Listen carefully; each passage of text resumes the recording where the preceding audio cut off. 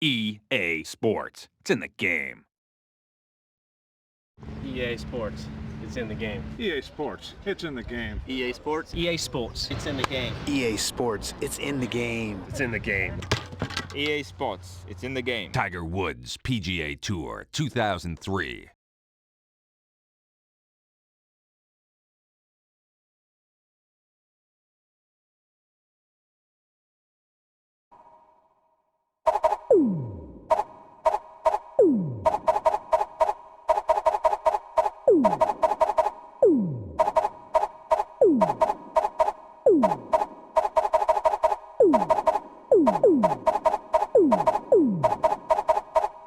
Oh, yeah.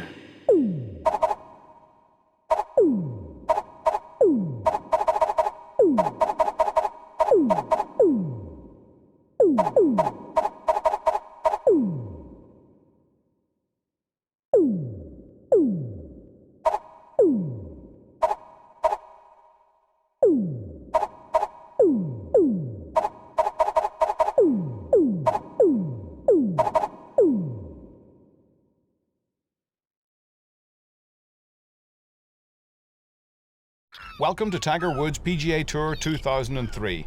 We've got a revolutionary new real-time analog swing, and we want to make sure that you get the hang of it before we turn you loose on the links. Check out Tiger as he rips one right down the middle with a nice straight drive, and pay close attention to his transition between the backswing and the downswing. The timing is crucial.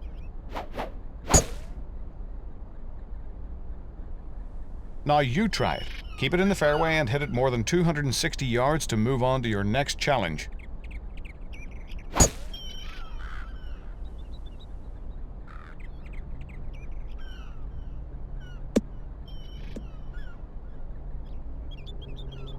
Nice going. Getting up and down is one of the keys to low scoring. Here, Tiger has chosen his sand wedge from about 30 yards and is going with an approach shot to get it to the green. You can zoom to your target with the press of a button to check it out before you make your shot.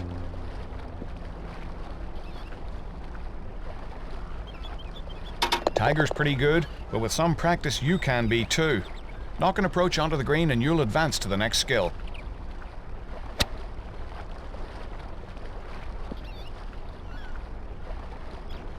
That'll do it. Sometimes you have an obstacle between yourself and the flag, and you need to hit the ball high to clear it. Tiger chooses his flop shot for these situations, and you should too. Choose what club to hit based on your distance to the hole. A lob wedge would work nicely from this position. Now you try. Take a nice full swing and watch it drop out of the sky and land like an old dog curling up by the fire. Hit one close to the pin. When you're in the trees, you have to keep it low in order to advance the ball towards the green. As Tiger will tell you, your punch shot is just the trick for this shot, and typically your low and mid-irons will work best.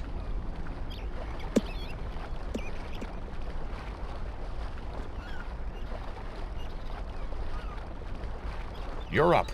Don't think you have to fly it all the way to the target. Sometimes the best play is to try to roll it up to the front of the green. Knock it on the putting surface and you can move on.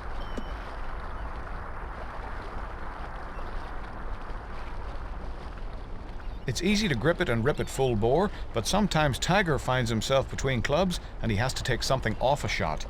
Tiger can hit his lob wedge 100 yards with a full swing, so he shortens his backswing when he has to hit it shorter. To ease off on the power using your full shot, try taking the club back slowly and then push forward once you've reached the desired height on your backswing. If you can hit a shot on the green from this distance, I'll bet you'll never find yourself in a spot you can't handle.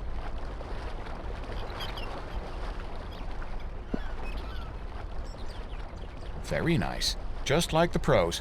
Of course, all those shots are important, but you can't be successful if you can't put it into the hole. Tiger's one of the best putters in the world, but only because he practices all the time and he can really read the greens. Now it's your turn. See that line on the green?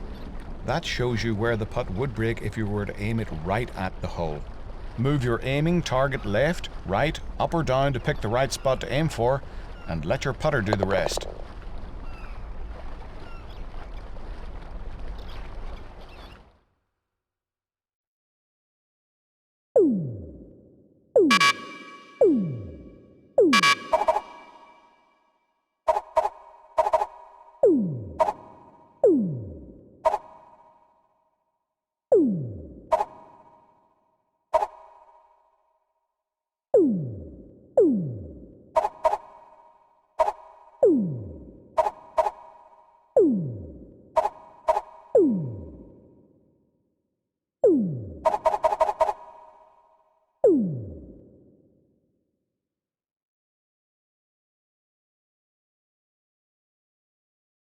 Pebble Beach Golf Links, the perfect marriage of land and sea that many have called one of the most beautiful places on Earth.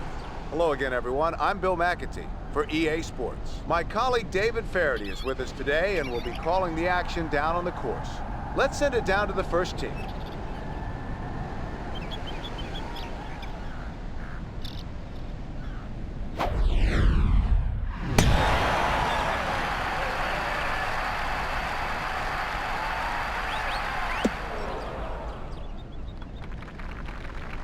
How do you play this one, David? Step this one off, Billy, and it's about 130 yards to the hole.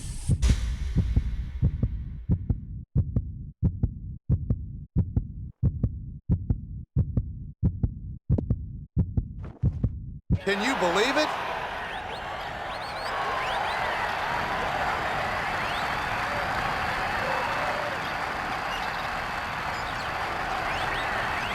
For birdie.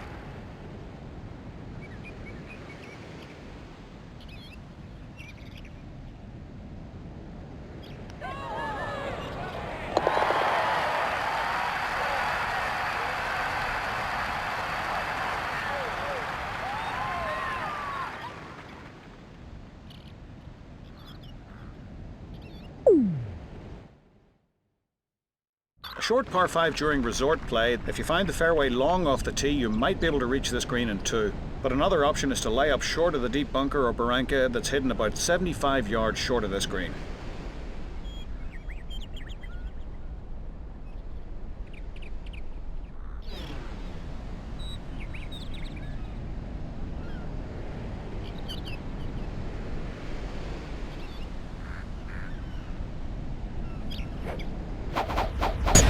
The looks of this one, it's just fine.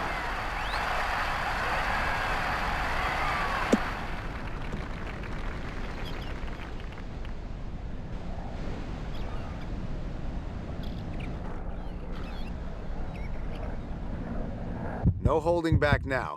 The play's for the green in 2 here.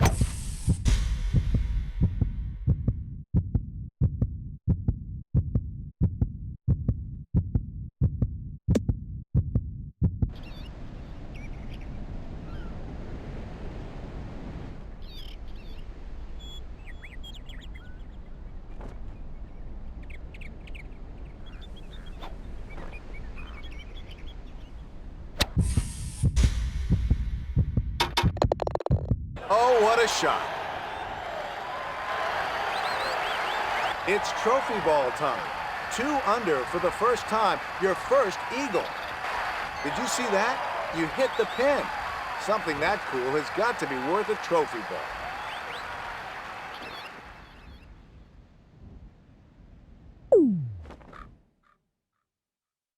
A slight draw around the corner of this dogleg leaves you in perfect position for a short pitch to the green. If you play it safe to the far right of the barranca, be prepared to contend with the bunkers flanking the right side of this green.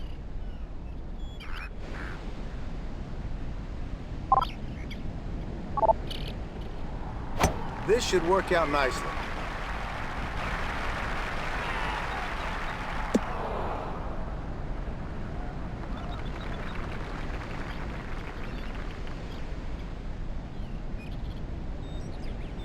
Hey, David, so how are you doing? Billy, I'm not feeling so good.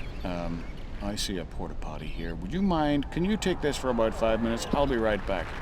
Close my mic.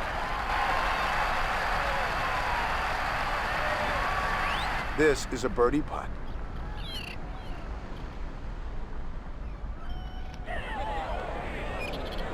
Four under par today.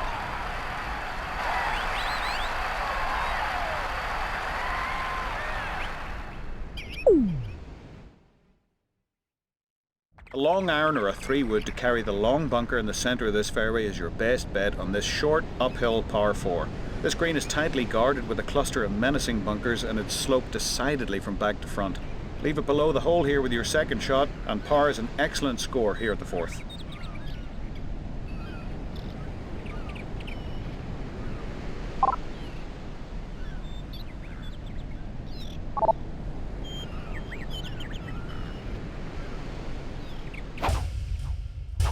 This should play well from here, Billy.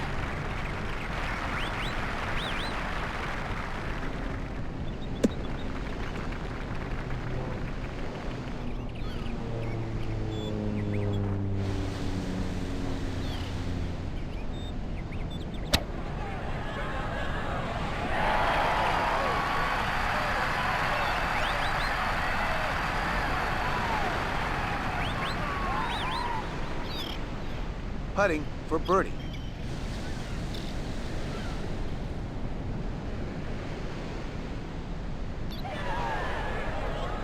Five under on today's round.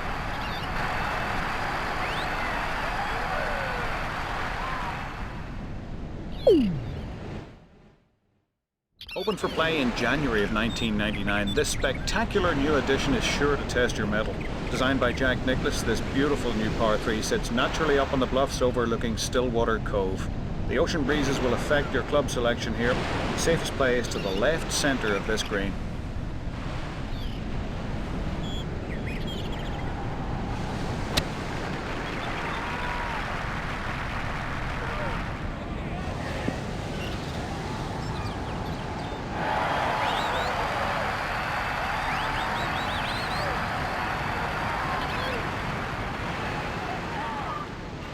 This would be a 5th straight birdie.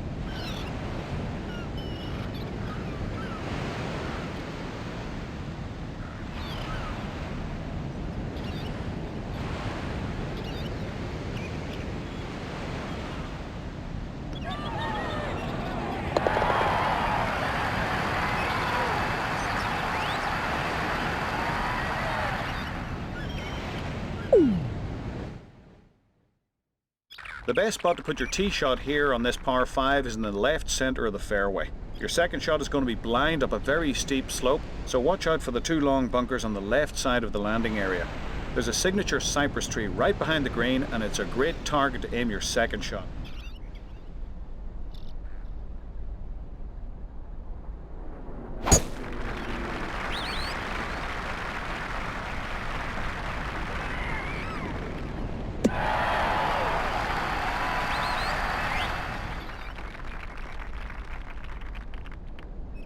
It's always hard to gauge these shots to these elevated greens. Might want to hit one more stick.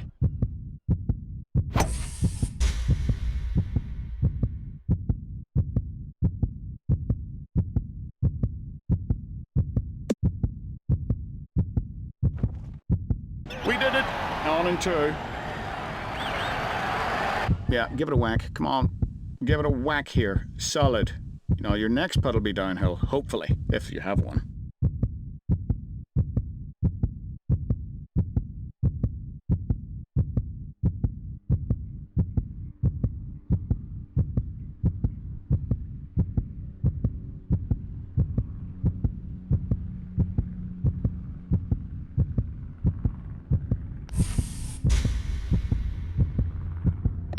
That's an eagle.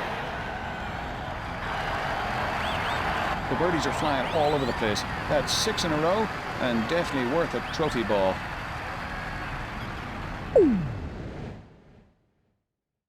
There are no words that can describe the 7th at Pebble Beach. It's the shortest and possibly the most beautiful hole in championship golf. Club selection is predicated on whatever the wind is doing. Knock down a short iron and keep the ball from ballooning up into the breeze. Play it safe to the middle of this green, whatever you do. Take a moment to soak in the beauty of your surroundings.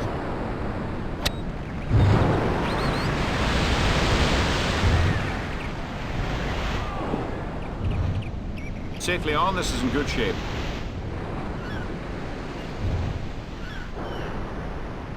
This would be 7 straight birdies if it goes in.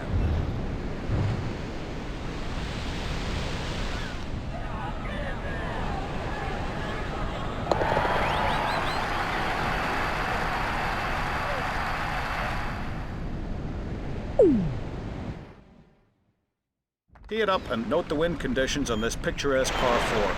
A well-placed drive of about 240 yards will leave you with a middle iron shot across a deep oceanic chasm. Take a deep breath and fire to the middle of the green here, but take heed, this green is sloped severely from back to front.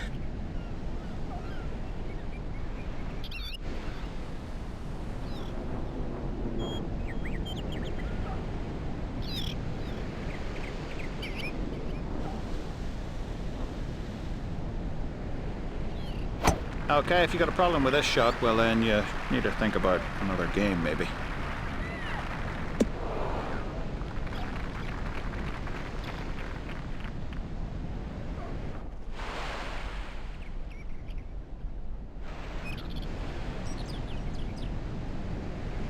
What do you see, David? Good shot to hit the green from here, right around 200 yards.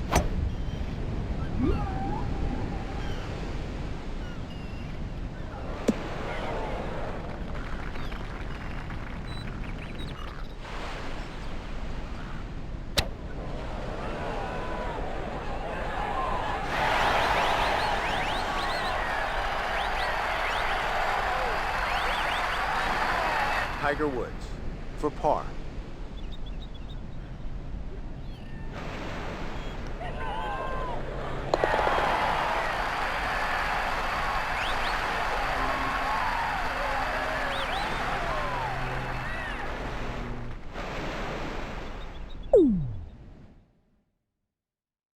The 9th at Pebble Beach might be the toughest hole on the golf course.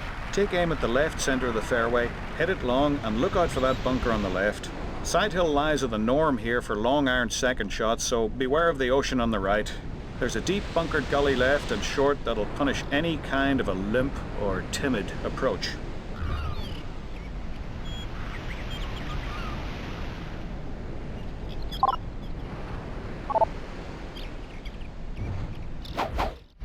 This should work out nicely.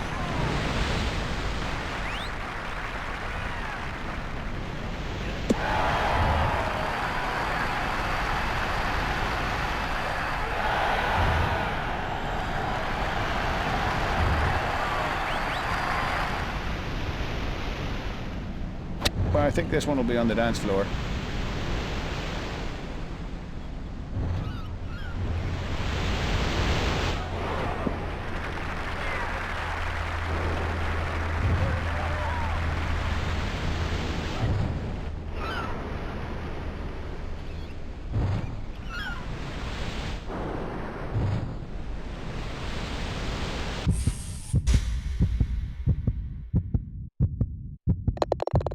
Incredible!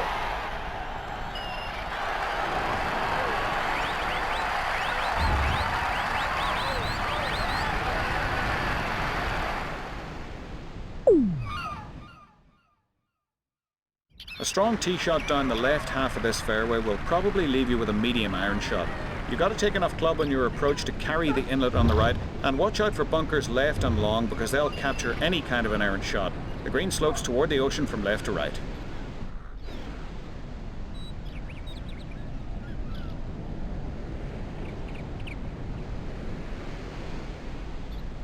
This should be in good shape, Billy.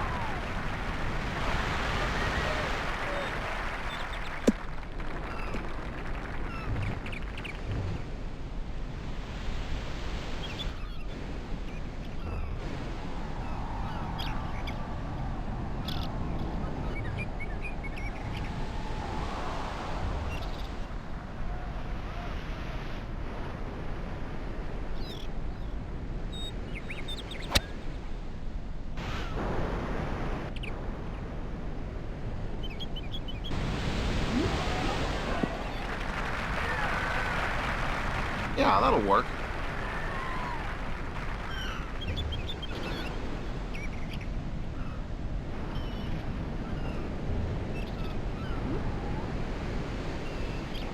This putt for birdie.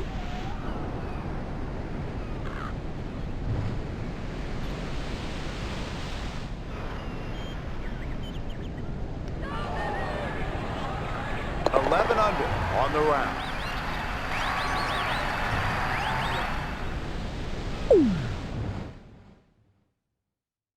Take aim at the rock on the hill here, and a well-struck tee shot will leave you left of centre, avoiding the bunkers left and right on your approach. You have to take enough club on this uphill approach, but be careful not to go over the back, because that'll leave you a nightmare fast chip back down this green.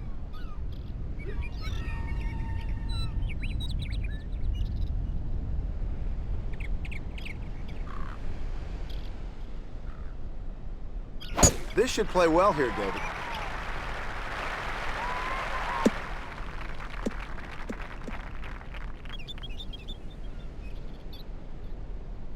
I don't think you can get the lob wedge there. You want to try your stronger sand wedge, I think.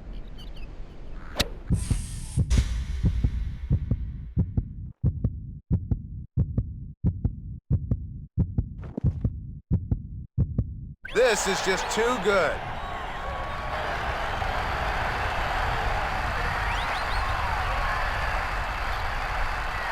This will make it 3 straight birdies. 12 under par today.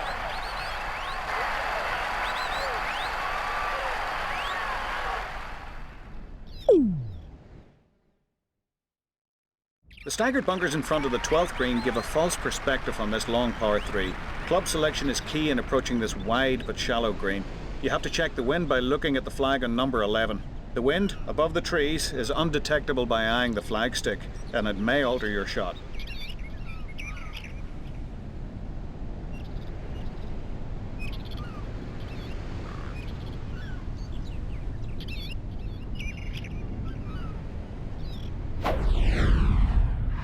He's staring it down. I think he likes it, Billy.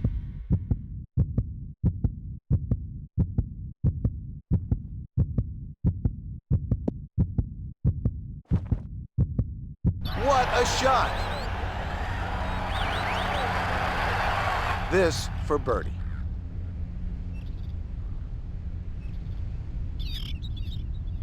A great finish for birdie.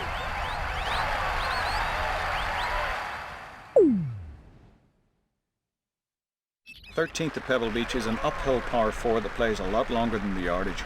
You have to line up on the right edge of the fairway bunker here and try and hit some kind of a draw to get it as far up this fairway as possible. It's an uphill approach shot and it usually calls for an extra club. Hit it to the right of the flag, it should break down to the left.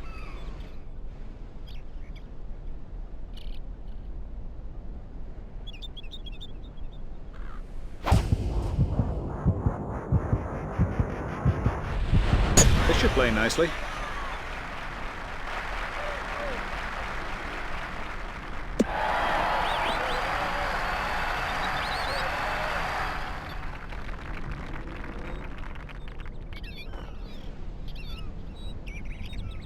This is looking perfect, Bill. That'll play, Billy. This is for birdie.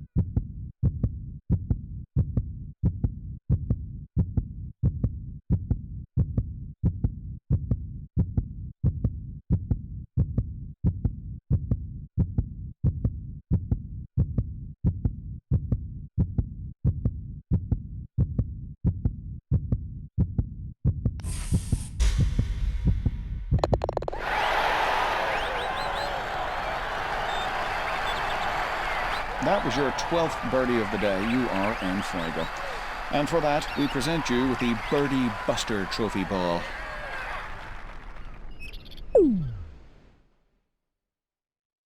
This dogleg right par 5 is usually a 3-shotter for most people. A well-placed bunker on the right will capture any kind of a cut tee shot, and you've got to hit as much club as possible in the second shot so that you leave yourself a shorter shot into this very severe little par 5 green.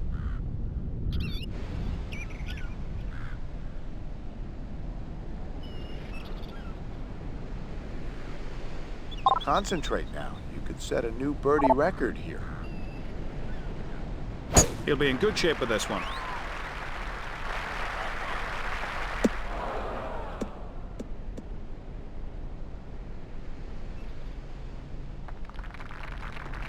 We're a long ways off, but I think we're in range.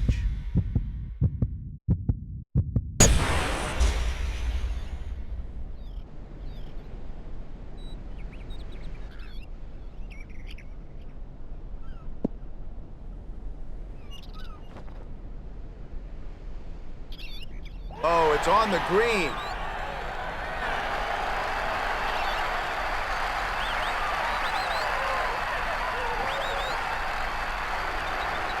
This putt for eagle.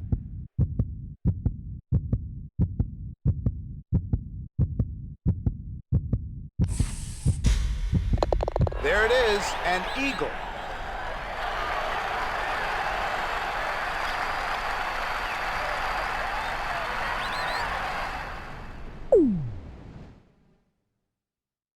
It was on the 15th hole at Pebble Beach where Tiger Woods holed a pitching wedge from the fairway to make eagle on his way to a stunning come-from-behind victory at the 2000 AT&T Pebble Beach Pro-Am. This medium-length par 4 sets up perfectly for an accurate tee shot. A well-placed drive in the centre of the fairway will leave you with a medium to short iron from the downslope. Remember the location of the ocean on the left here, as putts will tend to move in this direction.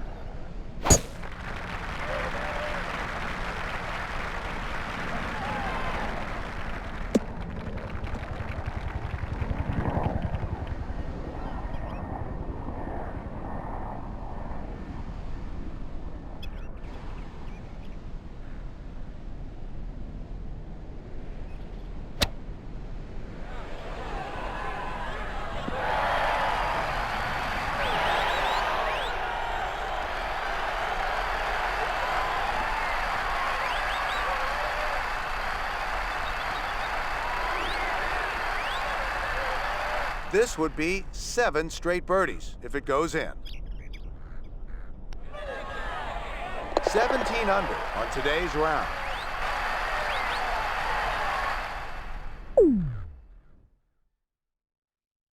Aim it directly over the island bunker here with a 3-wood or a long iron. The driver may leave you with a difficult downhill or side hill lie, or worse yet, you could run out of fairway. Don't try to cut the dog leg here, the right side is really dangerous. And hit your approach shot to the right side of the green, just like you did on 13, as all these balls will break to the left. A birdie here, and you'll set the record for most birdies in a round.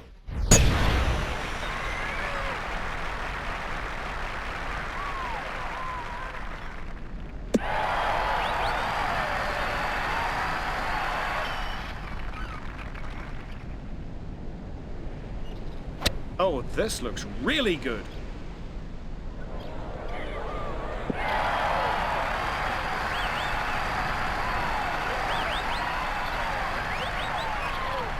This would be an amazing 8 straight birdies.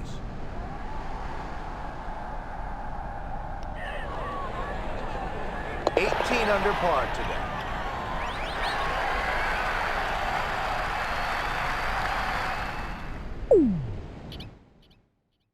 The 17th at Pebble Beach has been the site of some of the most amazing shots in championship golf. When it's your turn to try this masterpiece, be sure to check the pin and the wind conditions. These two factors will determine your choice of club, and be mindful of the ocean to the left. It's the largest lateral water hazard in the world.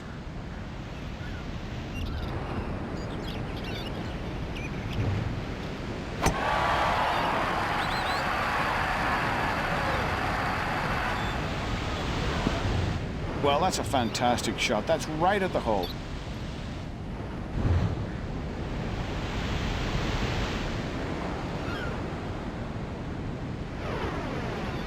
This for a 9th consecutive birdie.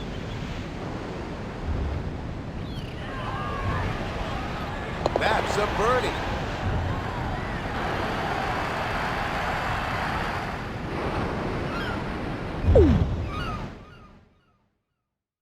Perhaps the most famous finishing hole in all of golf. Set up for 3 shots in this hole and enjoy the walk. The best tee shot is to the left of the trees in the centre of the fairway, and the second shot is ideally placed on the left side of the fairway to avoid the huge tree that overhangs the green. Your short iron into this green must carry the front bunker, and finally, as usual, putts will tend to break towards the sea.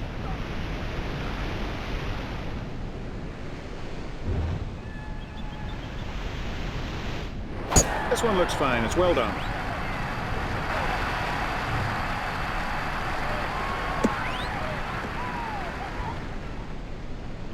That's every fairway. Did you realize that you just hit every fairway in this round? In case you didn't, let me remind you by handing you some hardware, a trophy ball. Looks like we could have a shot at the green here.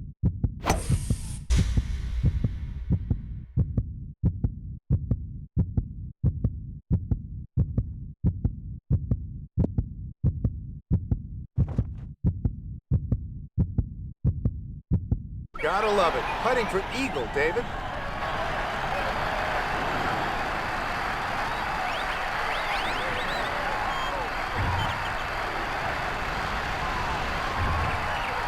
For eagle.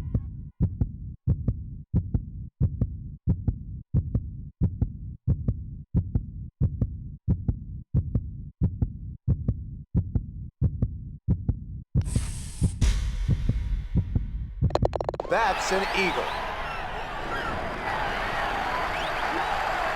Well, would you look at that? Here's a trophy ball for you. What an accomplishment. I can't think of a better way to reward you than with the trophy ball. That eagle makes an unbelievable 4 eagles in this round alone. Pretty great stuff and certainly worth a trophy ball.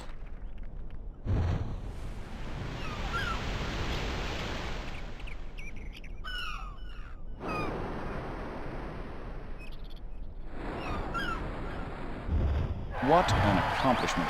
I can't think of a better way to reward you than with the trophy ball.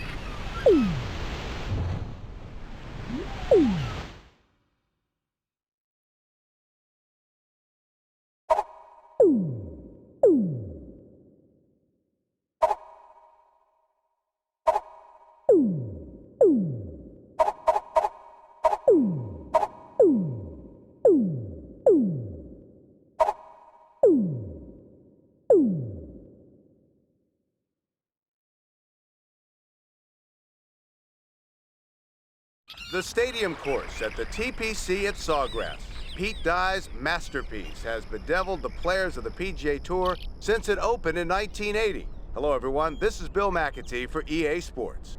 David Faraday is walking the course with the players who are ready to go on the first tee.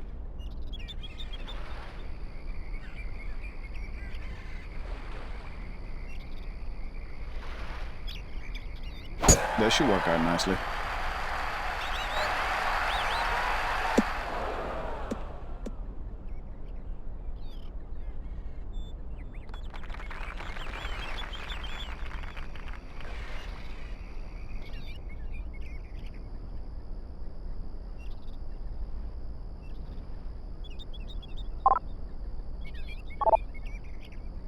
Oh, this looks like a beauty. It's right at the flag.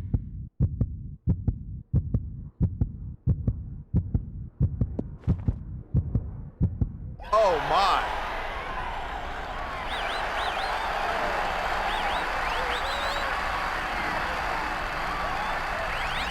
What's it look like, David? Get this one started inside the hole. Either way, should go in.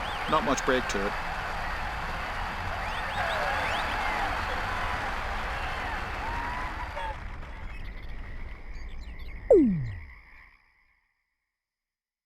On this relatively short par 5, the tee shot is crucial.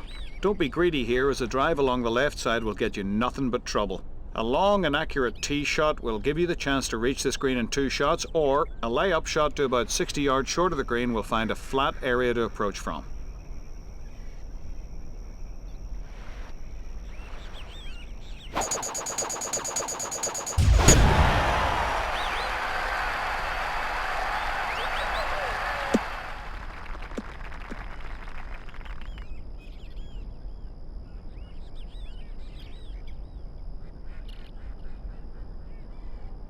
David, what do you see? Little more than 200 yards to the hole, Billy. This is a tough shot.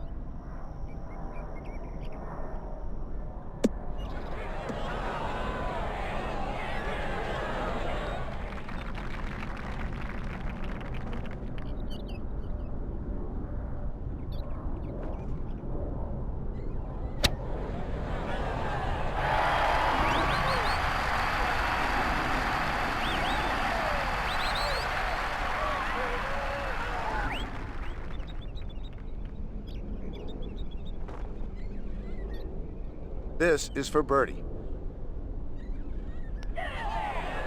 Makes his birdie, and he's at 2 under for the day.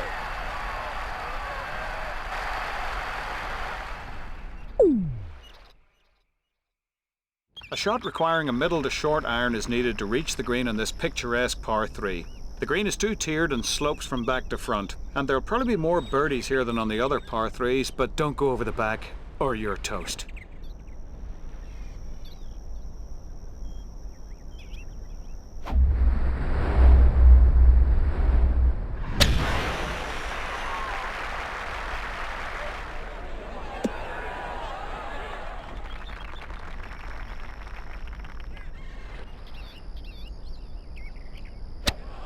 Pulled a lob wedge here.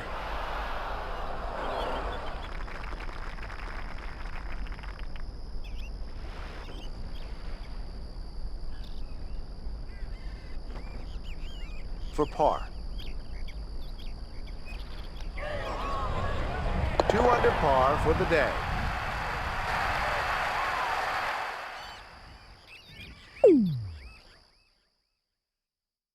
The fourth at the TPC at Sawgrass is a par 4 that requires accuracy on every single shot.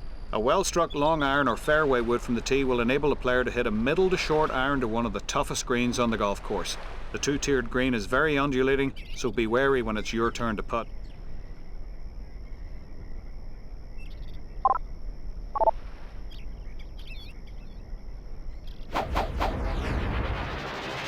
I like the looks of this one. It's just fine.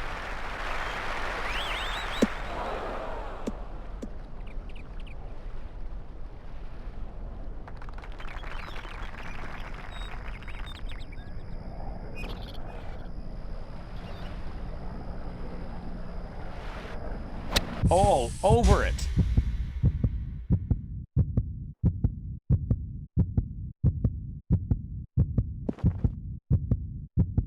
Can you believe it?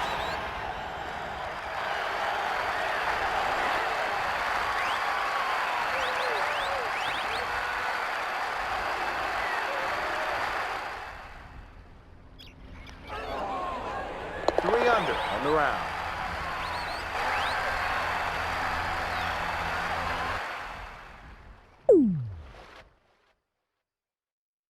This dogleg right offers a generous landing area for your drive as it's the longest par 4 in the golf course. Favouring the right side will give you a shorter approach shot, and the green is deep, narrow and rolling. Par is always a good score here.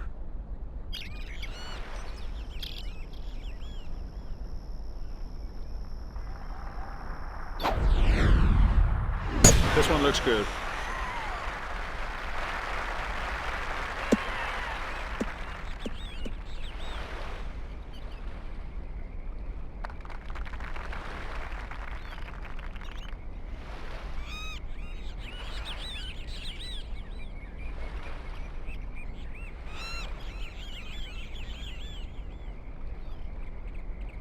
Well, it's up. It's in the air. It's over the hole. It's in the hole. Oh, no, it's not. It nearly went in the hole.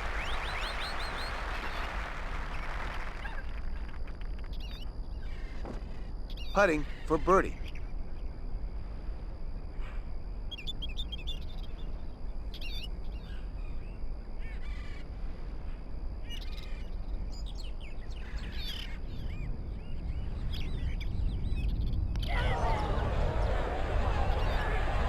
Makes his birdie, and he's now 4 under par.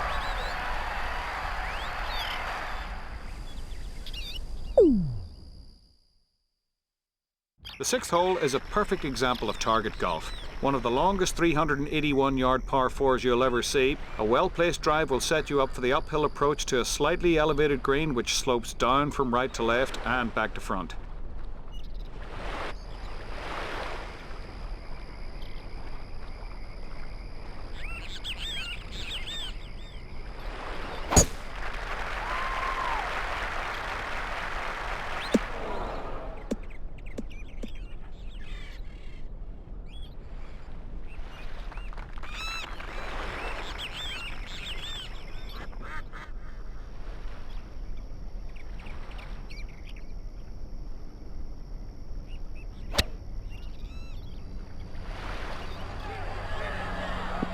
Left this one in a good spot.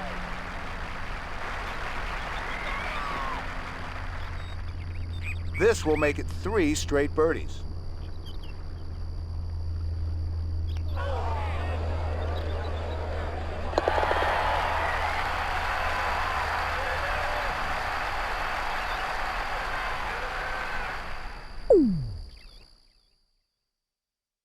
The driving area on the 7th at the TPC at Sawgrass is very large, and the preferred side is dictated by where the flag is.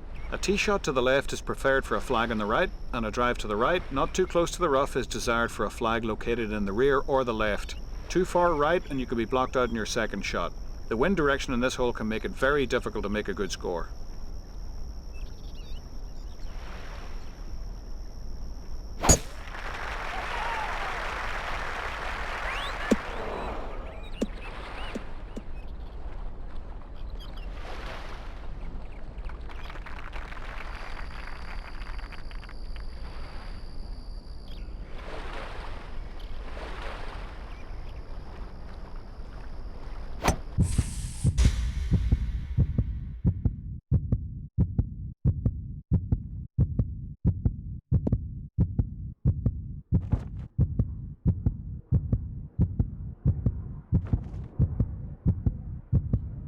What a shot!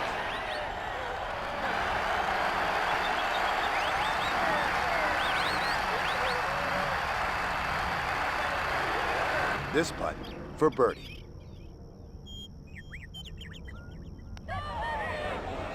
Six under par for the day.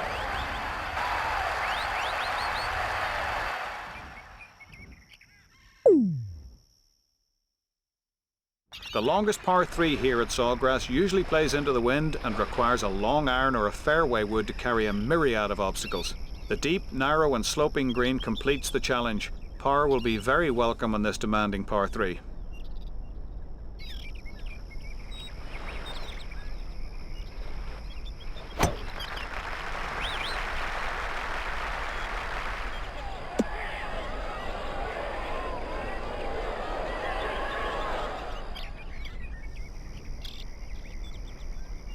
This for 5 in a row.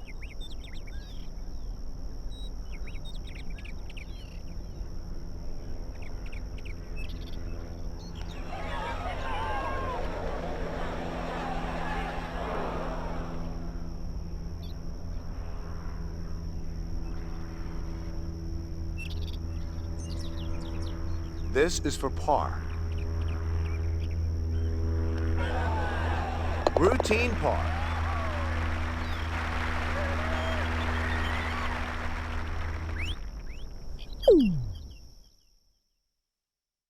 The 9th hole is considered by many to be one of the finest par 5s in the country. The most important shot here is the second. Play your second shot well to the right to avoid a blind third shot. To the left, a wandering fairway bunker and large oak trees crowd the small second shot landing area. The green isn't very wide and it's severely sloped from the front to the back right.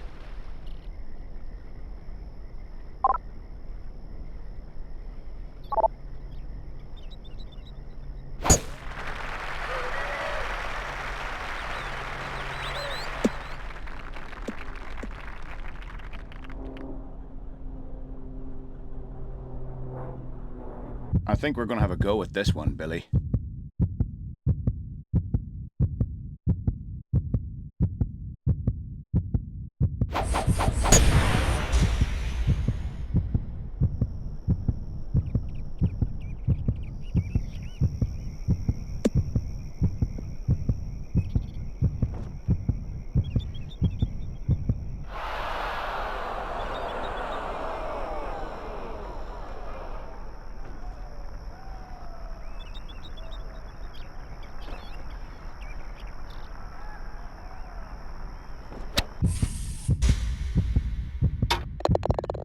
Oh, what a shot.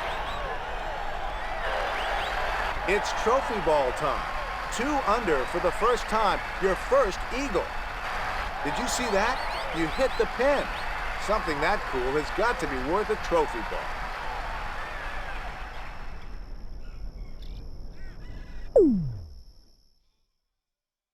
The inward 9 at TPC Sawgrass begins with a dogleg left par 4, just as the front 9 does. Again, the narrow landing area for the drive demands accuracy. From the landing area, the green appears to be very large, but in fact, it's narrow and it fades away from the players. Typically, it's a 2 to 3 club green.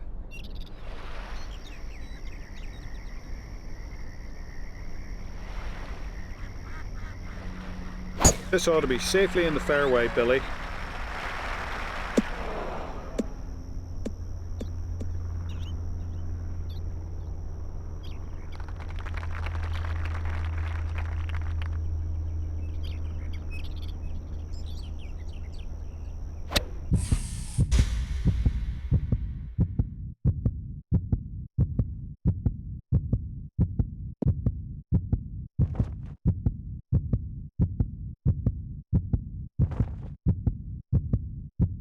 Oh, what a shot.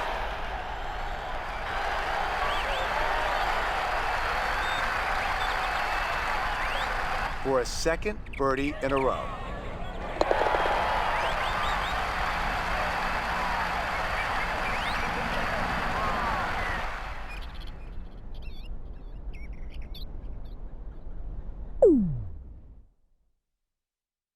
The 11th hole is a strategically designed middle-length par 5.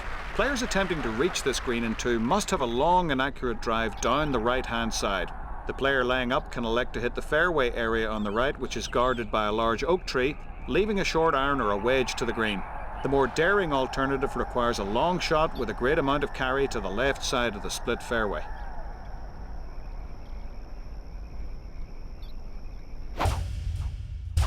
This should play nicely.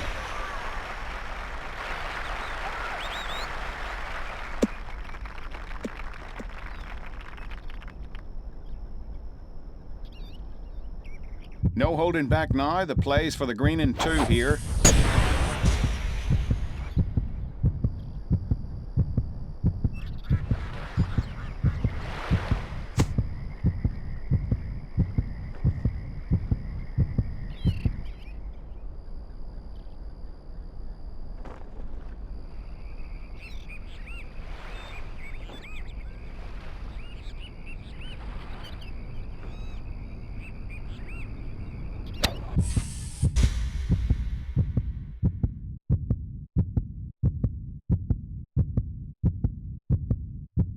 Unbelievable.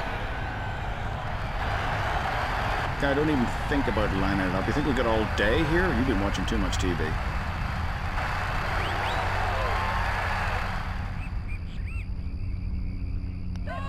Ten under par for the day.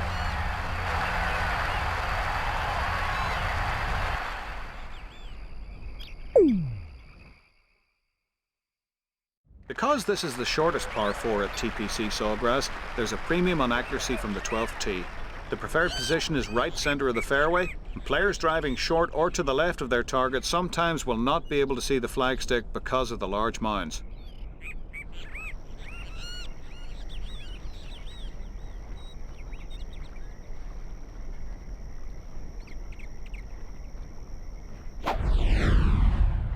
This should be in good shape, Billy.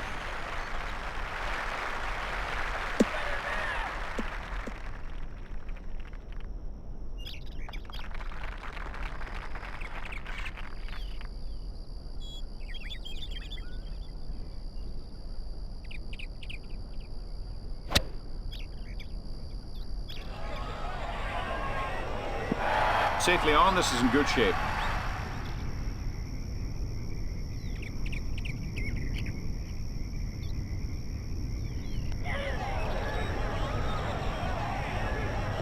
Under on the round.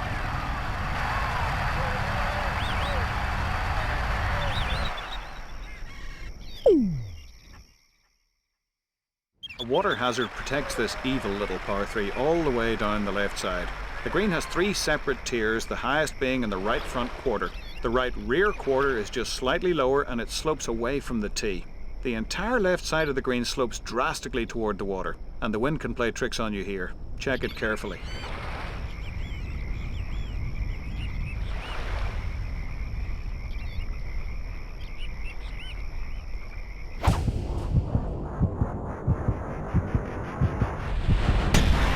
With a 7-iron now.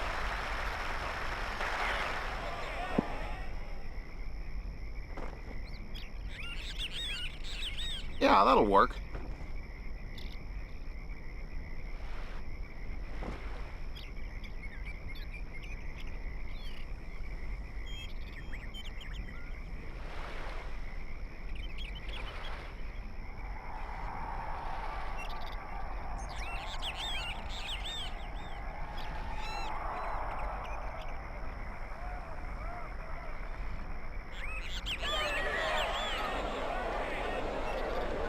Under par today.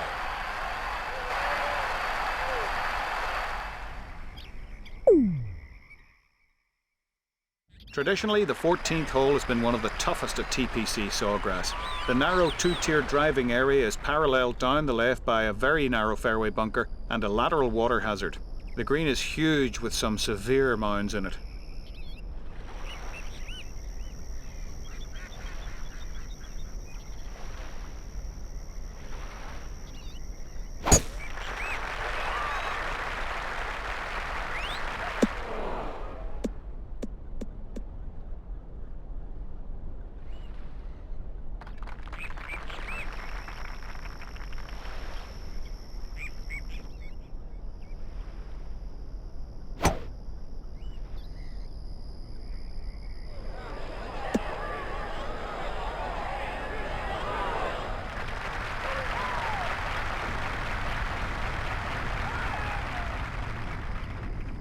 This for 6 birdies in a row.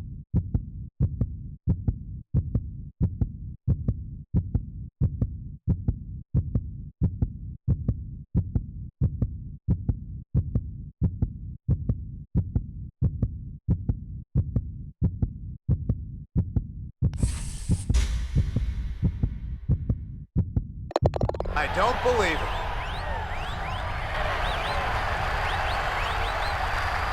That was your 12th birdie of the day. You are on fire.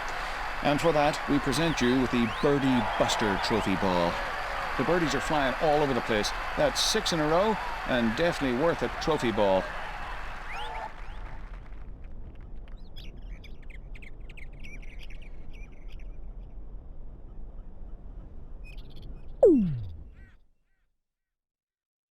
This dogleg right par 4 begins with a drive through a chute of trees, over water and a waste area. The tee shot should favour the right side to allow for a straighter approach shot. The fairway is split into 2 and the green is pretty humpy.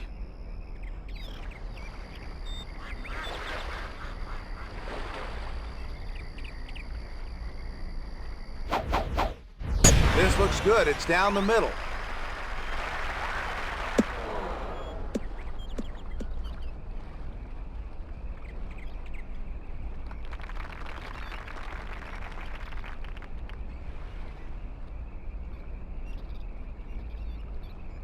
How do you play this one, David? Step this one off, Billy, and it's about 130 yards to the hole.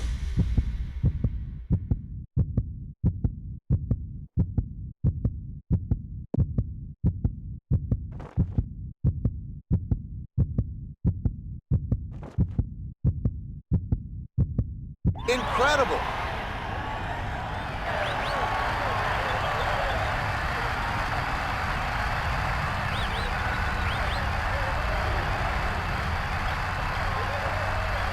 This would be 7 straight birdies if it goes in. 14 under par for the day.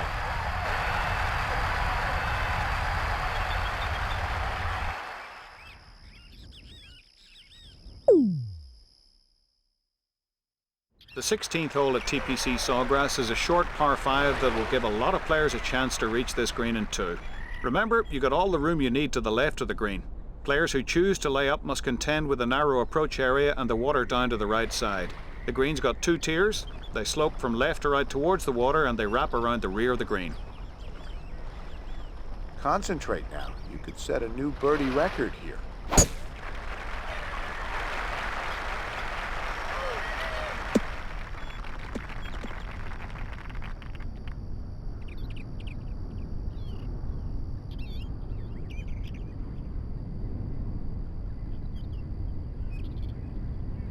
David Faraday. Just a touch under 2 bills here. This is a tough shot.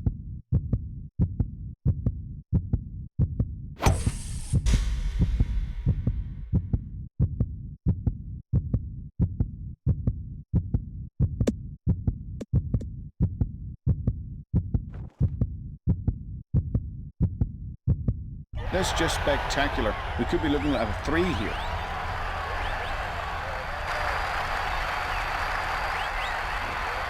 This for an eagle 3.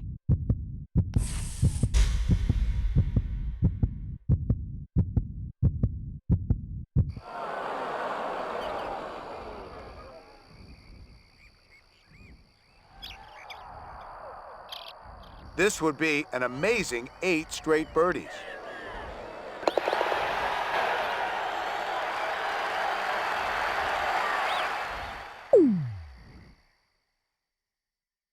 In its brief history, the island's 17th hole has become one of the most famous par 3 holes in the world.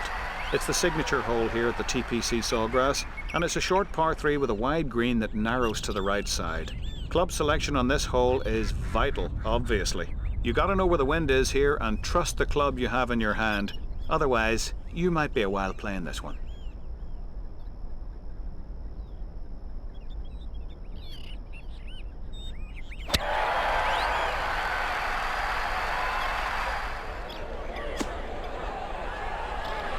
That'll play, Billy.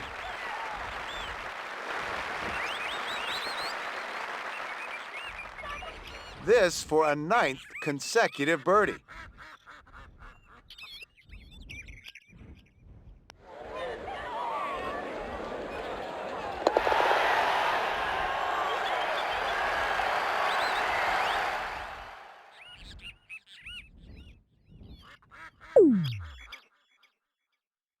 Well, as if the 17th wasn't hard enough, the 18th is a fantastic dogleg to finish this golf course. If playing safe is your plan, stay to the right. The left side requires courage, patience, and a great deal of skill. Accuracy is of the utmost importance on this hole. If you want to bail out, there's a collection of grass bunkers right on the front right-hand section of the green. This 18th hole has become one of the premier finishing holes in all of golf.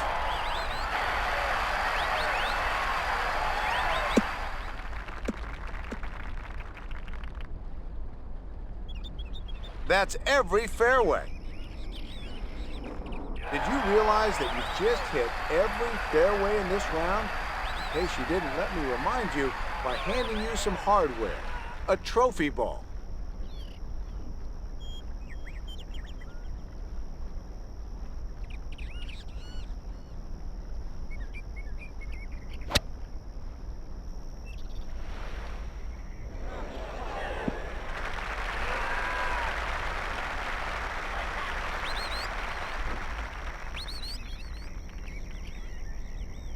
This attempt for a 10th straight birdie.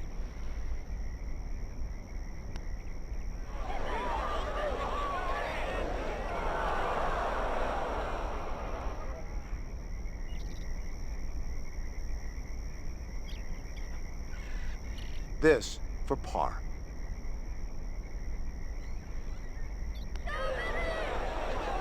That's a new record. Now get back out there and beat it again. That's about as close to perfection as you can come. No holes over par. You'd make Tiger proud with that one. Well, would you look at that? Here's a trophy ball for you. What an accomplishment. I can't think of a better way to reward you than with a trophy ball.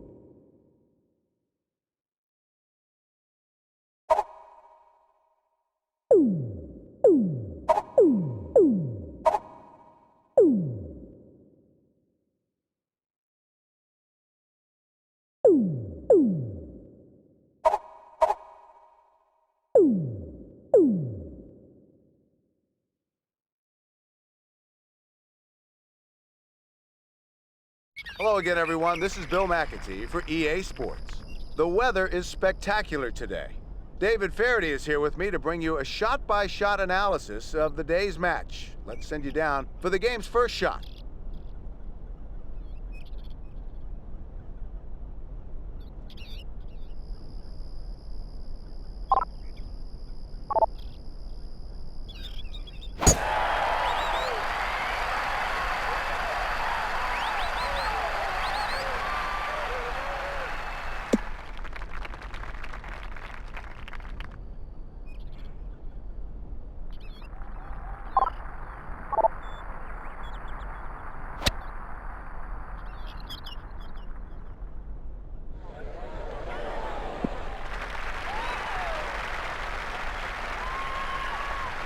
You might want to leave the head cover on the putter here. Just, we need something soft. Put it out of the toe, do something different. You know, just don't hit it too hard, it's downhill.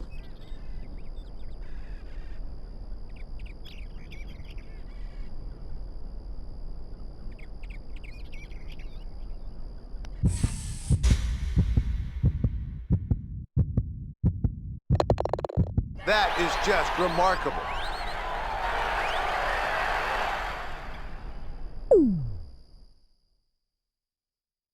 Well, you're still downwind, and the second hole is a long three-shot par 5. A ravine separates the first and second landing areas here, and being downwind, a large tee shot can find the ravine if you hit the ball 230 yards from the white tees.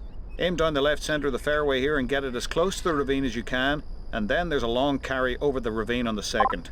The third shot is all uphill and blind, and beware the greenside bunker to the left. This looks good, Billy.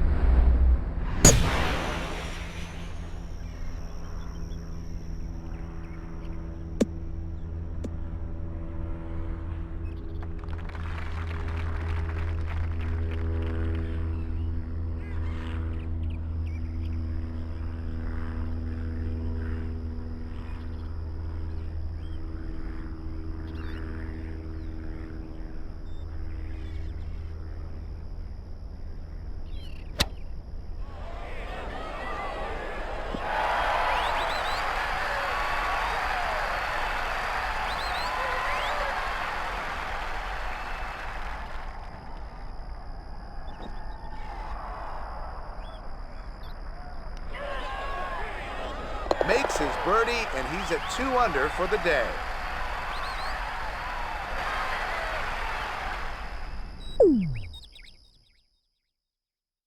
No matter which tee you choose, this downwind short par 3 requires approximately a club less than you would normally hit. The green is very severely pitched from the front to accept a well-struck shot, and there could be a lot of putting going on here.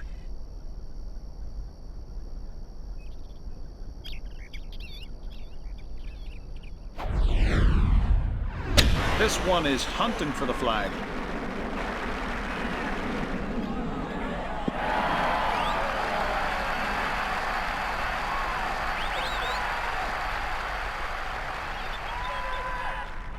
For a third consecutive birdie.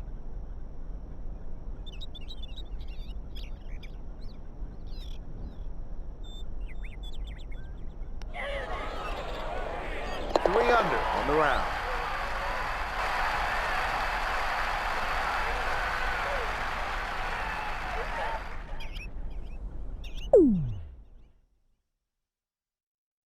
With the continued assistance of the trade winds, the fourth hole of the Prince can be reached by the scratch golfer with a perfectly placed shot between the bunkers and the lake.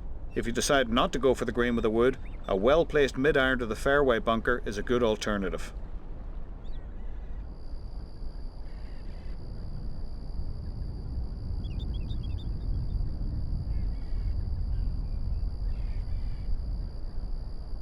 A tee shot like this will usually work.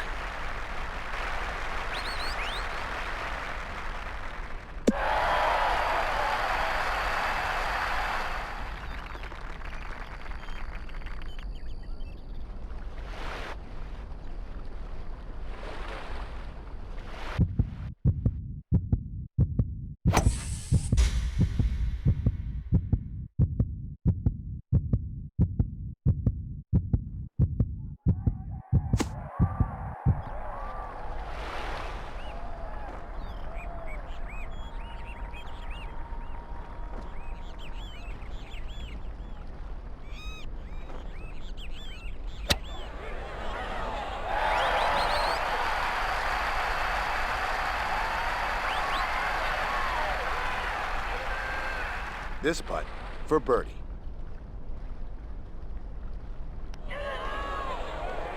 Four under par today.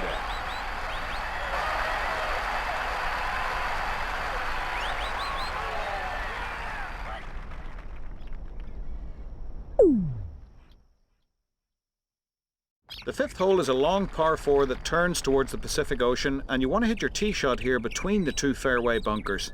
The second shot is a little tough due to a very narrow but long green with bunkers and grassy hollows that line each side.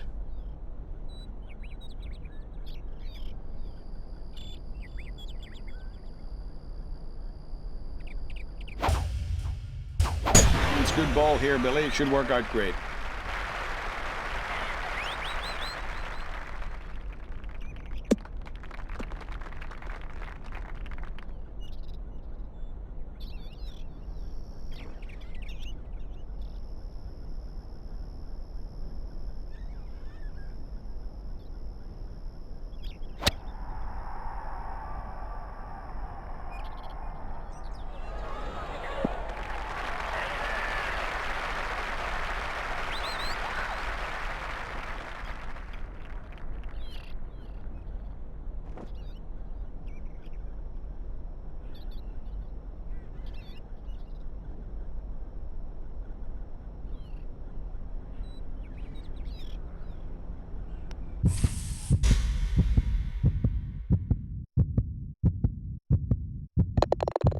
What a shot!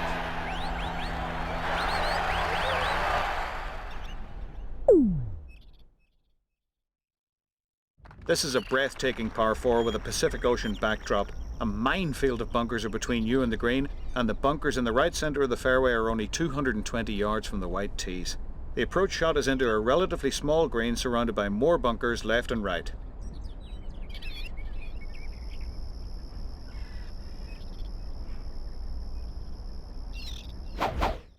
This one looks good.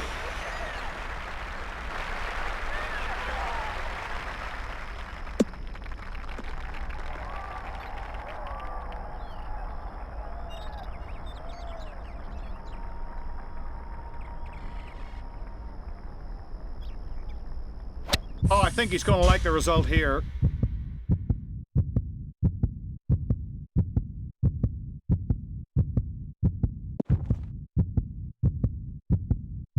Incredible!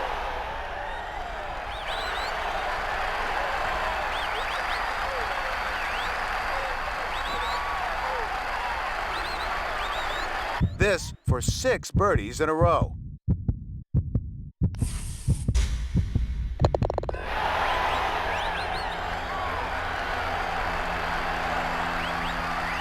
The birdies are flying all over the place. That's 6 in a row, and definitely worth a trophy ball.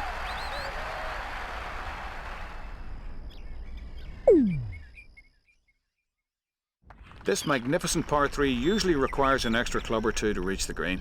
It plays directly into the wind with the Pacific Ocean and Anini Beach on the left, so don't come up short.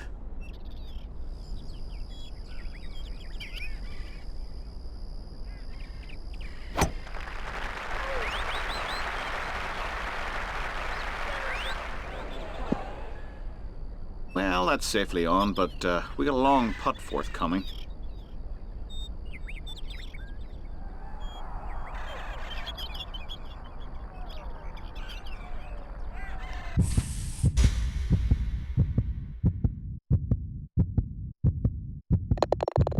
Just incredible.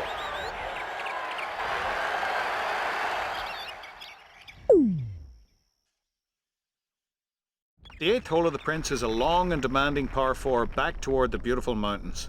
A perfect tee shot would be just right of the bunkers lining the right side, and on the approach shot hit plenty of club as the only hazard is the right front bunker.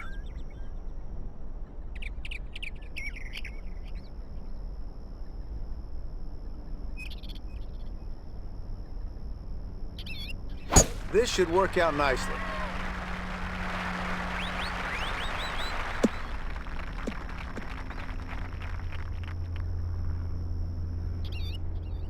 Nine iron may be the club here. We're thinking it's uphill. He's really gonna like this one, Billy. This one's in a good spot. This would be an amazing 8 straight birdies.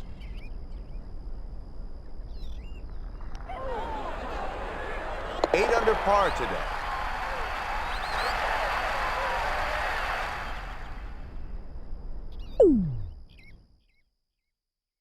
The 9th hole is a short par 4 that plays much longer as we turn back into the wind.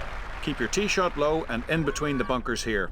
Your approach shot will be from an uphill stance and into the breeze, and usually you'll have to hit a couple more clubs.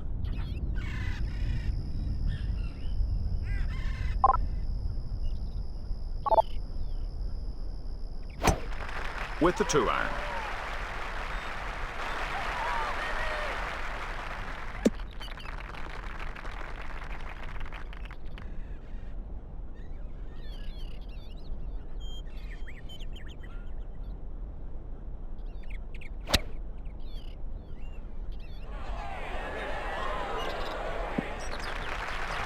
Well, this will be an exploratory effort from out there in that range.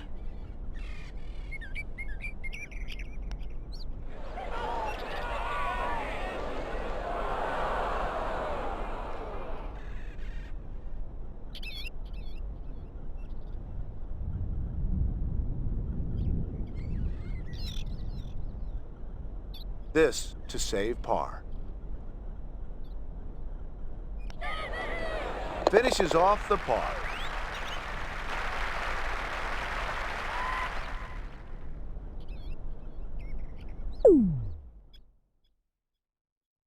This spectacular par 5 is shaped like a question mark, and if you want to find the answer, keep your tee shot left of the lava rocks in the left half of the fairway. From there you'll have the option of going for this green from approximately 220 yards against the wind, or you could opt for the more conservative layup over the rocks just left of the 2 large mango trees. Anything from 3 and up is possible here.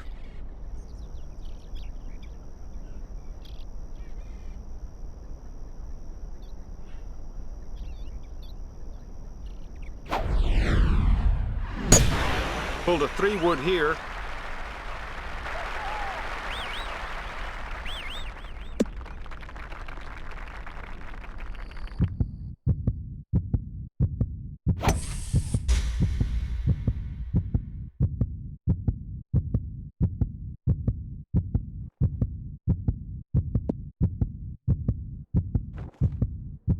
What a gutsy play. On in 2.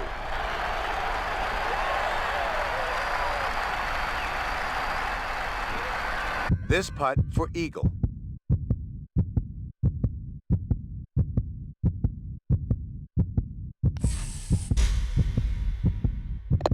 That's an eagle. It's trophy ball time. 2 under for the first time. Your first eagle.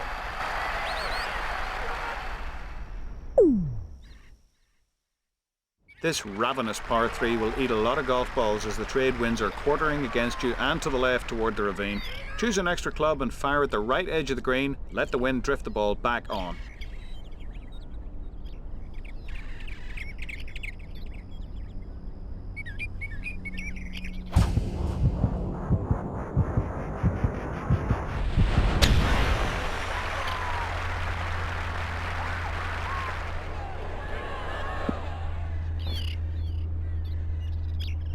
Should have a good chance from there.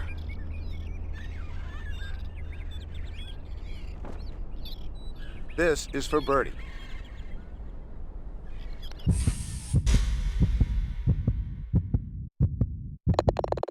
I don't believe it.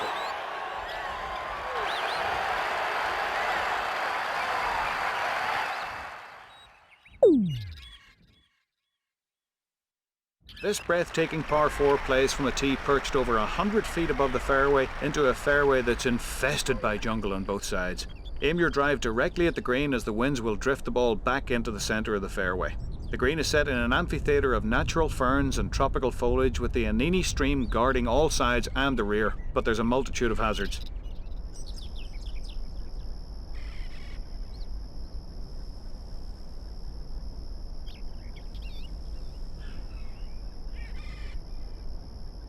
He split the fairway with this one.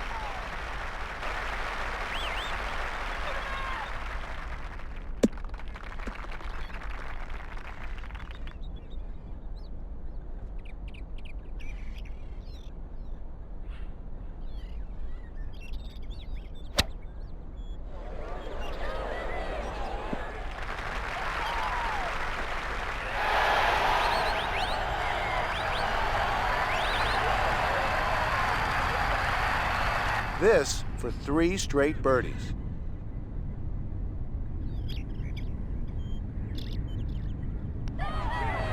That's a birdie.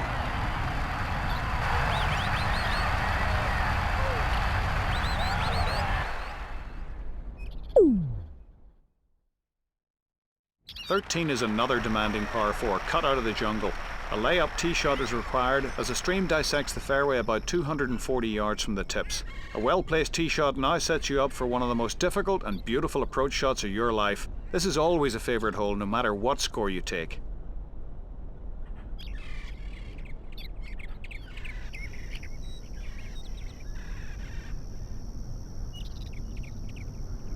Get birdie on this hole, and you'll set a new birdie record.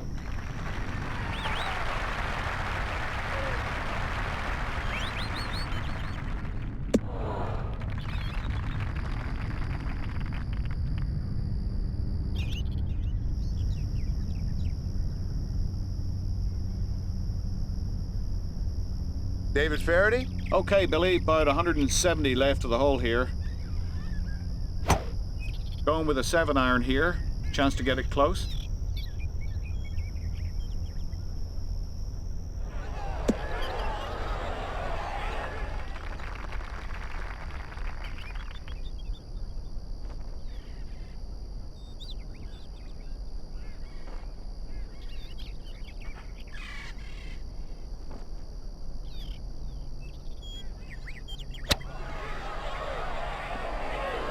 Left this one in a good spot. David, how would you play this one? Gonna need to get a head of steam on with this one. Just give it a good solid whack up the hill here.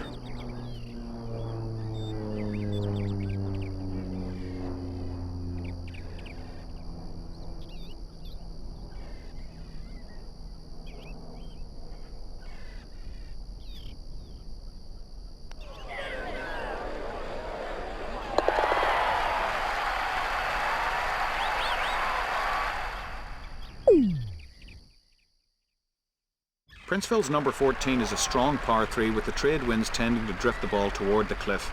Aim at the bunker. Don't be afraid to go at this green as it's well pitched toward the front to accept a well-struck iron shot, and the bunker in the front is no bargain.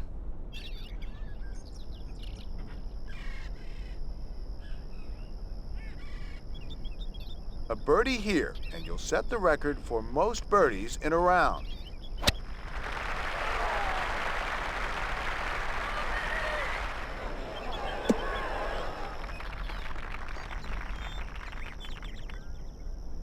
David, how would you play this one? This putt'll take a pretty good wallop. It's uphill all the way.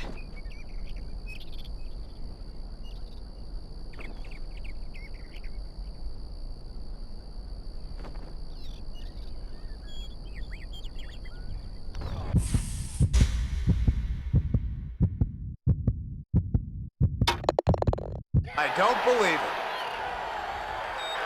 That was your 12th birdie of the day. You are en fuego. And for that, we present you with the Birdie Buster Trophy Ball.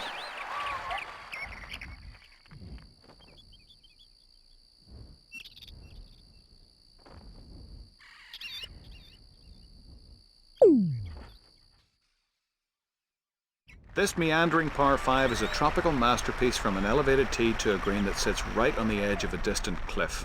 You might want to lay up off the tee here as the stream is reachable. The second shot should favour the left and the approach shot needs to clear the lone bunker in front of the green. This is a small but well pitched green and it'll accept a nice lofted shot, but beware the cliff on the other side.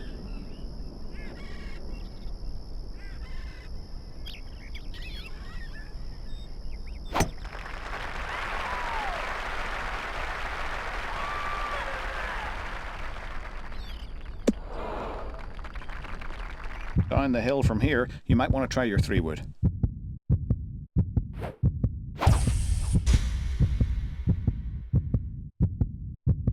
All over it!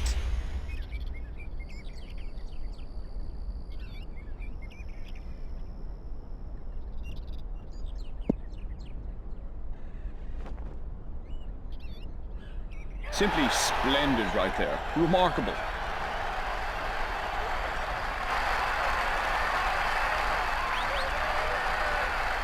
Tiger Woods for eagle.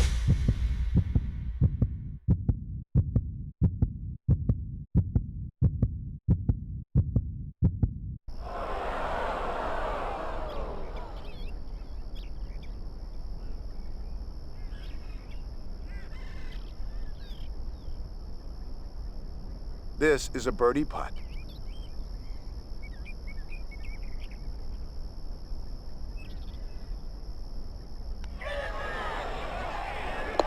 Under par for the day.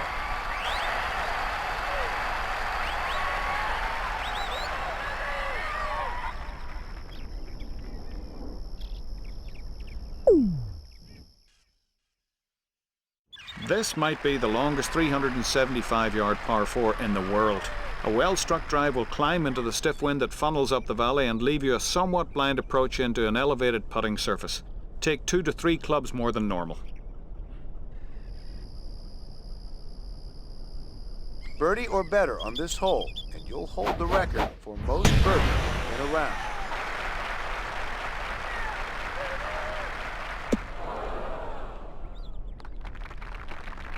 David, how will this one play? Probably need a little larger wrench than normal here, a little bit on the upslope, Billy.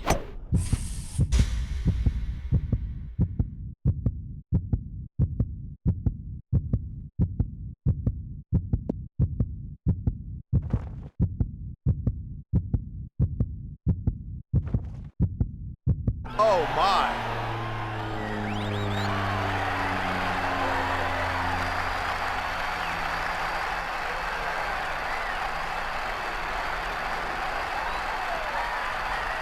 This will make it 3 straight birdies. 15 under on the round.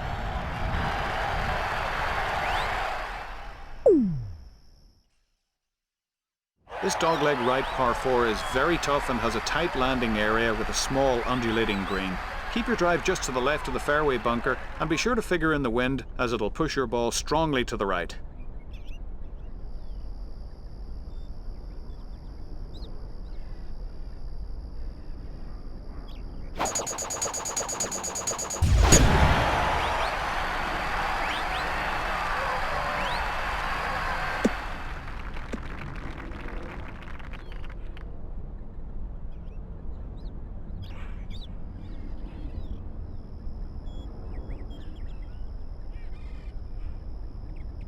This is right at the flagstick.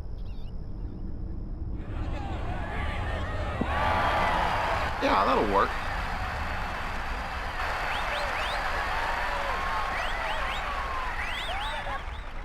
This for 4 straight birdies.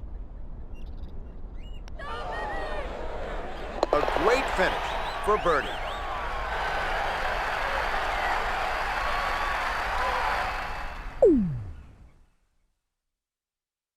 This long, exhausting par 4 plays uphill and against the wind. Again, the trades have a tendency to push the tee shot right into the fairway bunker. With the slope of the landing area and the trade winds from the left, the long second shot must be aimed well left to avoid the troubles that lurk on the right.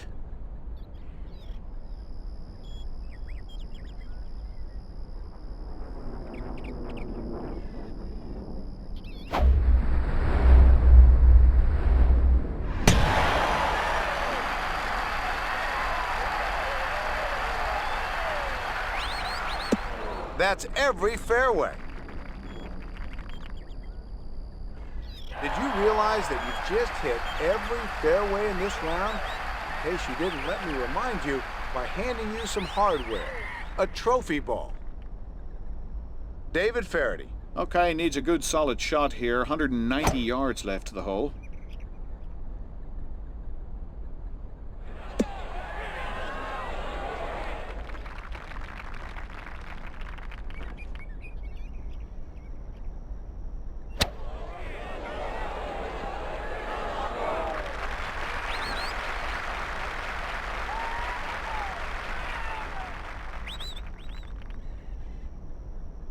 Well, you've put yourself in position to break a record.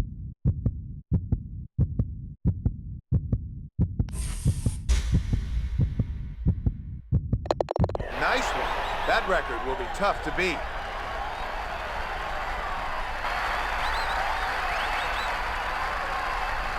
That's about as close to perfection as you can come. No holes over par. You'd make Tiger proud with that one. Well, would you look at that? Here's a trophy ball for you. What an accomplishment. I can't think of a better way to reward you than with the trophy ball.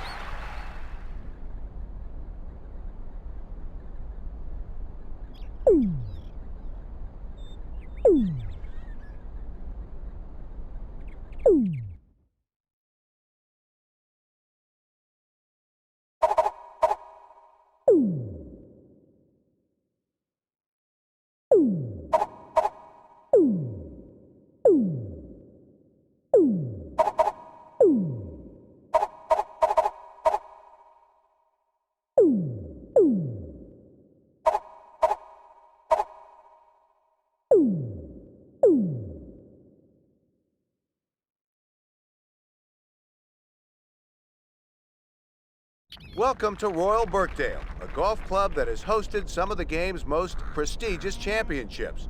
This is Bill McAtee for EA Sports. David Faraday is on the course with us today and will be following the players. Let's send it down to the first tee.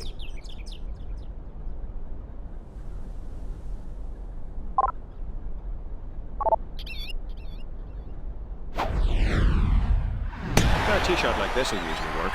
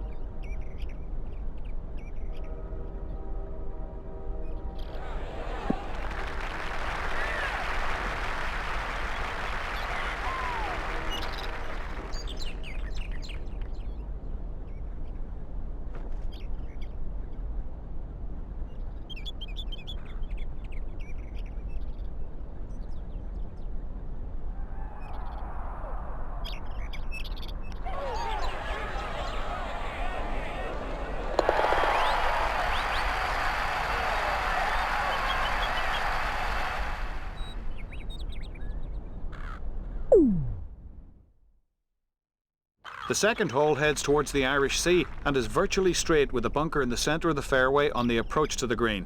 Another 5 bunkers guard the green and rough banks protect it further.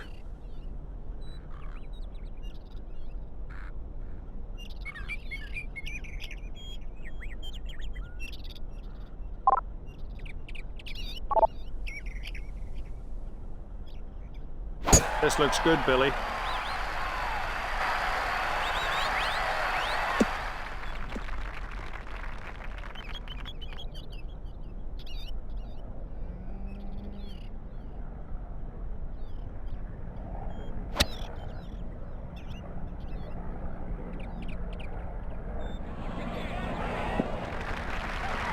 Left this one in a good spot.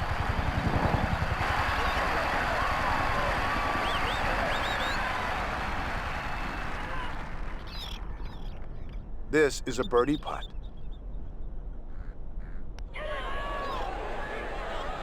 There's a birdie to go to 2 under.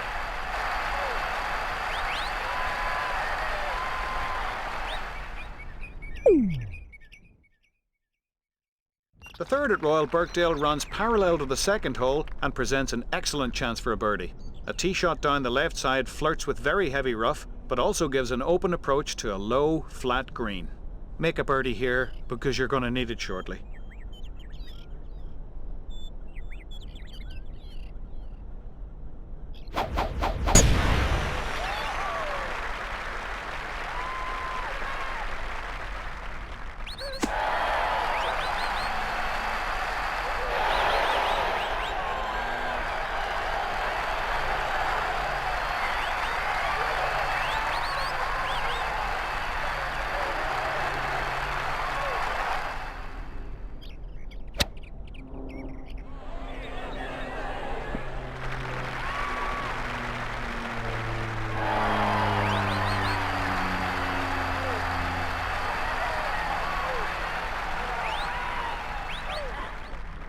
This for 3 straight birdies.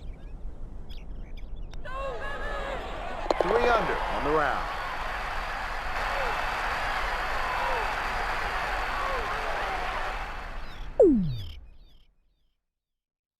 The fourth tee sits high above the third green, and club selection here will be influenced heavily when the wind blows in off the ocean.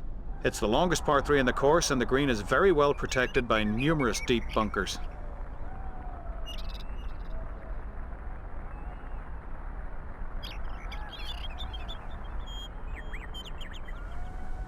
All over it.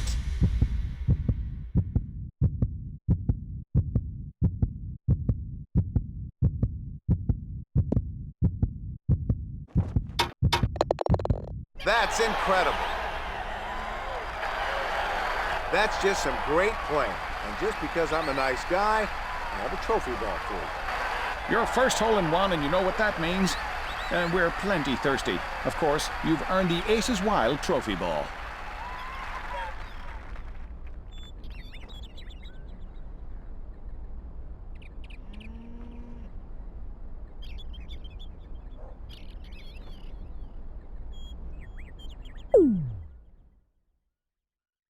The fifth hole at Royal Birkdale is a short hole that doglegs to the right. There's deep rough on both sides of this fairway, and the long, narrow green is protected by 7 hellacious bunkers and slopes severely from back to front. An approach that goes over the green could spell disaster here. I like the looks of this one. It's just fine.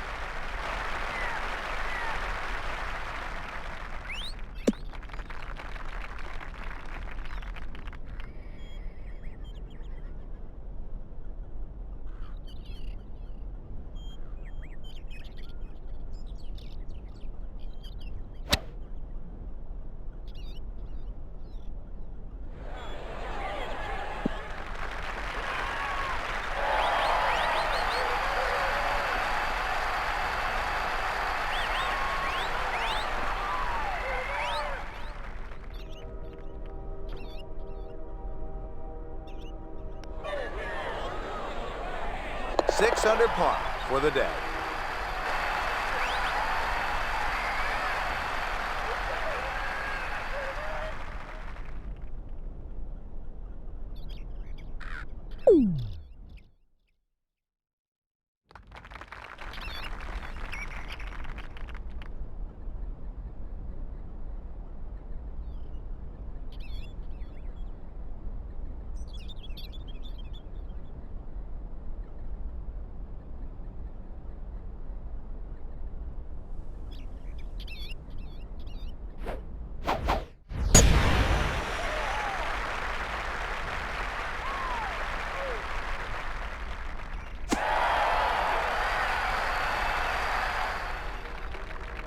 David? 160 yards, right on about that.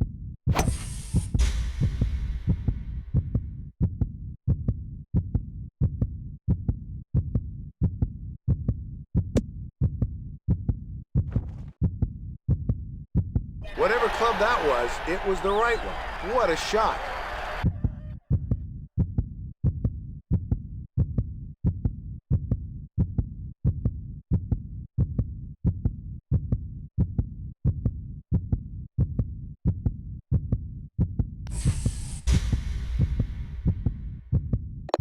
That's an eagle.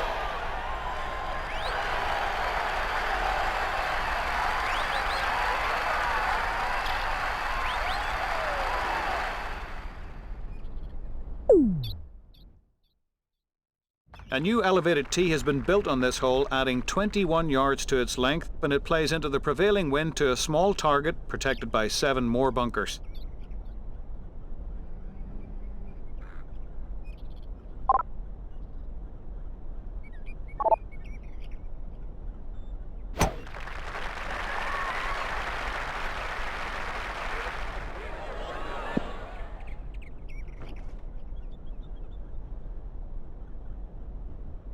This would be 7 straight birdies if it goes in. 9 under on today's round.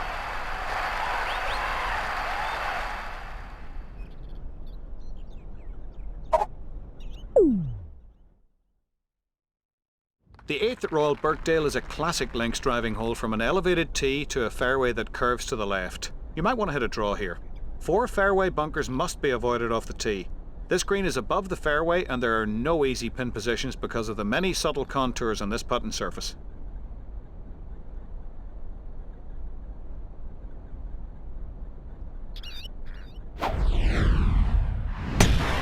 This is a 2-iron, I believe.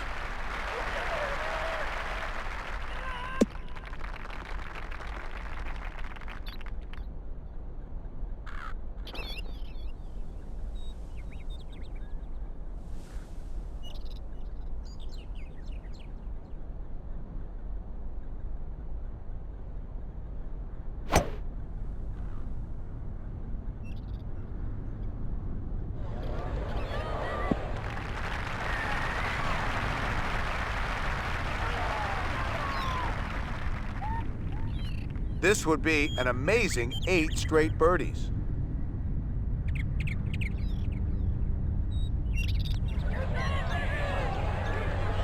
Ten under par for the day.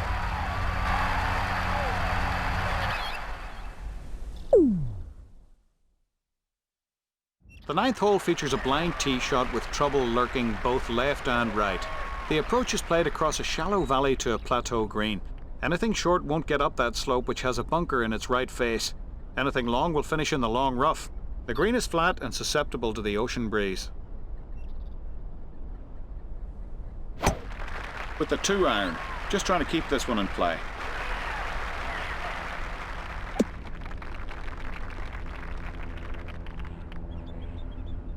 I like 9-iron here, especially with the wind helping us out.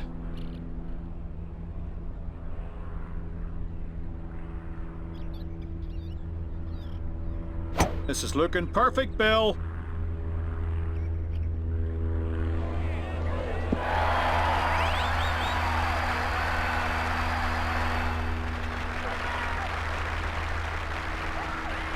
This for a 9th consecutive birdie.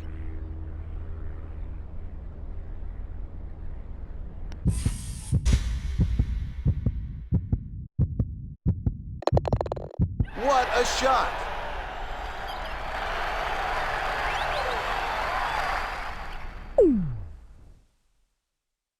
The opening hole of the inward half is a sharp dogleg left that puts a lot of emphasis on the tee shot, with a bunker on the right about 260 yards out.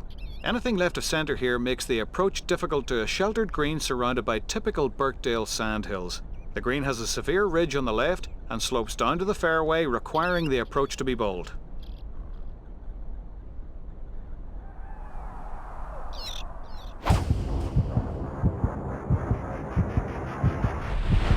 This one looks good.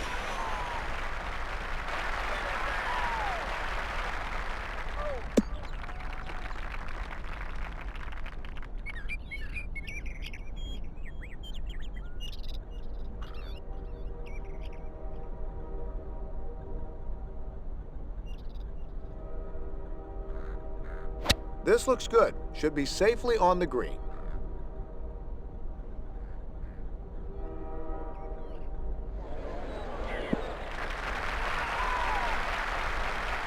That'll play, Billy.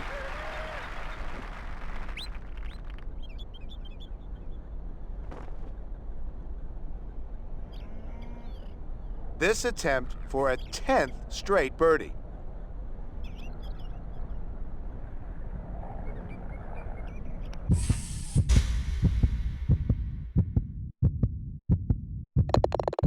That is just remarkable.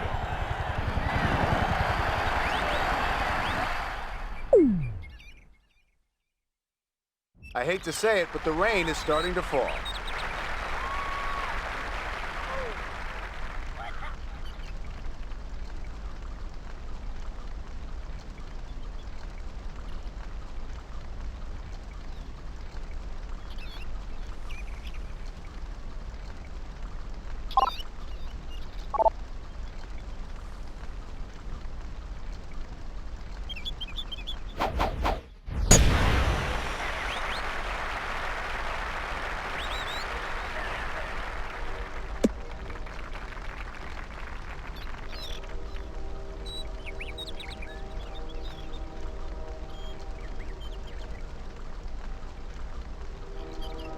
This is right at the flagstick.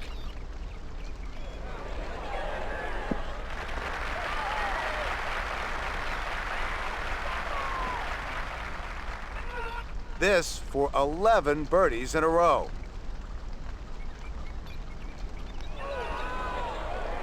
"13 under on today's round.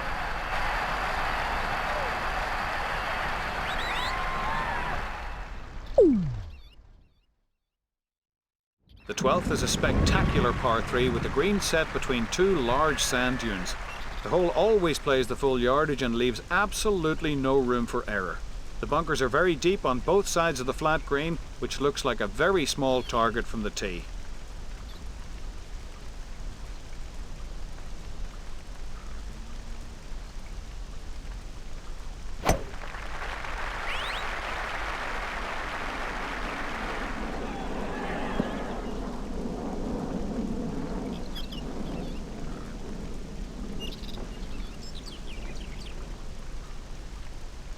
This putt would make it 12 straight birdies.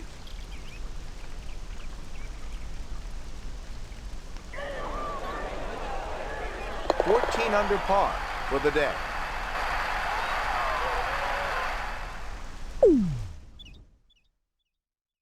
As if length wasn't enough, the 13th boasts bunkers on both sides of the fairway and a ditch lurks menacingly down the left. Bunkers left and right of the green tighten up this approach shot, and the hole plays directly down the prevailing wind and should play a little shorter than its yardage.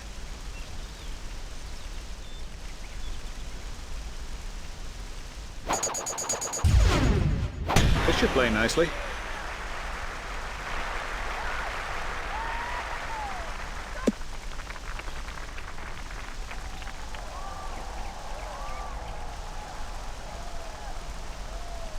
I might try a 5-wood here with the breeze in my face. I don't know that you've got enough club there.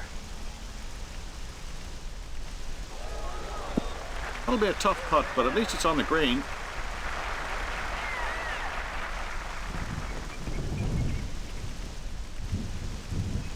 This for a 13th straight birdie.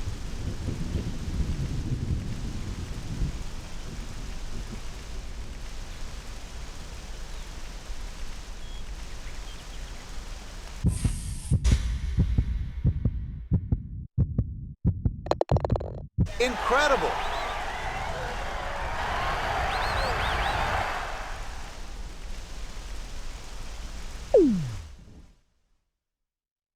The 14th is the last of the par 3s at Royal Birkdale, and it's not exactly a breather. The tee box is set deep in the sand dunes, so players will have a tough time gauging the wind here. Club selection is absolutely vital.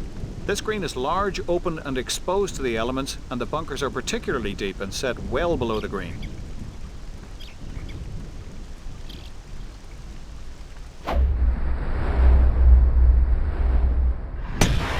With a 7-iron now.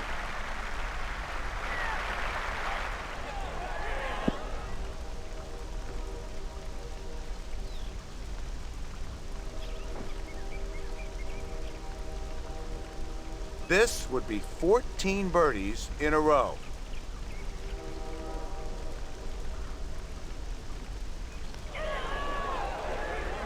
"16 under par today.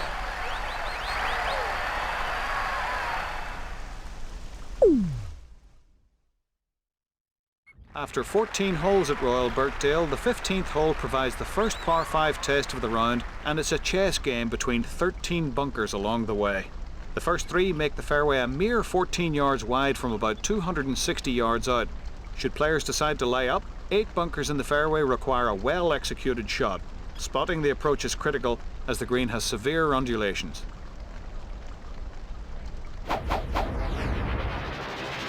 It's good ball here, Billy. It should work out great.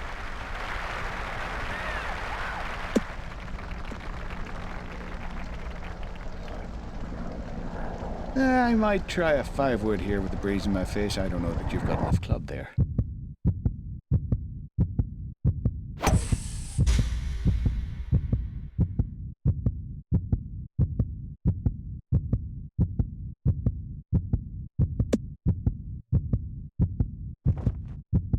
Oh, you gotta love that. We're putting for eagle, Billy. Tiger Woods for eagle.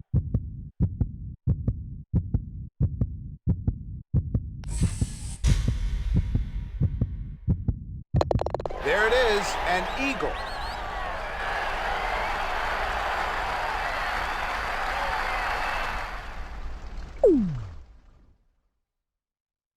Good news. I think the rain is letting up now.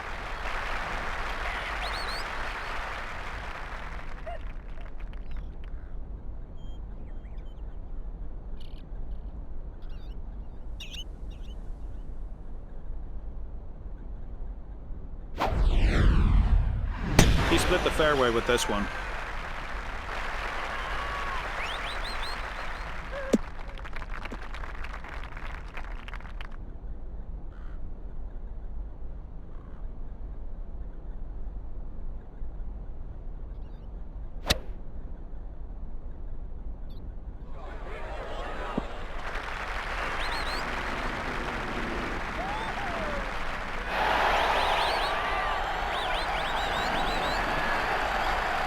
Okay, we didn't make it, but we should make the next one. This for 16 straight birdies.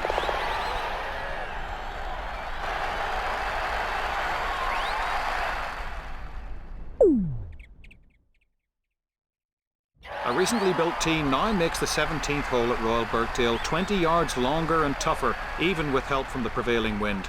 The hole is a slight dogleg left, and the 2-tiered green is guarded front and rear by more mineshaft bunkers.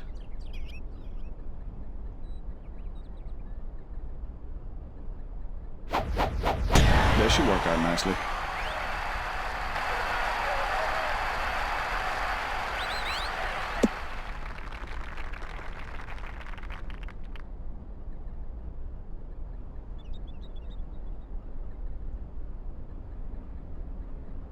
We're a long ways off, but I think we're in range.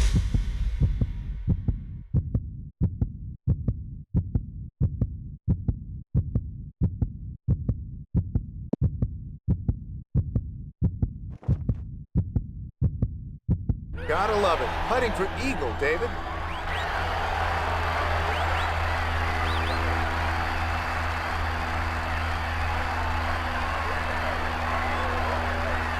This is for eagle.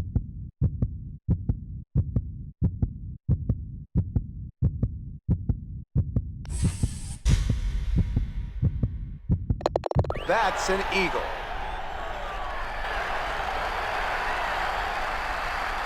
That eagle makes an unbelievable 4 eagles in this round alone.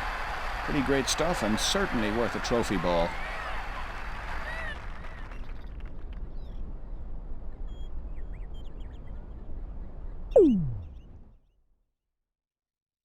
The home hole at Royal Birkdale is a magnificent example, which once again requires a great tee shot.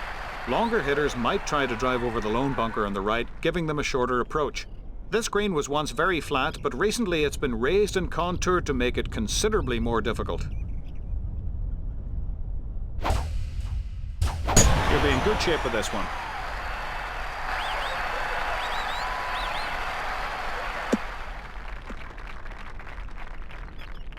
That's every fairway.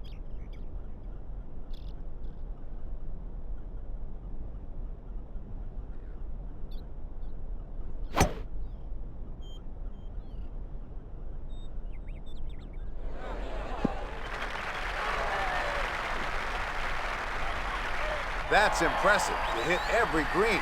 Great playing.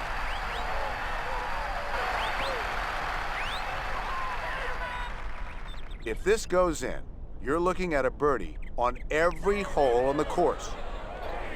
That was just great golf. Congratulations.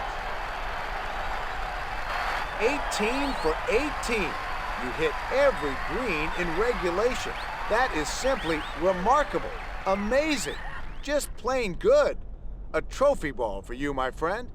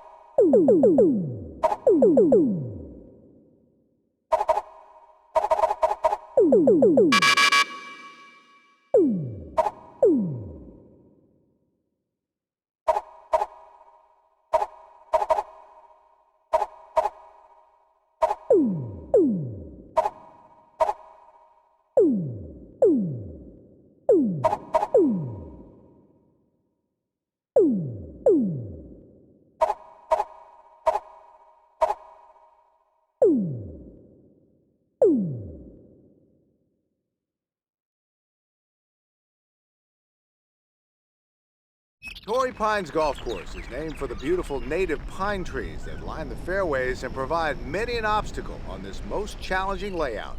Thank you for joining us today here in spectacular San Diego, California. I'm Bill McAtee along with my partner David Faraday for EA Sports.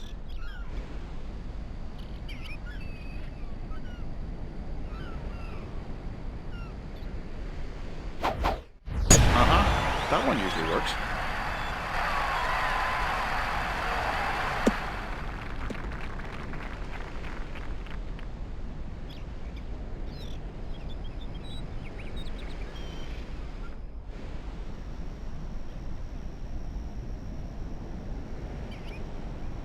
This should find the green.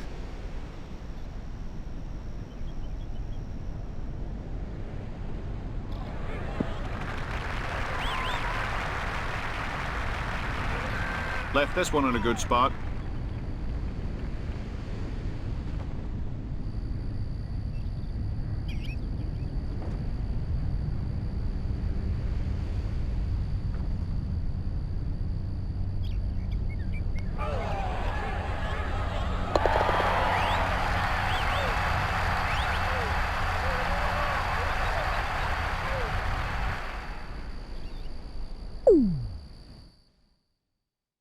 The ideal drive at number 2 is long and on the right side, which should leave you just a wedge to the green. The putting surface slopes sharply from back to front and to the right and is guarded by 2 front bunkers.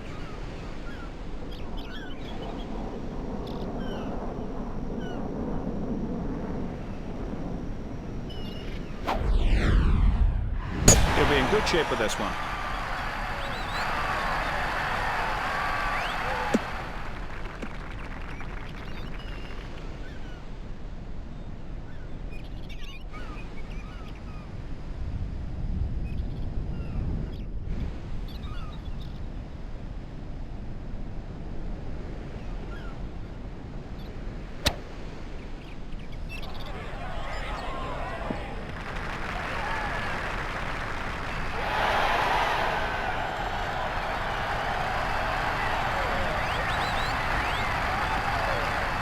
This putt for birdie. There's a birdie to go to 2 under.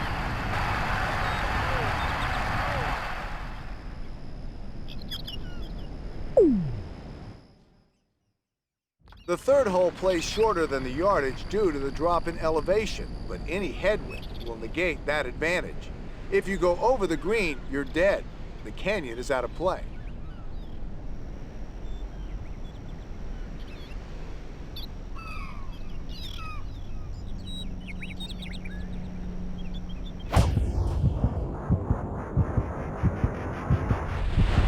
This is knocking down the flagstick, Billy.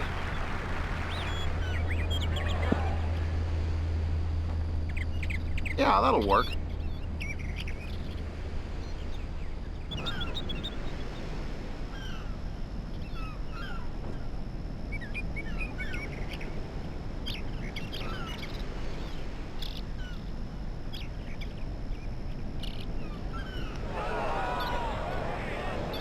Three under on the round.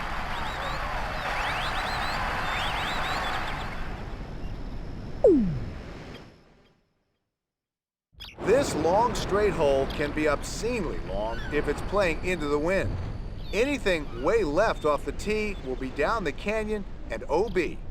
The green slopes from back to front and towards the ocean on the left. It's guarded by a large bunker front left.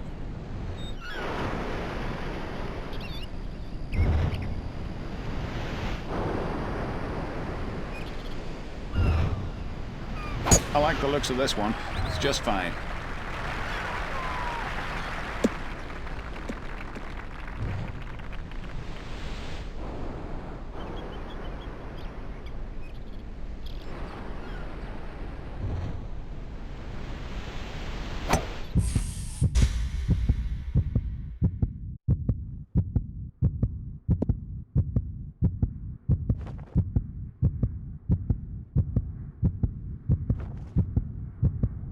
What a shot!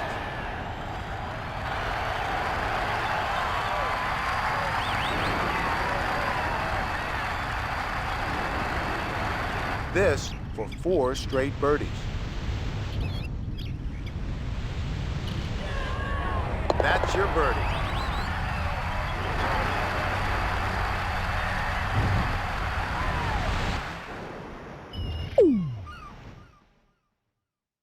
The high percentage play off the 5th tee is a fairway wood to avoid the bunkers, which guard both sides of the landing area. The green slopes severely back to front. This is one of the easier par 4s on the course.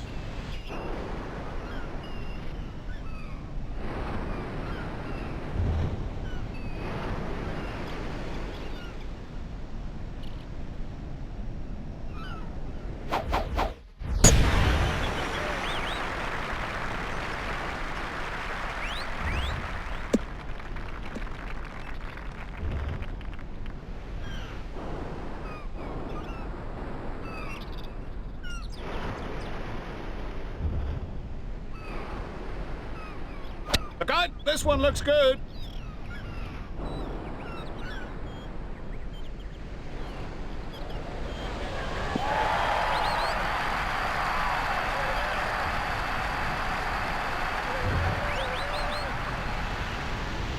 This for 5 in a row.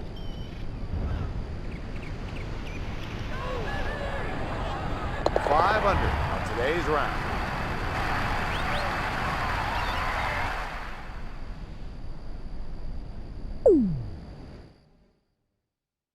This hole can be reached in 2 shots, but you'll have to cut the corner with a fade off the tee.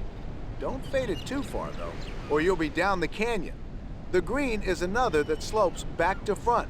You can be aggressive on your approach shot, as missing long over the green is not that bad.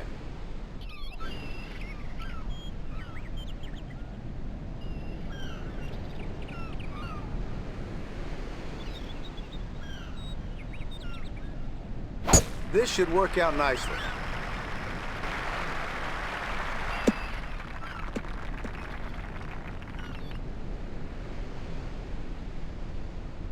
We think we can reach it from here, David.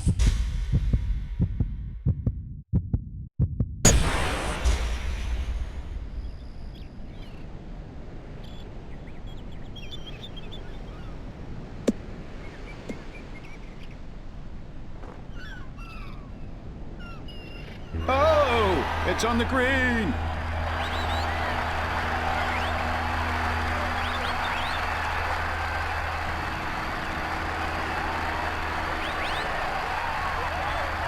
This putt for eagle.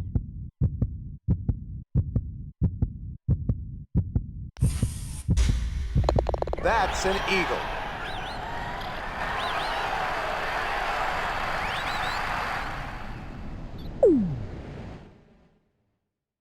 This hole is the most difficult on the front nine. The canyon bordering the right side comes into play off the tee and on the approach shots. Your approach must carry the bunker guarding the right front of this green where you're looking at certain dune.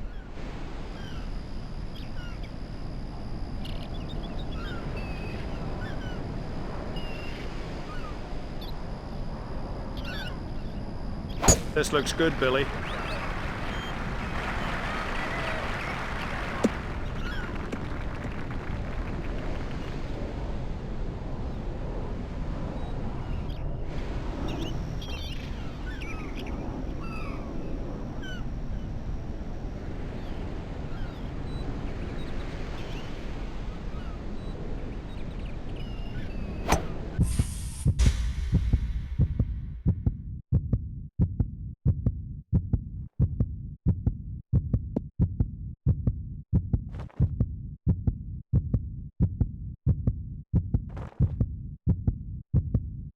That's incredible.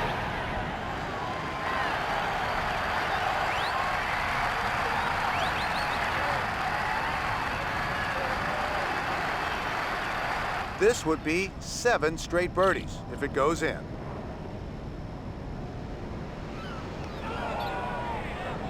Eight under par today.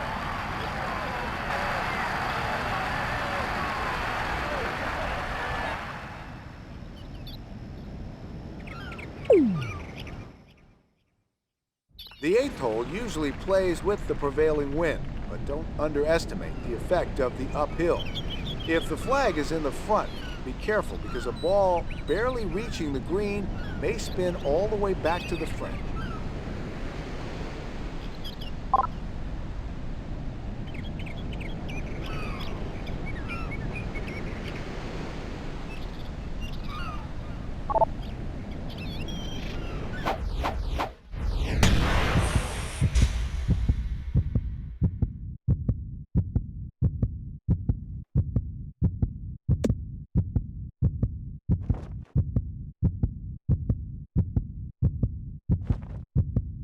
Oh my!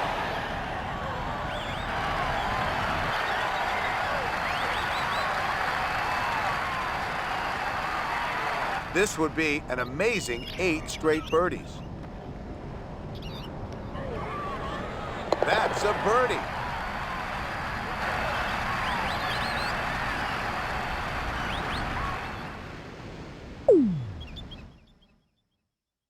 The 9th was recently lengthened to a monstrous 613 yards from the championship tees. There are trees and bunkers on both sides of the fairway, so a straight play is important here. There are large bunkers on both sides of the green if you ever get there.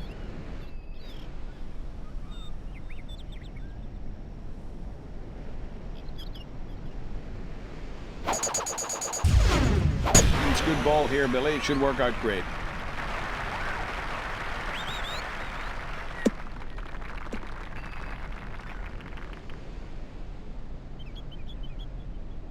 We're a long ways off, but I think we're in range.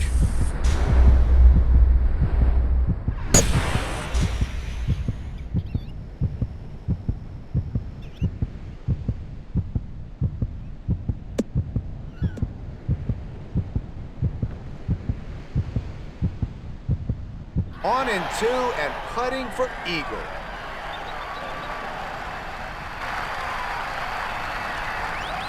This is for eagle.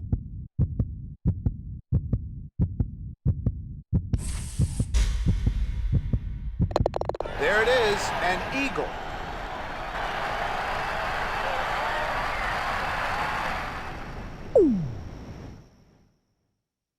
This dogleg left is one of the shorter par 4s. Leave your tee shot on the right side of the fairway for your best angle to the flag. There's not much room for error in the back of the green, so if you're going to miss your approach, leave it short and hope for a 2-putt.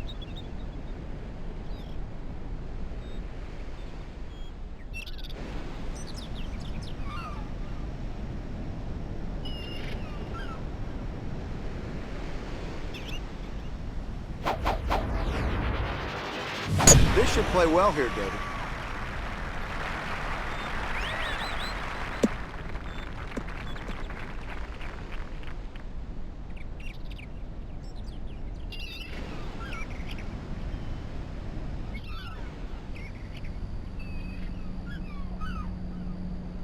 This is dead at it, Billy.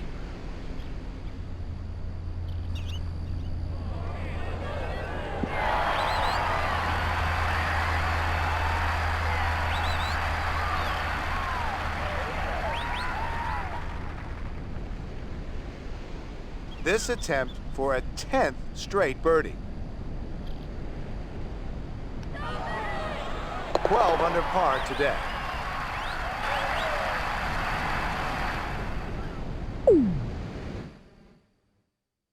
This long and difficult par 3 usually plays into the wind. There's a creek fronting it, but it's short enough that that shouldn't pose much of a problem for your tee shot. Par can feel like a birdie.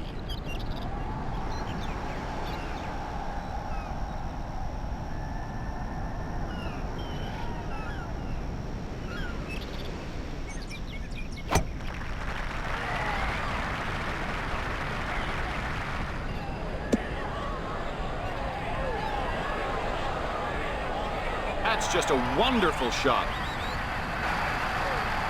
This for 11 birdies in a row. 13 under on today's round.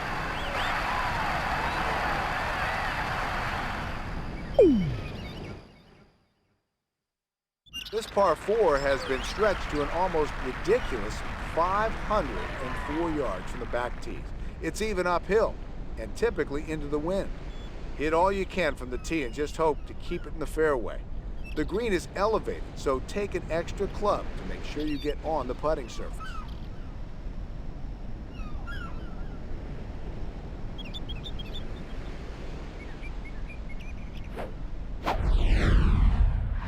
This looks good. It's down the middle.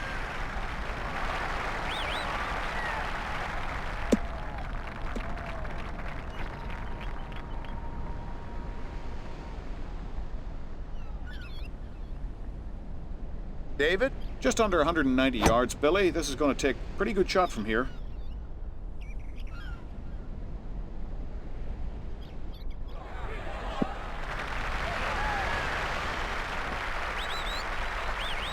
That'll be in good shape.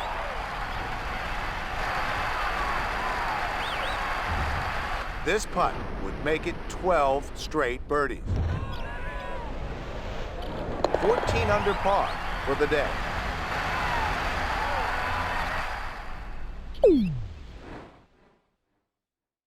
The 13th is a bit of a breather after the difficulty of the previous two. Unless you can drill it 300 plus yards off the tee, you probably won't be reaching the green in 2 shots.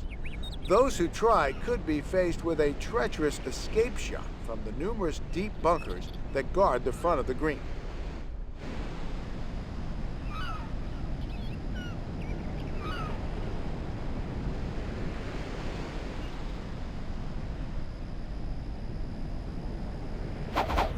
This should be in good shape, Billy.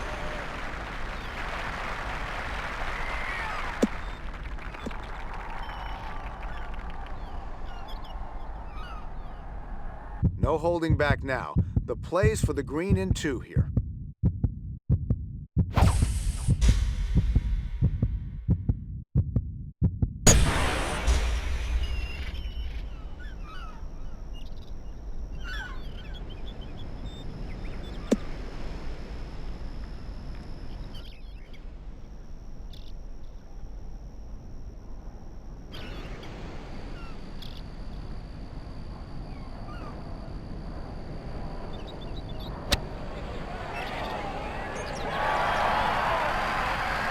That's his 3rd eagle of the round.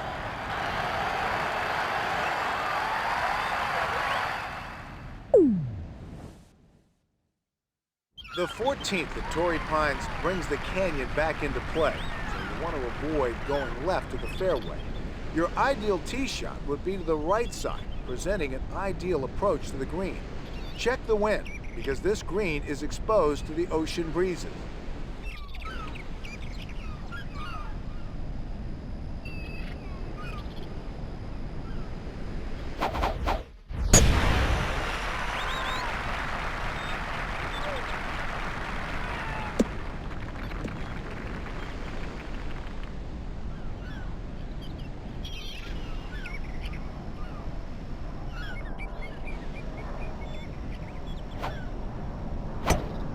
with a 9-iron.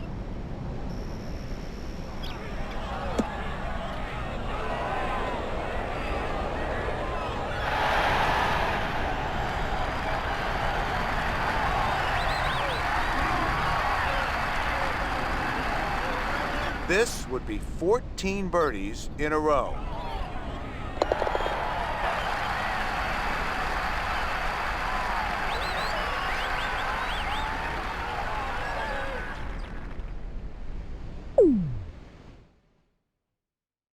On this hole, the message is clear. You must keep it in the fairway. Trees pose infinite problems, both left and right, making an escape to the green nearly impossible. Get your approach close because the green is tiered and will make long putts a challenge.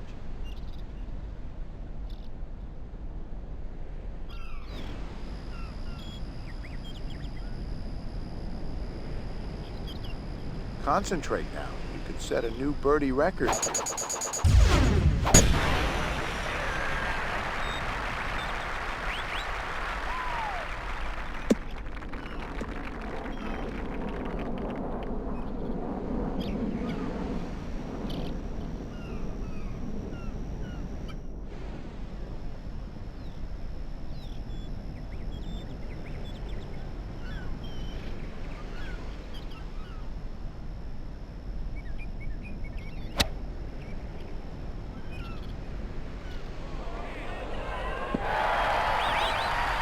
Should have a good chance from there.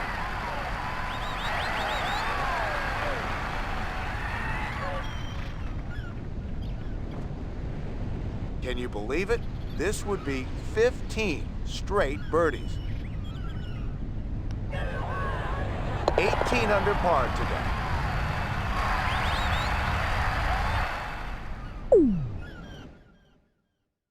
'16 is another of Torrey Pines' difficult par 3s. 227 yards from the championship tees and typically into the wind. There are huge bunkers on both sides of the green that are simply no fun at all.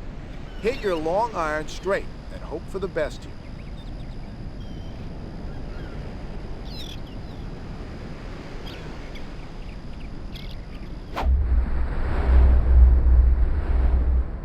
That we should be putting now.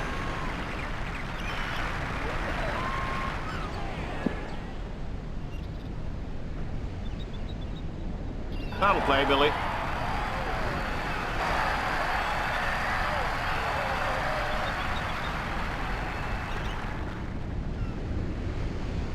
This for 16 straight birdies.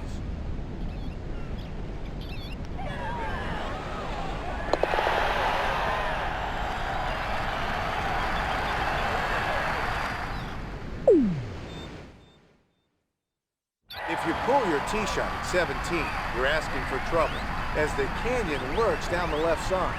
There's nothing special to the approach. You just have to pick the right club. If you come up short, pitching from the front of the green is not a bad option.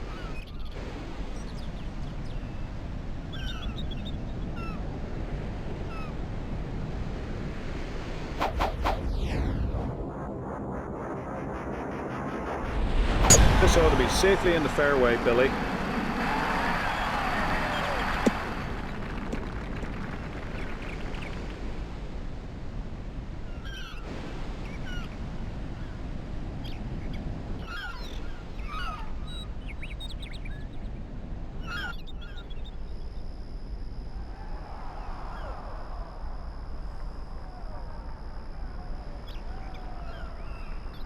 It's a thing of beauty, Billy.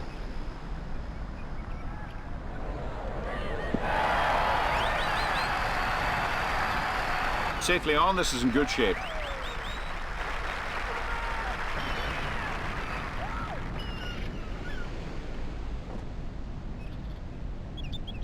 Can you believe this would be 17 birdies in a row?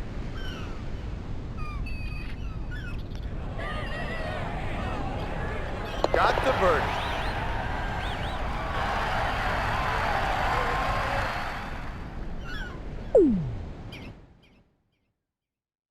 Is a fantastic finishing hole, made much more difficult by the recent remodeling. The hole has been lengthened to 572 yards from the back tee. bringing the lake fronting the green very much back into play. Players had been hitting irons over the hazard in 2, but are now forced to make a choice in going for it with their second.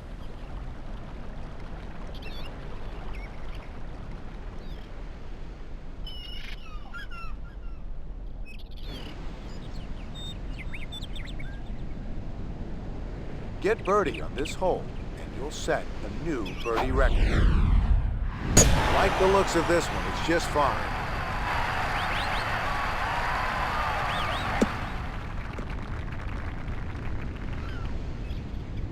That's every fairway.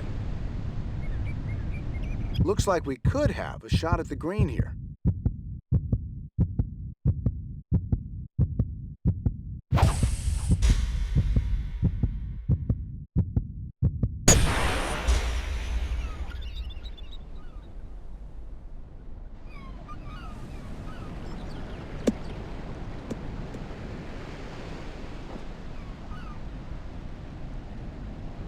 Whatever club that was, it was the right one. What a shot.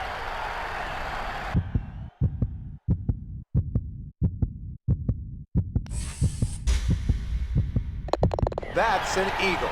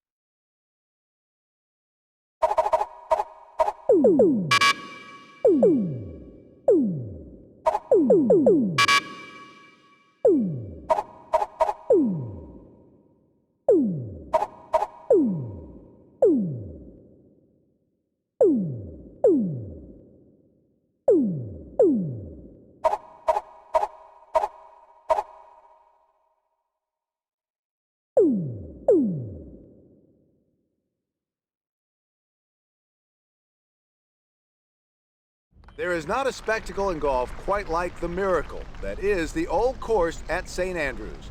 Created in part by man, in part by nature, a true masterpiece of golf at its roots. Bill McAtee here for EA Sports. David Faraday and I will call all the action for you today, and let's get things started at number 1.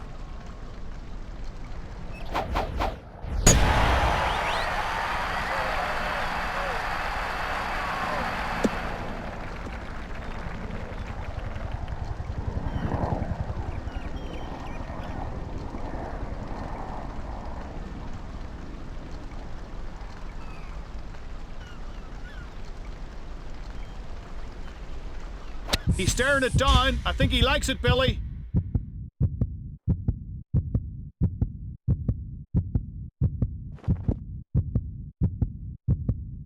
Just incredible.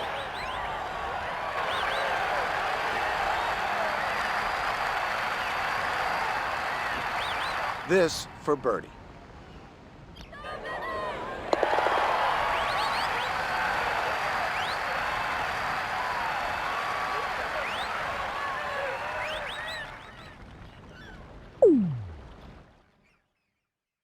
At number 2, the drive is blind from the championship tee, but less so from further forward. The right of the fairway features hidden bunkers at 200 yards and savage gorse. You won't be able to see the bottom of the flag from the fairway if the pin is to the left, while the right side is guarded by many hazards.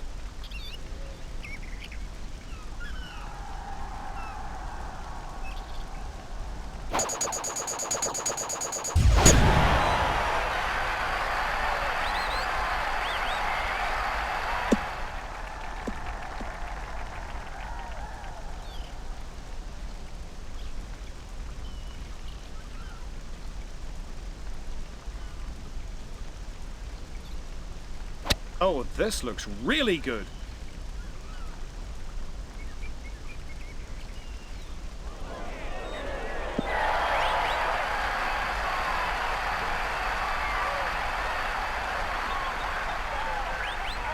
This is a birdie putt.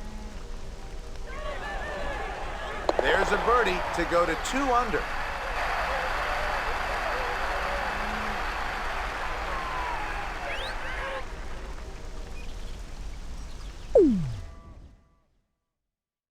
There is plenty of fairway to the left of the flag before the principal's nose bunker comes into play.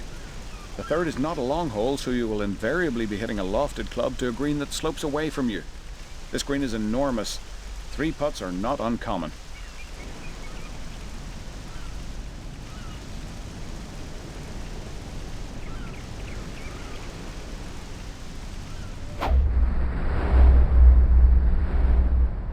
Like the looks of this one, it's just fine.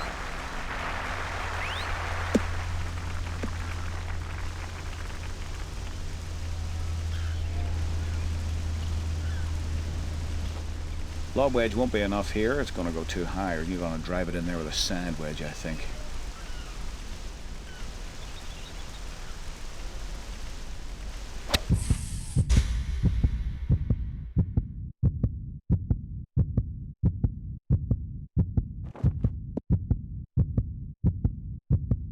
What a shot!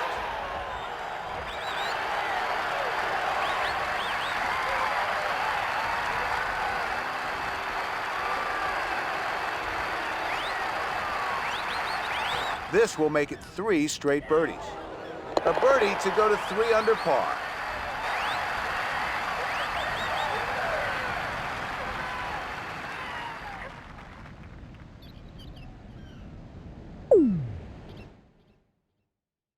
The safest play off the tee here at number 4 is to aim left over the prominent mound at about 150 yards. An approach shot from the right will avoid the large mound 20 yards from the middle of the green, while the shot from the left will have to carry an array of bunkers. If you can carry the mound, the ball should never be too far from the center of the green.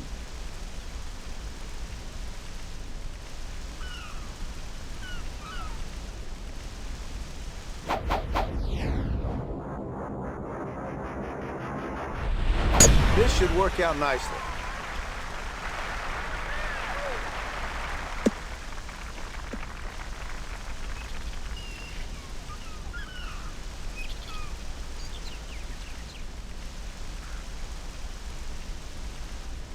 David, what do you have? This is the sort of weather, you know, you hit one thin, you could lose all your dental work.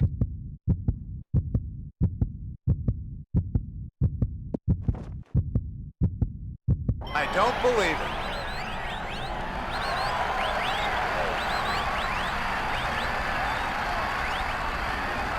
it. This for 4 straight birdies. 4 under par today.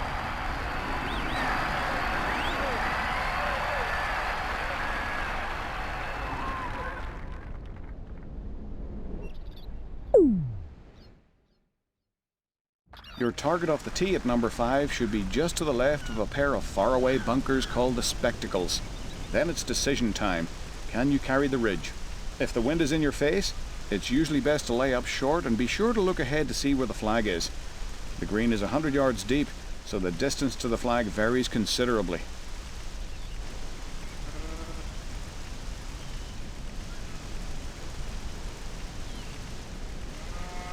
This looks good, it's down the middle.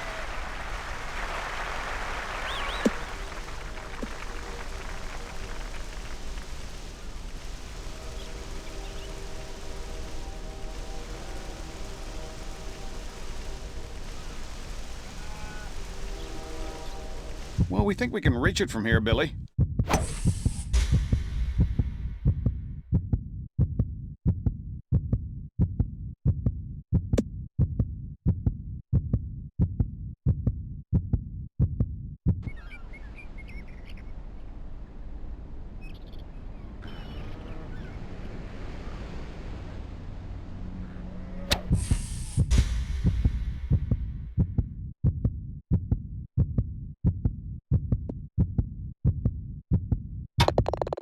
That's incredible.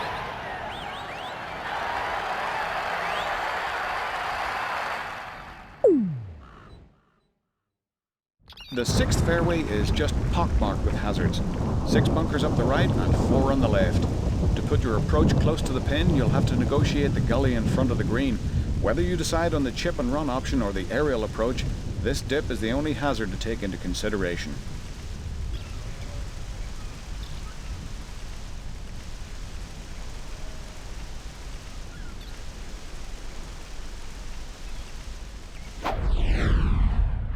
He'll be in good shape with this one.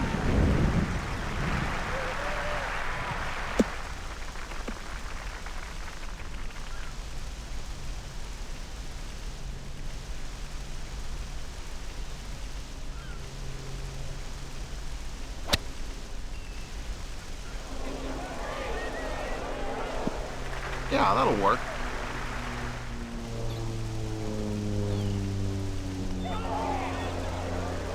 Seven under on the round.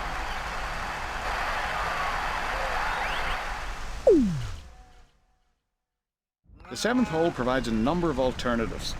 For golfers capable of carrying 220 yards, the most direct line to the green is straight over the gorse bushes.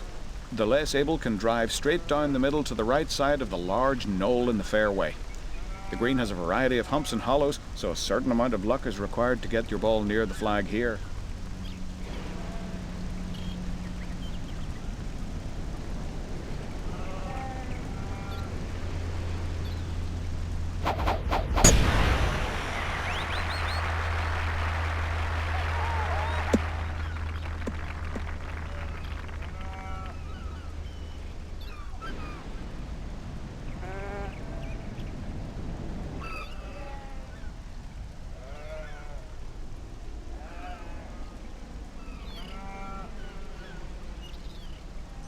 This is dead at it, Billy!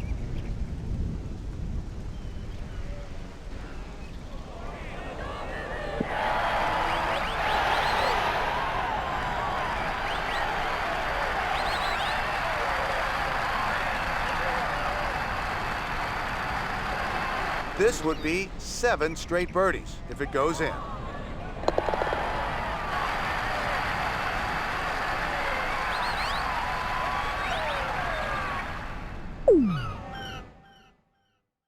In the 1995 Open Championship, there were only 2 birdies at the 8th on the first day. Some of the players felt that the only way to make a birdie here was to chip it in from off the green. Like every hole at St Andrews, this little par 3 can seem quite simple when the wind isn't blowing. But if that blue norther gets up, it demands your respect and your attention.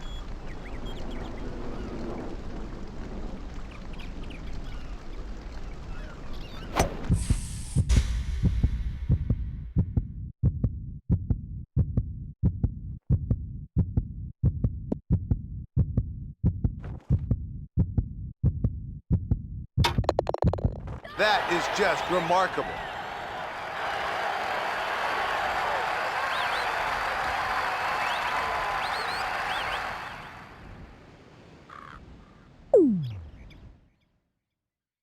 Good news. I think the rain is letting up now.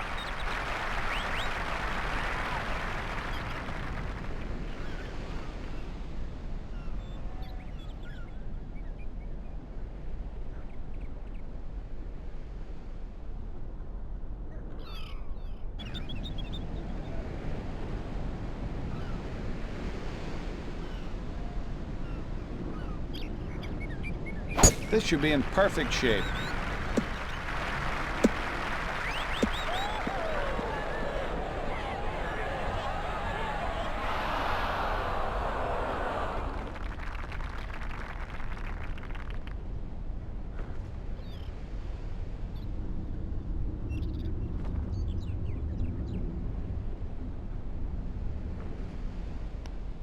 The old flat stick.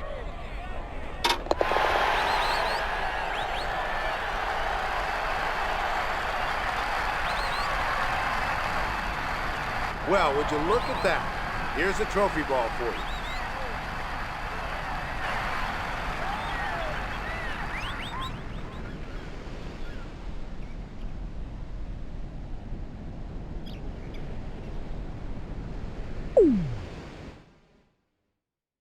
Off the tee at number 10, you want to aim between the twin bunkers in the foreground, although the fairway widens slightly on the left at the range of a good drive. There are a number of ways you can attack this undulating green. Attack the hole and you will be rewarded, but it's always a good idea to check where the flagstick is before you hit your tee shot.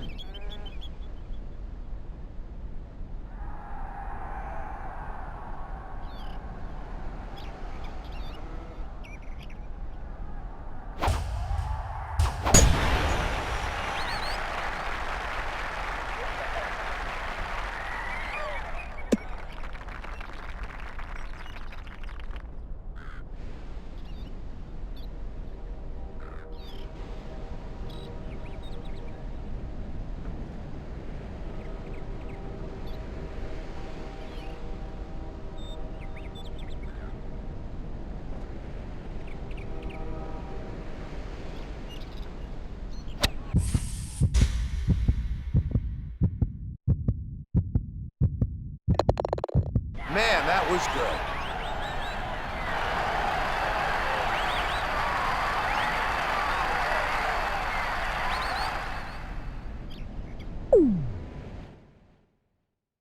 The 11th at St Andrews is one of the most celebrated par 3s in all the world. With any kind of a wind, it's one of the most difficult too. It has greenside bunkers so deep you can get lost in them, and a green that falls severely toward the front. Regardless of pin position, try to aim between the two large bunkers.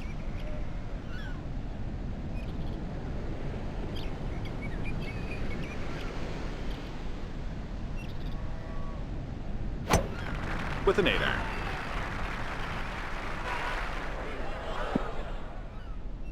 This one's in a good spot.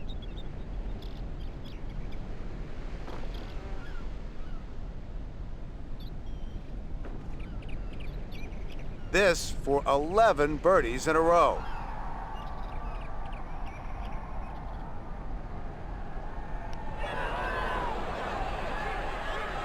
$15 under on the round.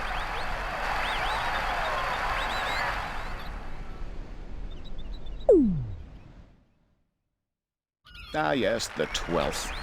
I actually had a chance here in the 1995 Open Championship, the one that Big John won. Of course, I 4-putted this green to drop out of contention in the last round. It's a magnificent short par 4 and way too clever for me.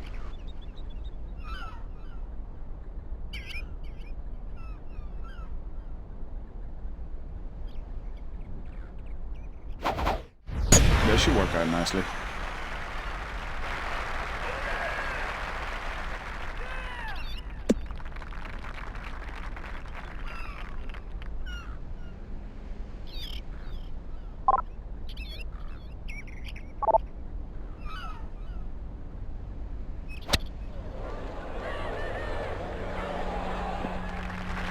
Left this one in a good spot.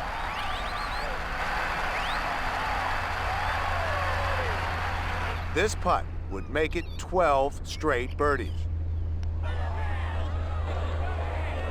16 under par today.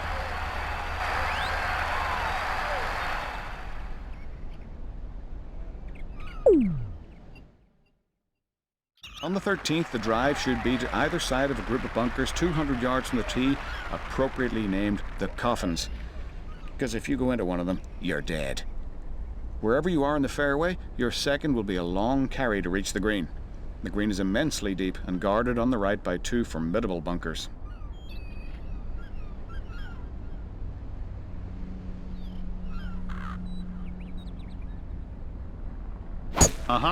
That one usually works.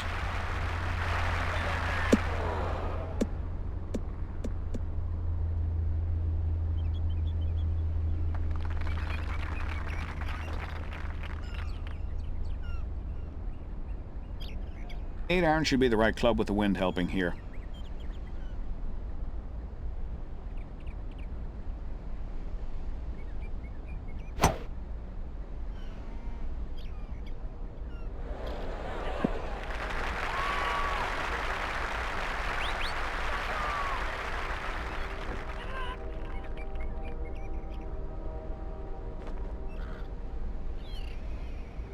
This for a 13th straight birdie.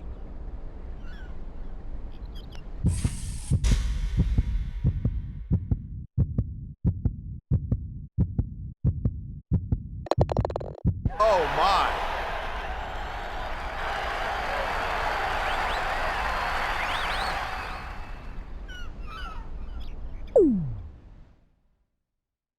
The ideal line at the 14th is to the left of the wall and to the right of the fairway bunkers. Holding the green on your approach will be a considerable challenge as it slopes sharply from front to back.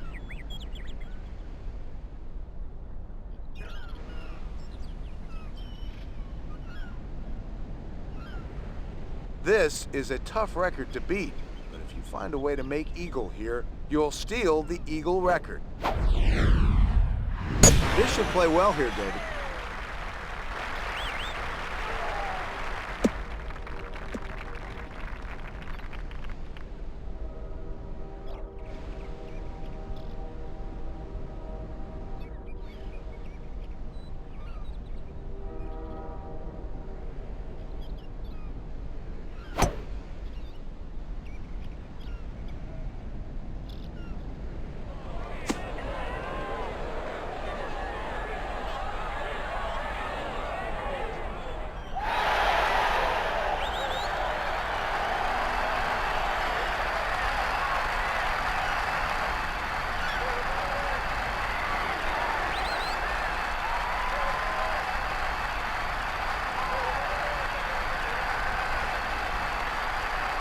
For eagle.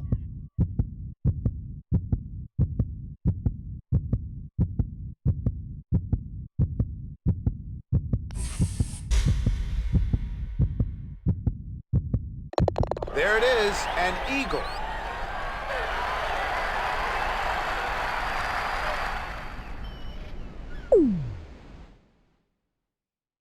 Your ideal target off the 15th tee is right between the two prominent humps in the center of the fairway. My advice here is to take an extra club and then play safe into this double green.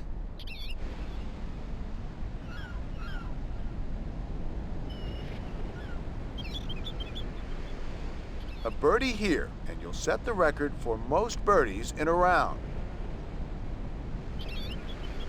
This ought to be safely in the fairway, Billy.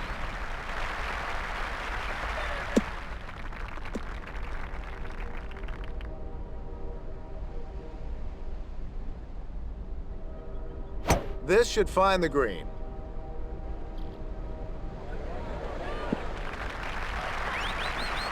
This is unheard of. 6 eagles in one round.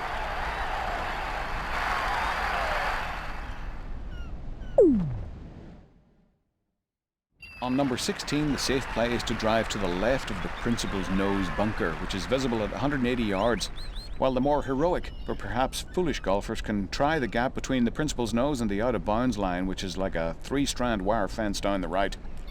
This line makes for a shorter, easier second shot, but it is a dodgy line off the tee.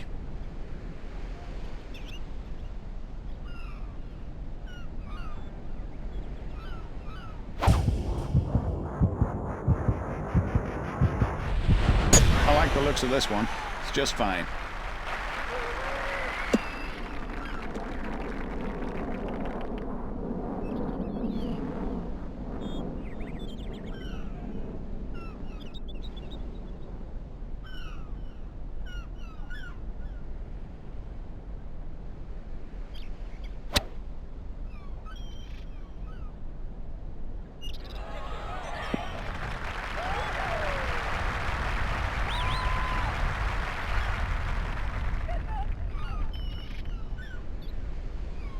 This for 16 straight birdies.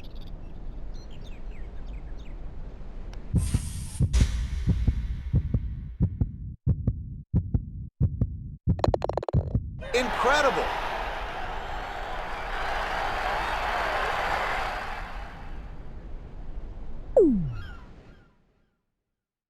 The road hole has long been believed by many golfers to be the most famous par 4 in the world of golf. The way the green is laid out, even accomplished golfers find it difficult to avoid the notorious road hole bunker, or the road itself and the wall behind.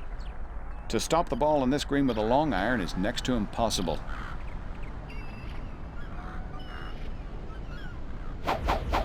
This looks good, Billy.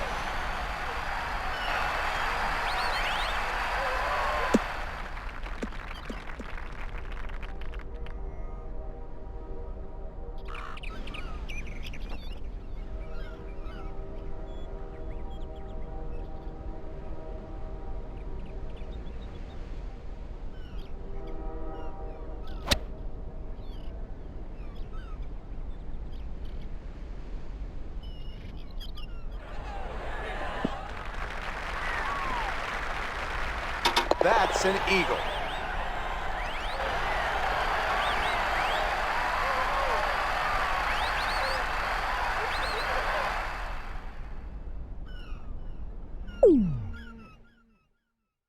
Here at 18, Granny Clark's Wine crosses the fairway, and it's not a hazard but an integral part of the course, and the ball must be played if it finishes there.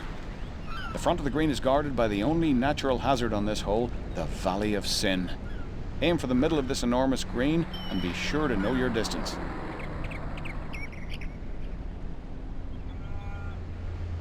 It's good ball here, Billy. It should work out great.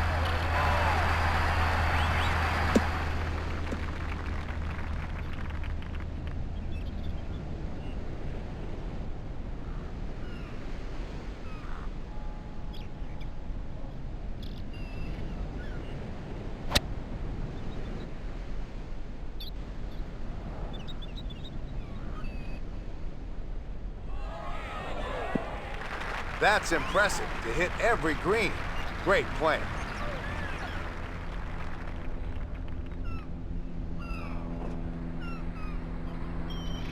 If this goes in, you're looking at a birdie on every hole on the course.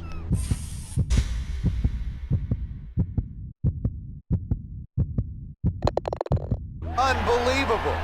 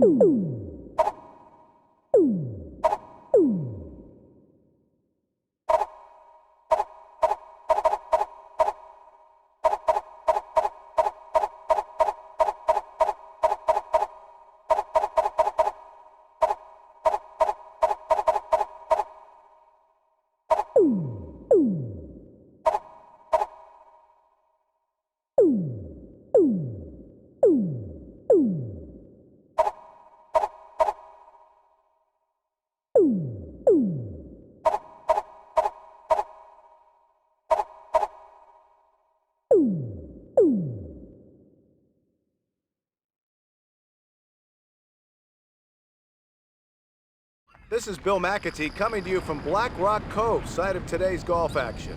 I'm here with David Faraday, who is taking a break from getting a third-degree burn at the beach to join the players at the first tee.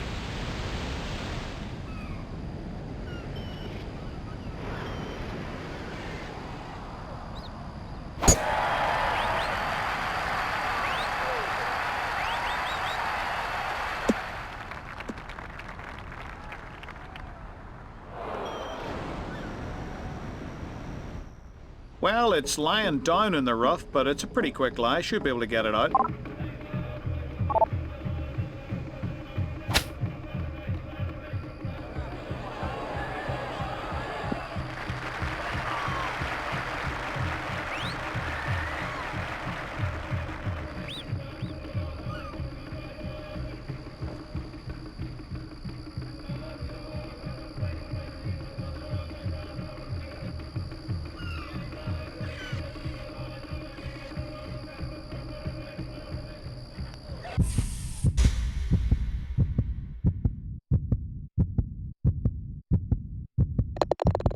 I don't believe it.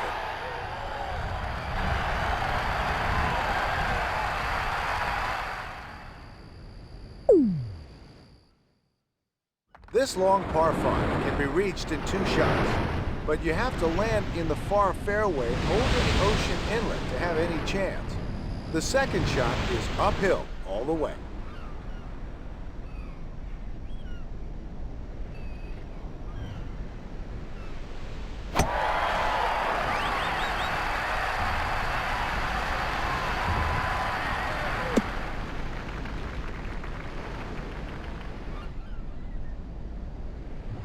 David Faraday? You could hit it with the umbrella and then with something, you know, I'm not sure we're going to get it on from here.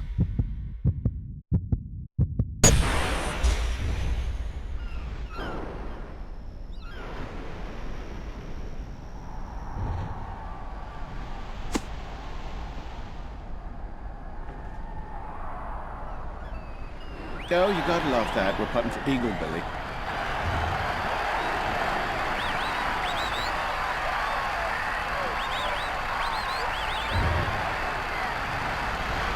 Tiger Woods for Eagle.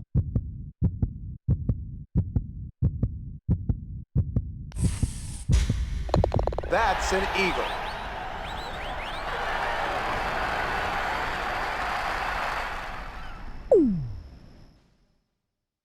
The large bunker in the center of the fairway can be cleared by the longer hitters, but the safe play is to aim for the hidden fairway on the left.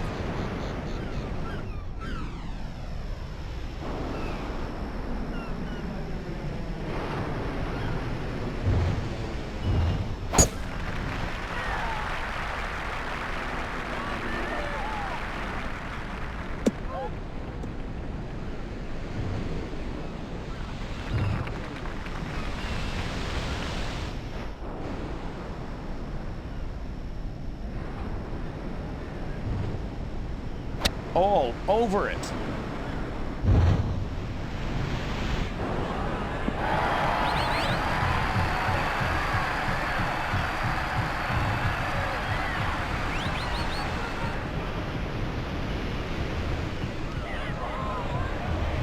Makes his birdie, and he's now 4 under par.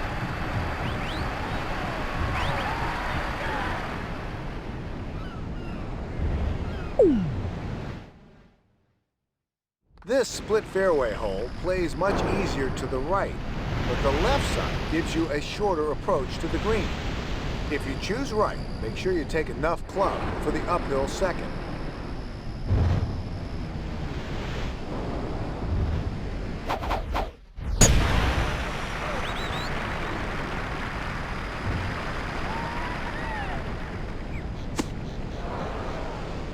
I don't think you can get the lob wedge there. You want to try your stronger sand wedge, I think.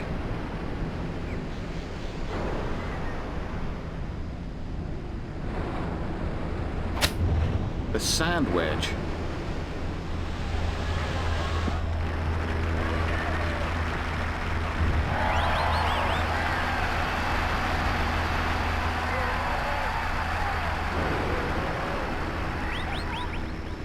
This for 4 straight birdies.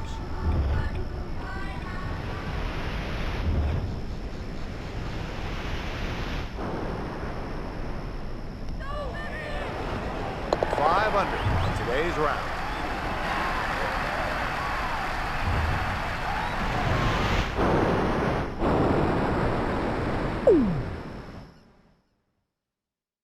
The fifth hole is another split fairway hole. Aim to the right if you want to play it safe. It's tougher to find the fairway to the left, but you'll be rewarded with the best angle to the green.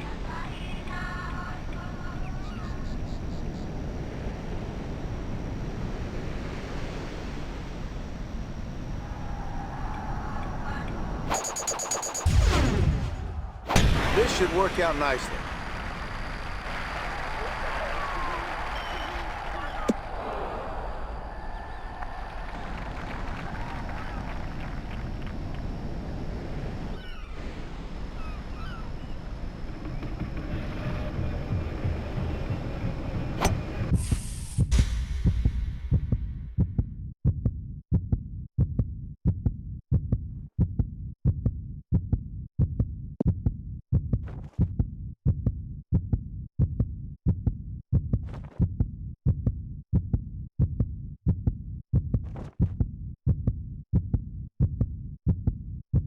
That is just remarkable.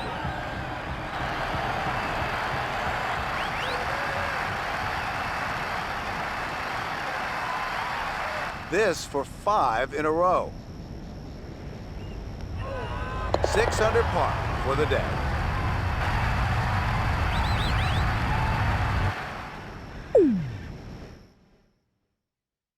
What a view from the 6th tee at Black Rock Cove.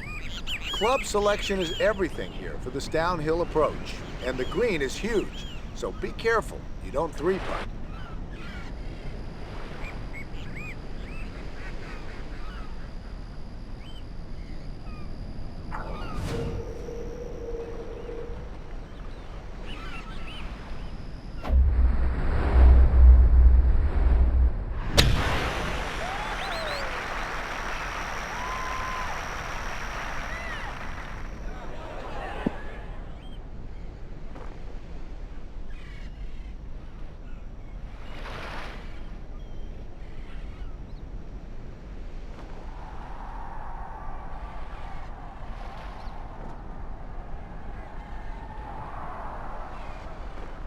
This for 6 birdies in a row.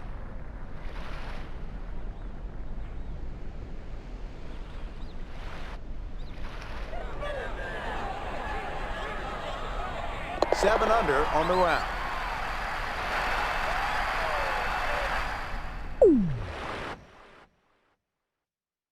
The 7th is a sharp dog leg to the left.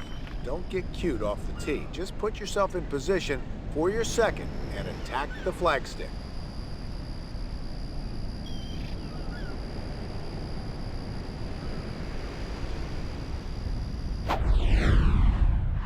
He'll be in good shape with this one.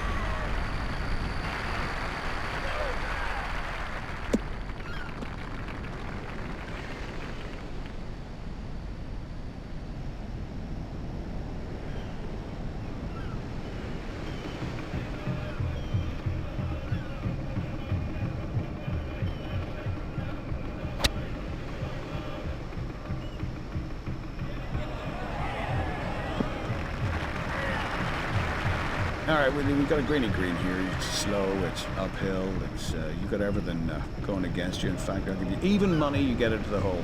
All right?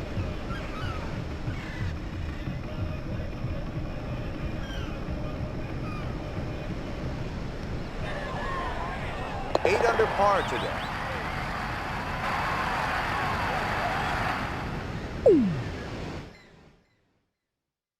The 8th is a drivable par 4 for those who can play a big fade off the tee. The green is tricky, however, so try to leave your approach below the hole.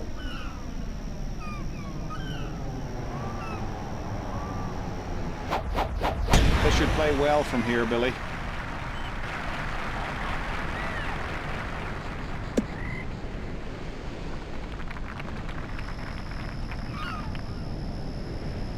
Okay, an uphill approach to this elevated green.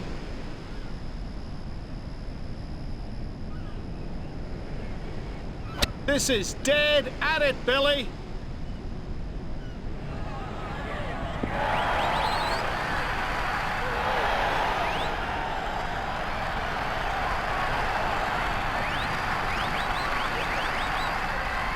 This would be an amazing 8 straight birdies.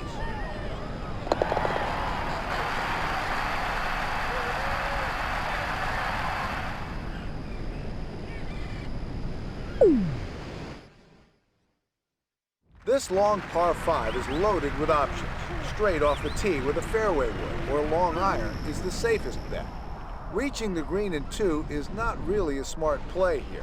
It will take 2 mammoth shots to do it.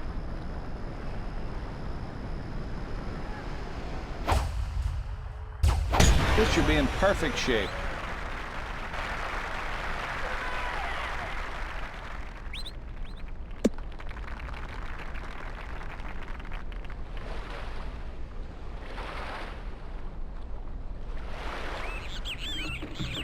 David Faraday? Humid? Did you say humid? I know you're inside and air conditioning, you swine.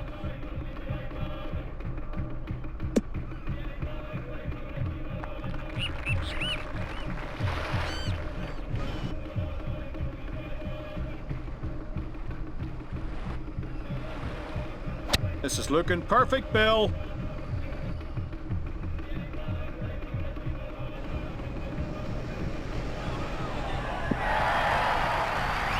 That'll play, Billy.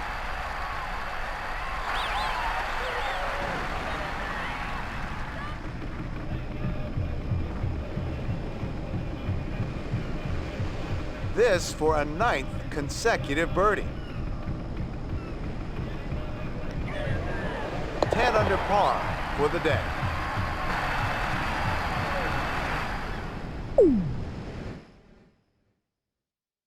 The 10th hole could be the most difficult par 4 in the game. The tee shot is uphill all the way, and the rock wall could pose a problem on your second shot. Par is a good score here.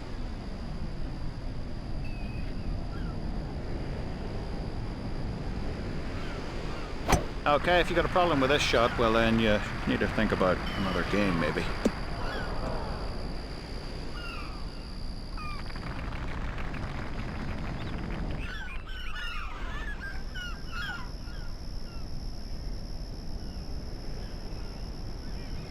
What's the situation down there, David? Well, you'd like to be a little closer than this, Billy. About 180 yards left.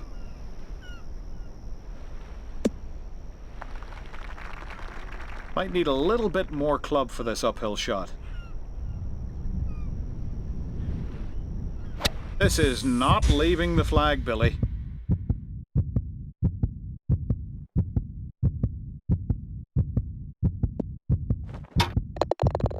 Oh my!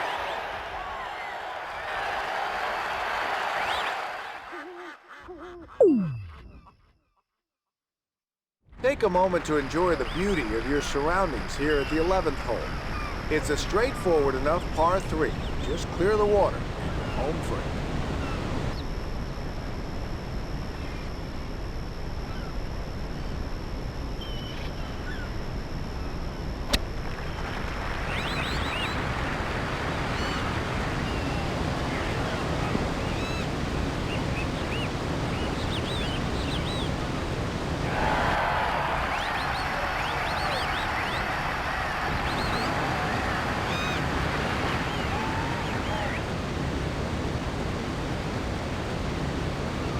This for 11 birdies in a row. 12 under par today.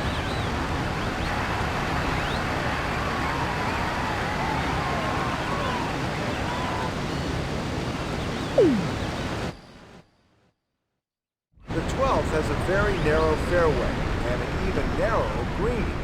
Bunkers all the way down the right side will punish any errant tee shot.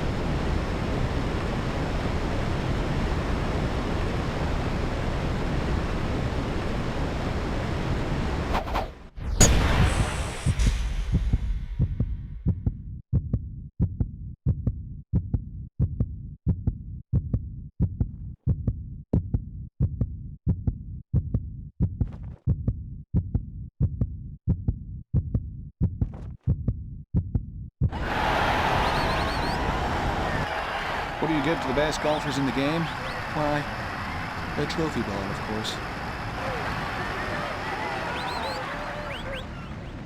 This for an eagle 2.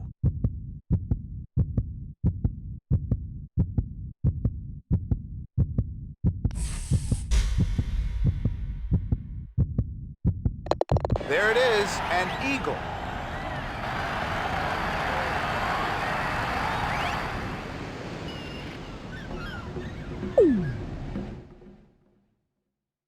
This long par 5 might be best played in 3 shots. The double dogleg must be played around the mountain walls and will require some creative shot making if you hope to make birdie.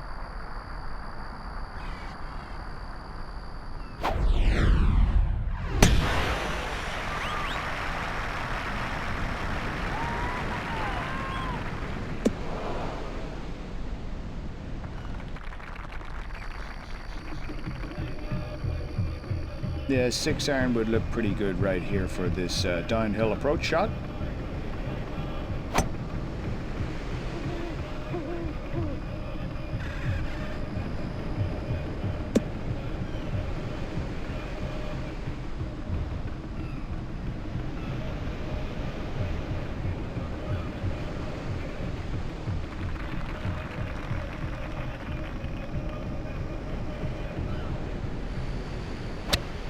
Lob wedge here.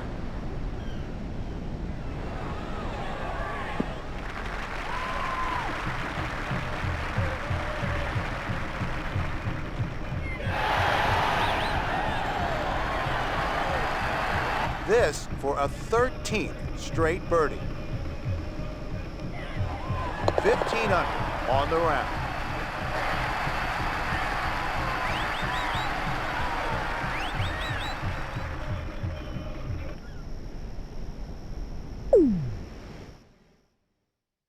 On this short par 3, aim your tee shot right into the hand of Big Mo, a natural lava formation at the base of the Big Mo volcano.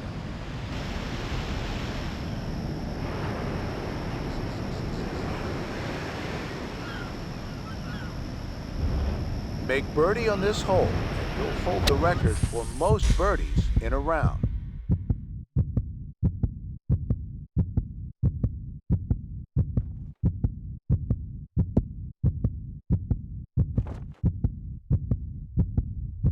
Incredible!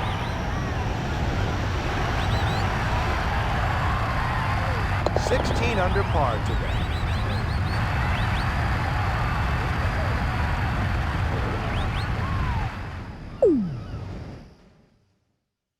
The fairway on this short par 4 pinches at around the 300-yard mark, so driver might not be the best choice off the tee. Choose a long iron to ensure that you keep it in play.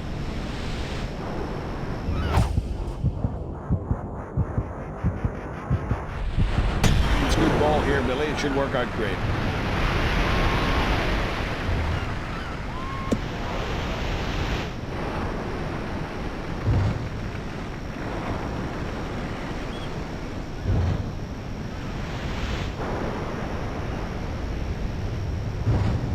David, what do you have? 180 yards, there or thereabouts.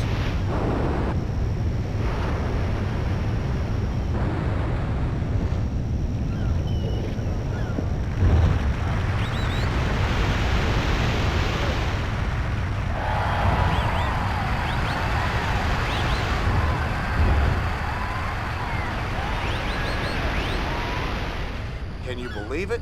This would be 15 straight birdies. 17 under on today's round.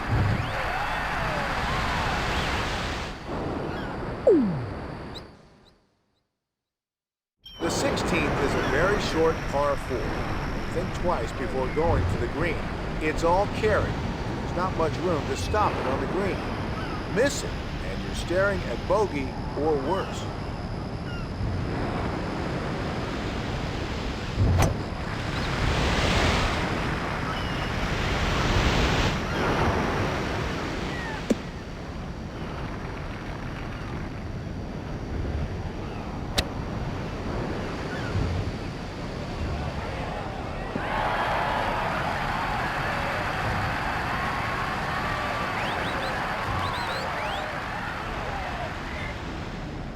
This for 16 straight birdies. 18 under par today.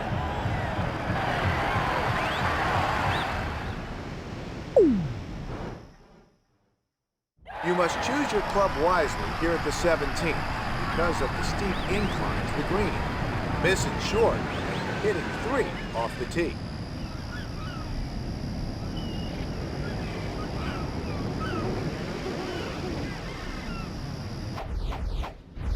He's got this going right at it.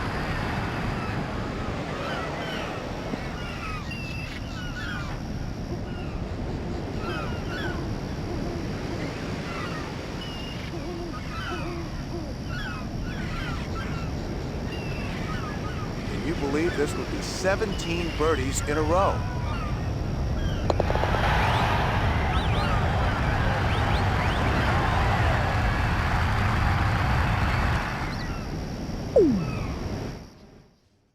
Although it's 650 yards from the tips on the scorecard, the elevated tee and second shot make this a reachable par 5 and one of the most exciting finishing holes on any course.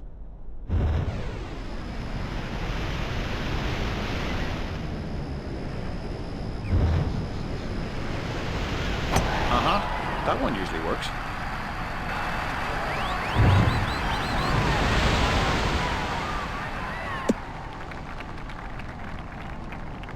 I might try a 5-wood here since this is downhill.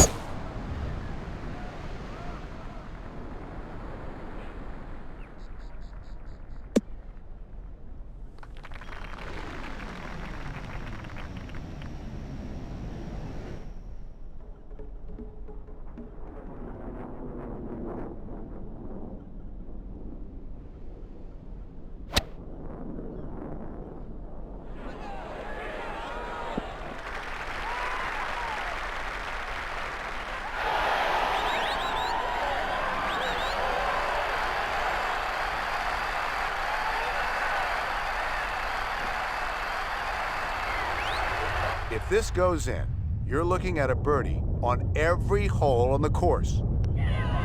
Take a bow. That's the lowest score yet.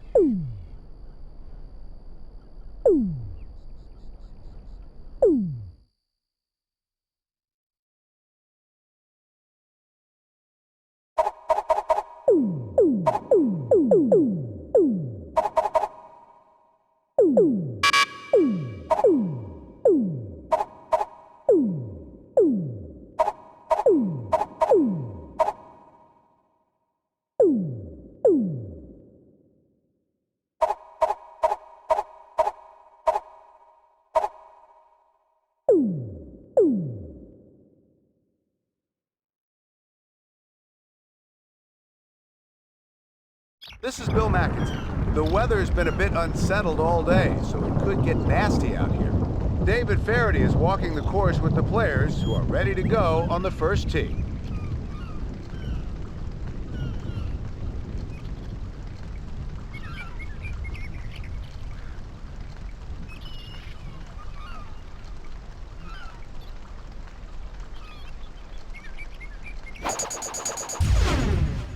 This should be in good shape, Billy.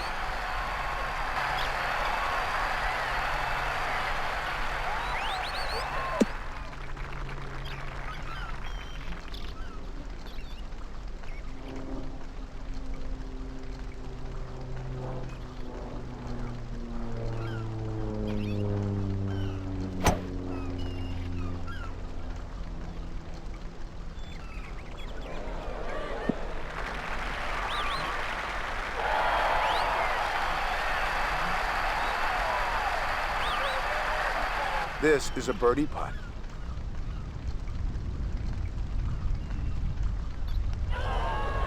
Got the birdie.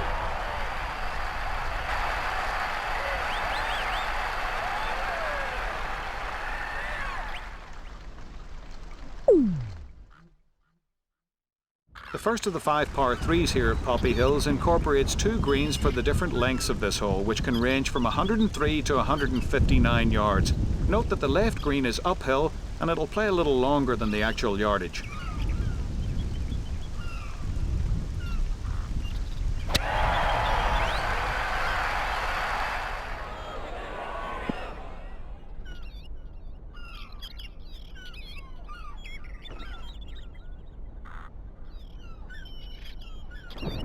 This for a second consecutive birdie. There's a birdie to go to 2 under.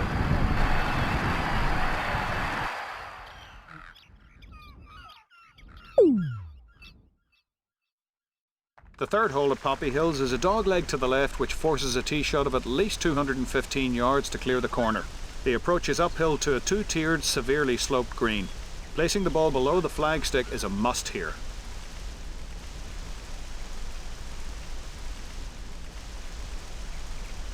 A tee shot like this will usually work.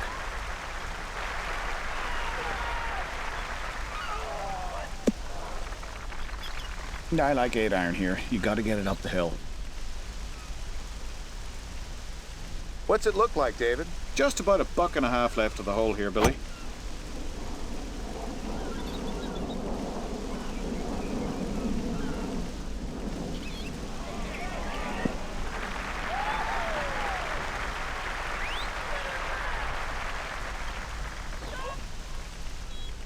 This putt for birdie.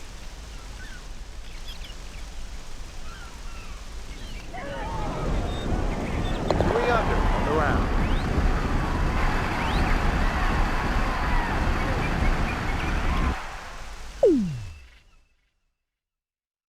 The first of 5 par 5s at Poppy Hills is a double dogleg swinging to the right and then back to the left.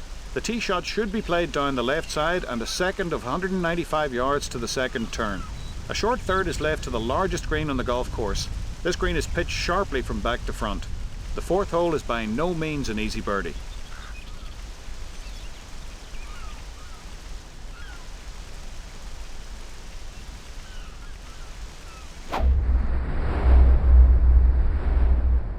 This should work out nicely.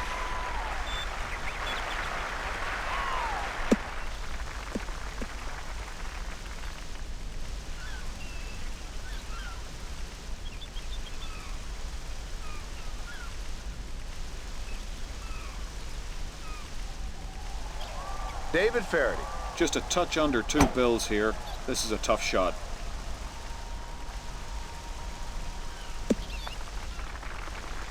I don't think you can get the lob wedge there.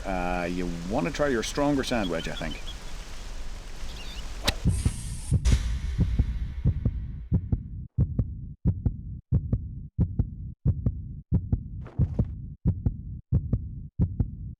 This is just too good.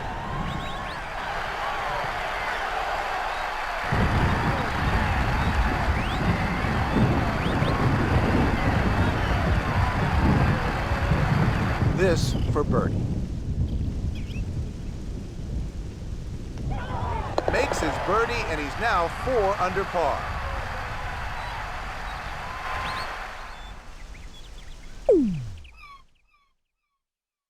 The 5th is a straight golf hole which provides the first look at water on the golf course. The approach is used.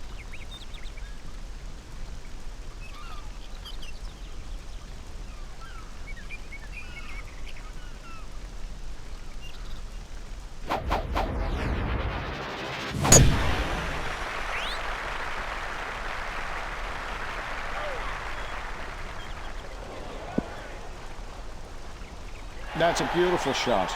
Boy, that's an absolute ripper.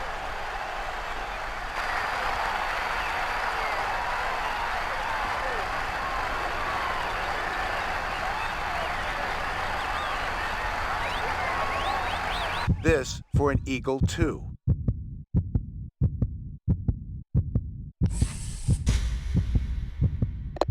There it is, an eagle.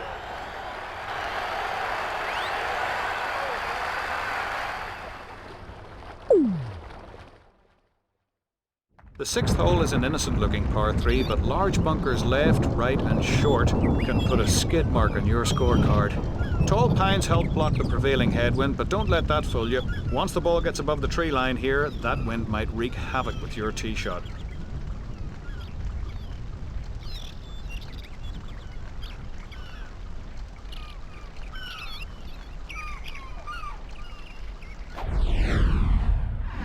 Oh, this looks like a beauty. It's right at the flag.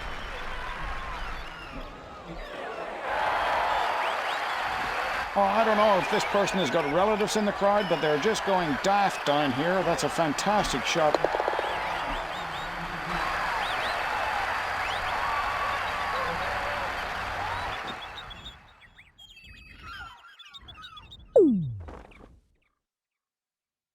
The 7th at Poppy Hills is an uphill sweeping dogleg left with a fairway that falls off to the right and is guarded on the left by a bunker. The second shot is all uphill to a green sloping from front to back.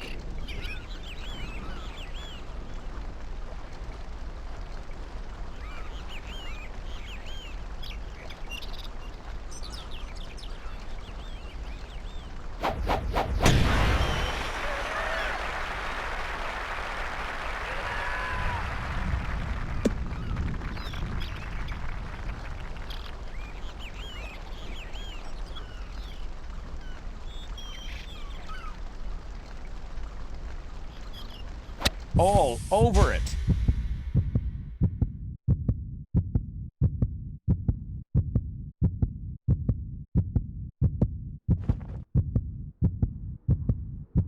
Can you believe it?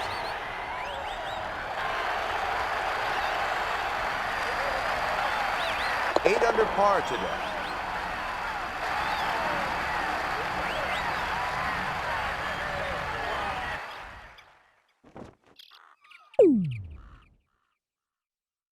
The first of 4 sharp dogleg holes, the 8th is a par 4 that requires a tee shot of 225 yards down the left-hand side of the fairway. The approach is guarded by a tall Monterey pine and a large flower-shaped bunker short of the green.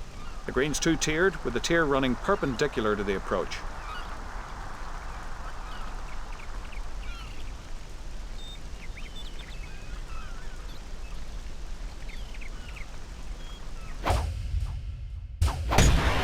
This is a 5-iron, Billy.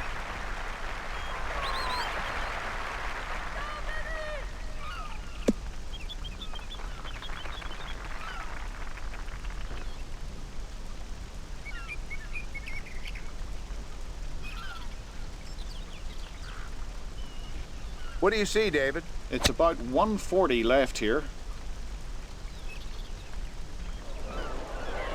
That'll play, Billy.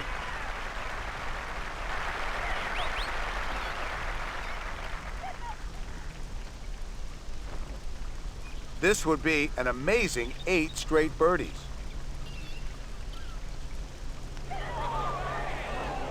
Nine under on today's round.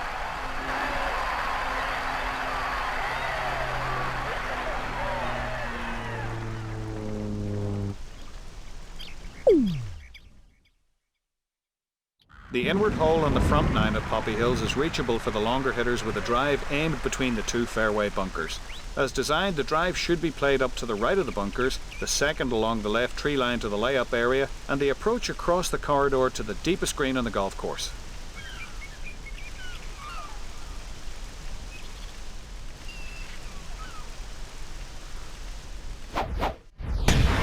With the 4-iron.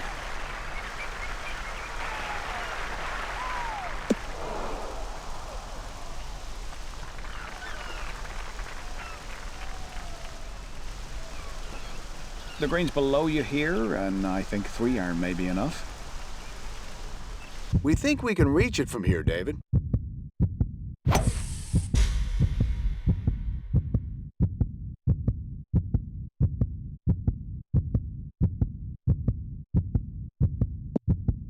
That's just spectacular. We could be looking at 3 here.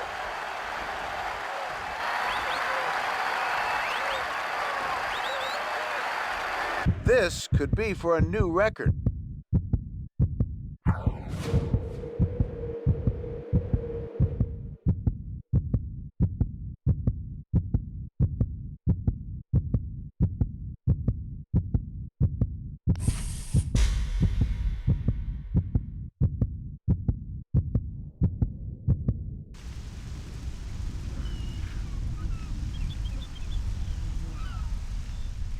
This for a 9th consecutive birdie.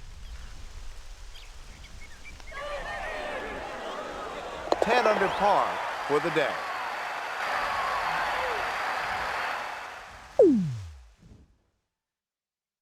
The back 9 at Poppy Hills begins with the signature hole of the golf course and the only blind tee shot on the course. Once again, it's a par 5 that's reachable for the longer ball strikers, but for those not going for the green, the play is to hit your second shot down the right side, avoiding the lake. This leaves a short approach to a green sloping from right to left.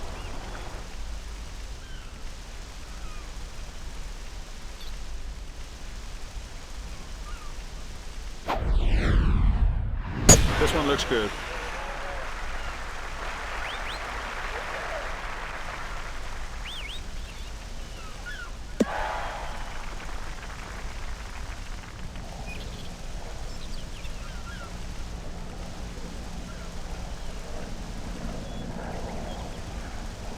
It looks like we're going to go for it here.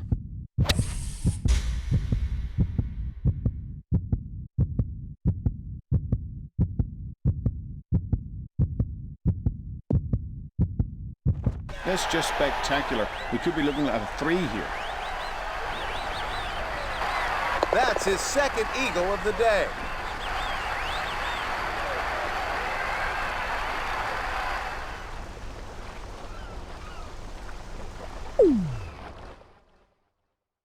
The 11th hole is a par 3 with numerous flagstick locations because of the triple-tiered surface. Yardages to the middle of those respective tiers are 193 yards to the front, 207 yards to the middle, and 219 yards to the back from the championship tees.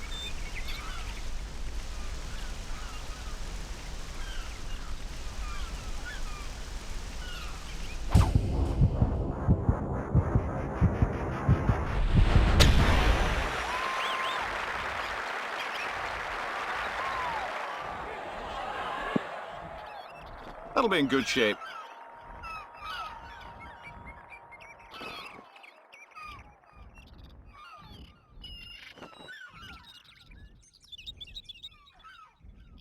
This for 11 birdies in a row.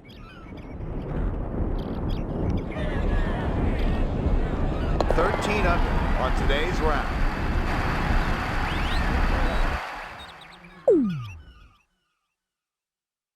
The 12th at Poppy Hills is a sharp dogleg right with crossing bunkers in the landing area. There's out of bounds along the right-hand side of the fairway from tee to green, and the third shot is a downhill approach to a green that's very difficult to read, as putts often break in the opposite direction from what your eyes tell you. The 6-iron would look pretty good right here for this downhill approach shot.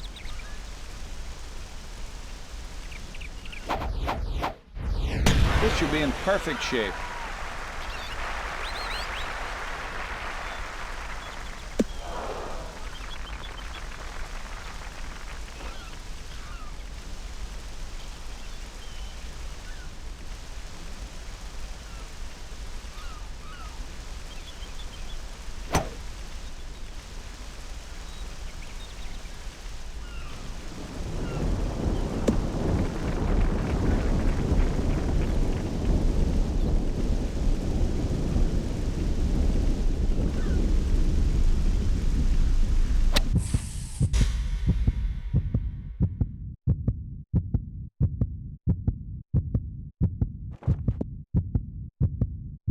What a shot!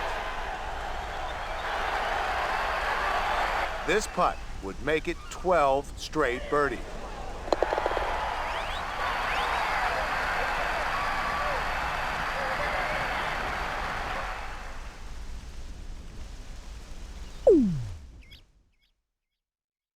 The 13th is an uphill swinging dogleg to the right, and it's the only hole on the golf course without a fairway bunker.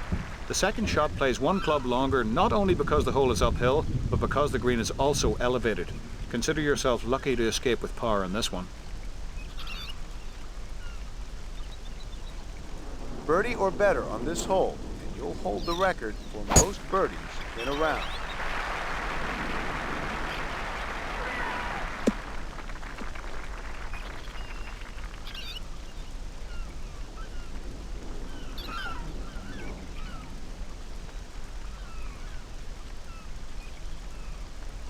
This is dead at it, Billy!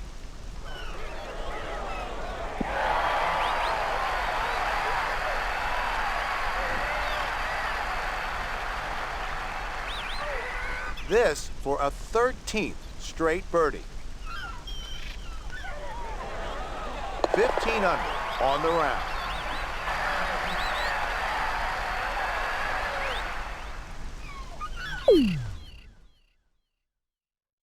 The 14th is a sharp dogleg to the left, which requires a tee shot of about 225 yards over or just to the right of the fairway bunkers. The second is severely uphill, forcing the player to use at least one more club. It's imperative here to avoid the deep bunker that guards the front left of this green.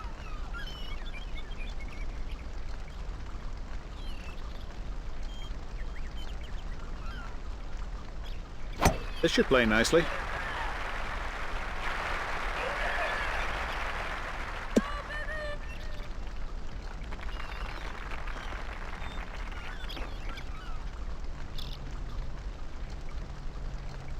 Might want to club up to a wedge here to get it up this hill.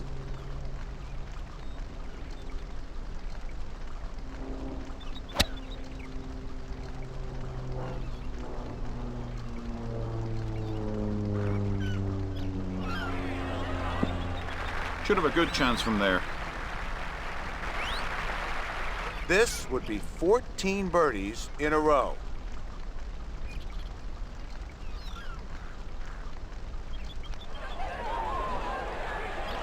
$16 under par today.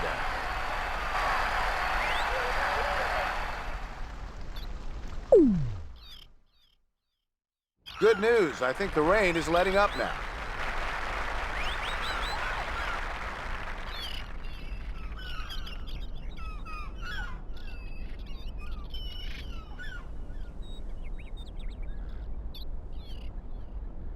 Oh, this looks really good.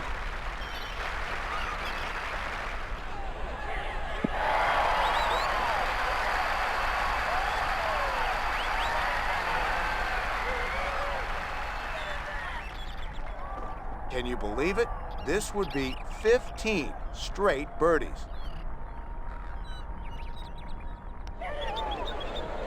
$17 under on today's round.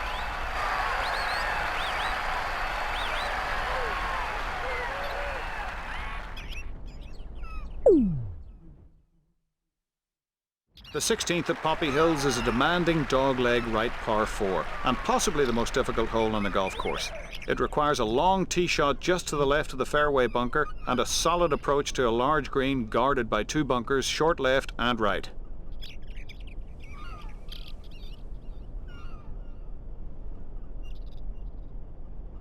Make birdie on this hole, and you'll hold the record for most birdies in a round.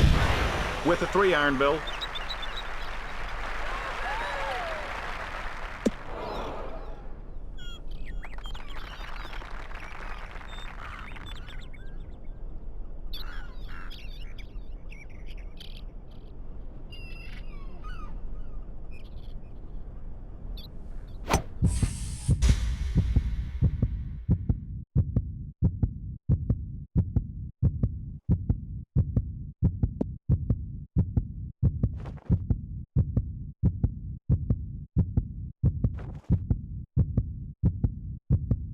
Oh my!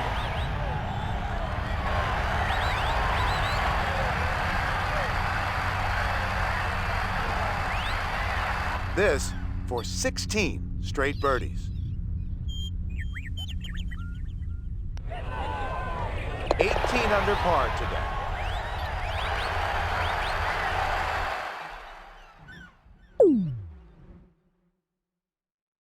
The final par 3 at Poppy Hills is all downhill to the second largest green on the golf course. The green is guarded by a lateral water hazard on the right, along with 4 bunkers. One of those not visible from the tee is short left of the green and is known as the surprise bunker.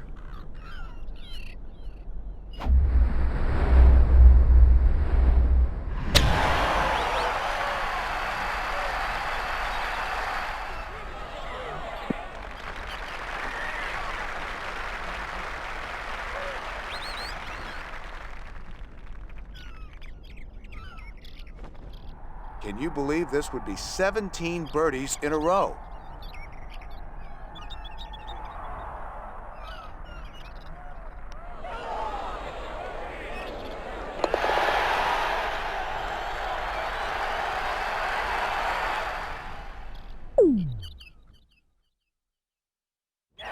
Okay, we're heading for home on a sharp dogleg left, and this requires a drive of at least 220 yards to clear the corner. The remaining distance is all uphill.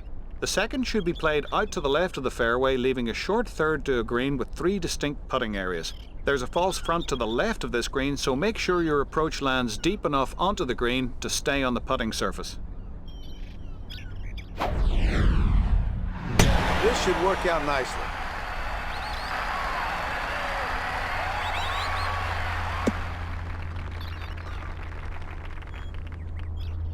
It's uphill to the green. You might want to try a 3-iron here.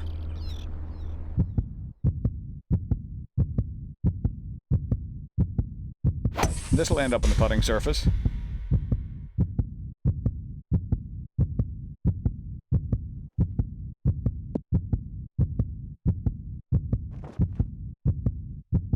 Gotta love it. Putting for eagle, David. I think we need to hit this one just a little bit firmer than we have been. This one's uphill.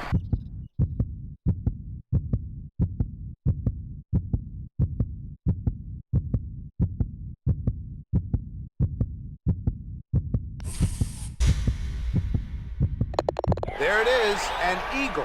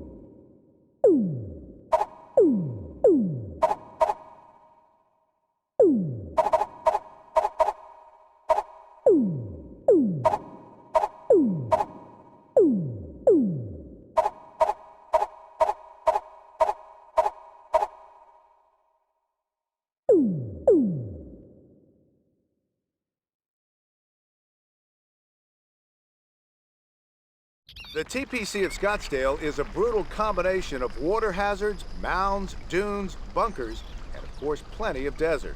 Hello everyone, I'm Bill McAtee for EA Sports. David Faraday will be calling the action from the course today. It should be a great day for golf.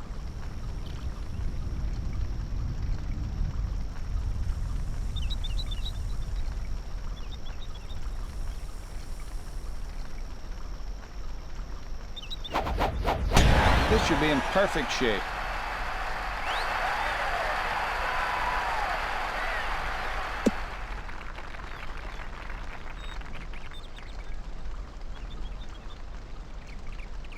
This will end up in the green.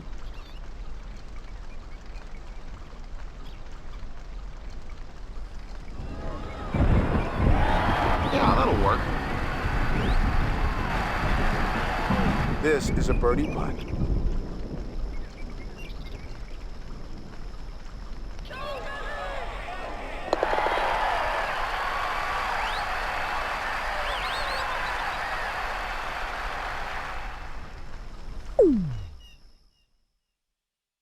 This is a slightly downhill par 4 of medium length. Players will use a driver to avoid 2 right fairway bunkers and 1 small deep pot bunker on the left side. The second shot is played to a small green, well protected by a right side bunker. It is a difficult hole depending on the wind condition.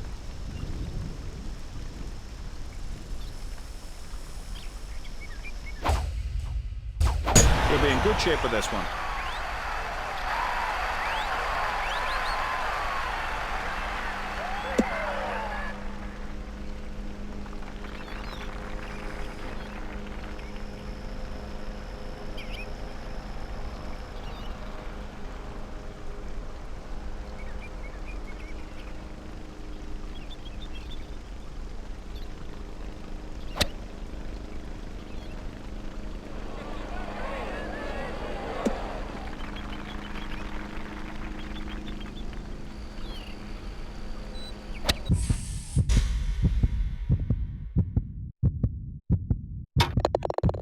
Just incredible.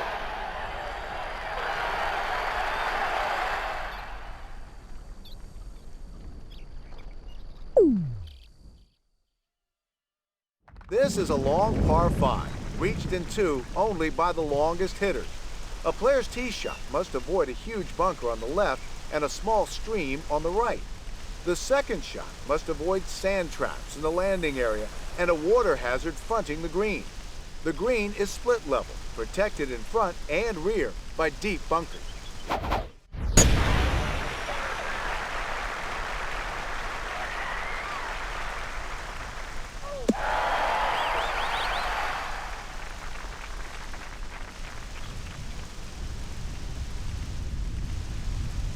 Well, we think we can reach it from here, Billy.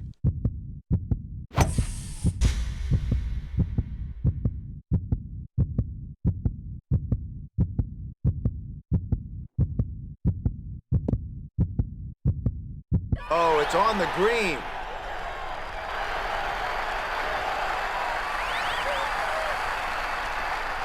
This putt for eagle.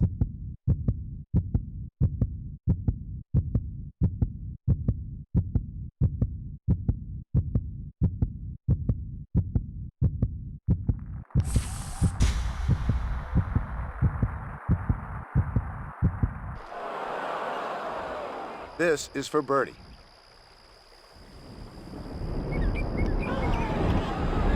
A birdie to go to 3 under par.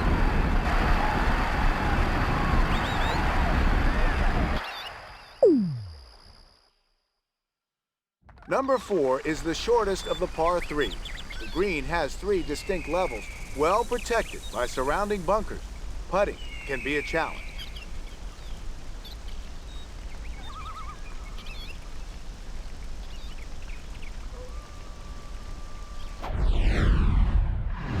Oh, that's a towering, high, magnificent looking. That's almost like something you would hit, Billy.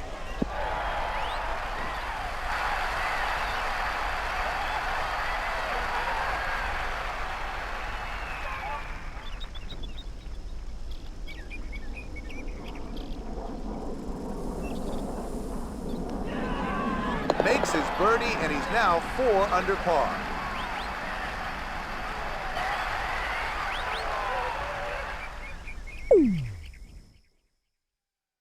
This is a long, straight par 4, with out of bounds down the entire right side. The enormous green is guarded on the left by a lone bunker. This hole is extremely difficult if a strong prevailing wind is present.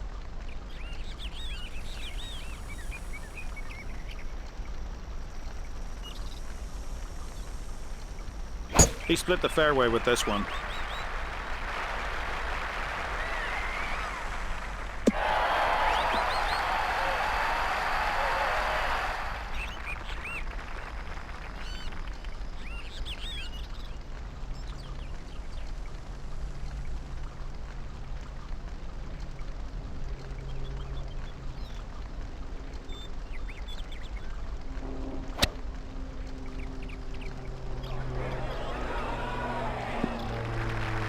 Should have a good chance from there.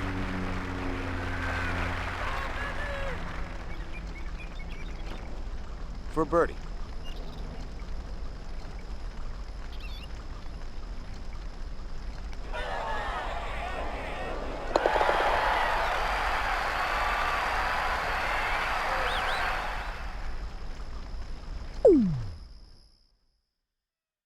Looks like the rain has stopped and it's all clear.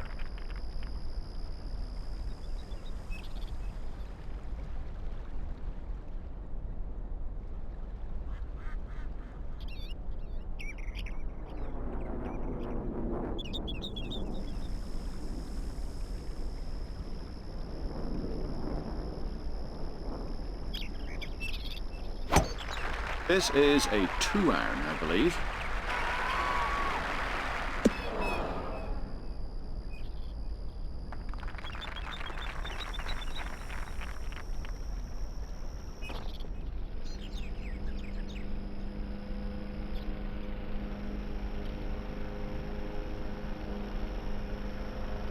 This is not leaving the flag, Billy.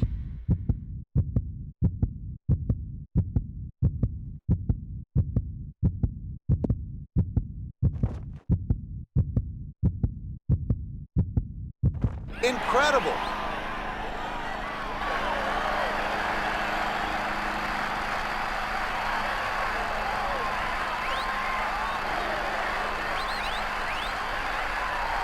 This for 6 birdies in a row.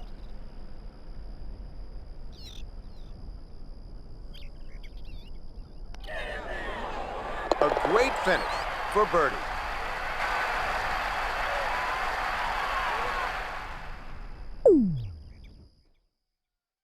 Number 7 is the longest of the par 3s, requiring a long iron to fairway wood from the tee. Bunkers are on both sides of the green, with an abrupt slope protecting the opening to the green.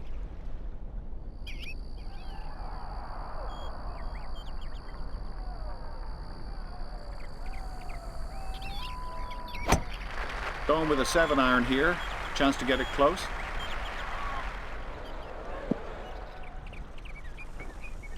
Safely on, this is in good shape.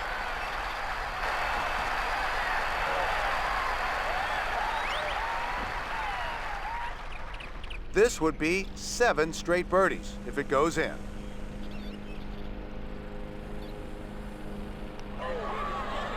Seven under on the round.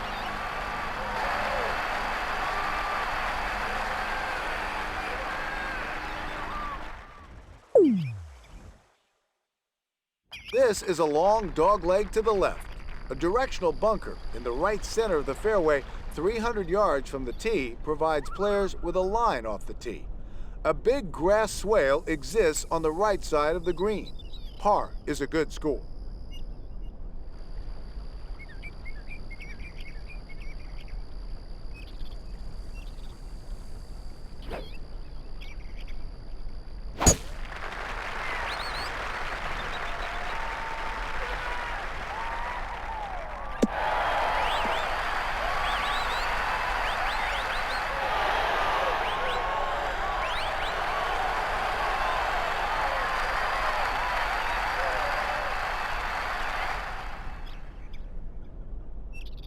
This is knocking down the flagstick, Billy.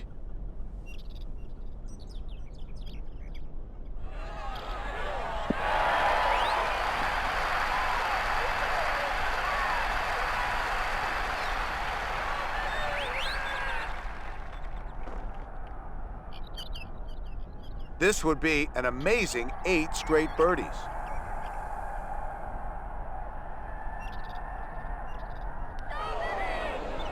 Eight under par today.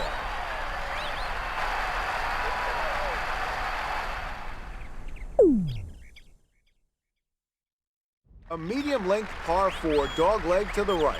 Players must avoid a deep bunker on the right side of the fairway. The green is wide but short, protected by a front pot bunker, a grassy hollow back left, and a deep bunker to the right. A significant ridge bisects the green, making putting a challenge.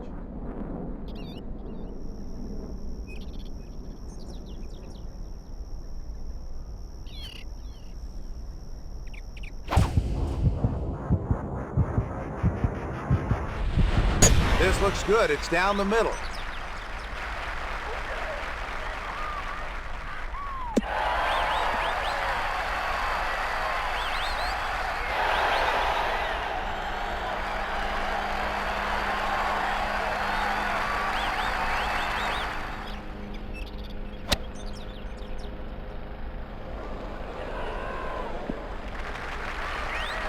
This one's in a good spot.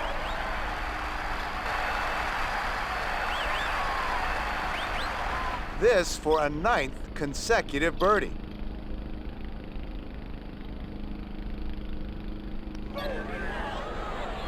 That's your birdie.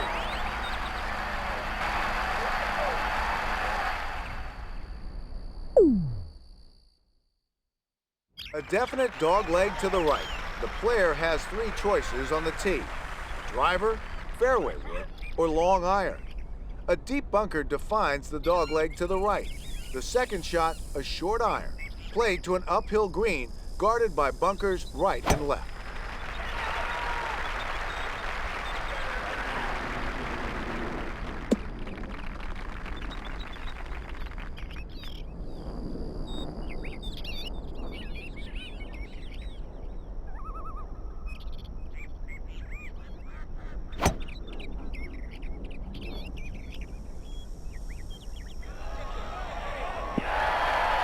Left this one in a good spot.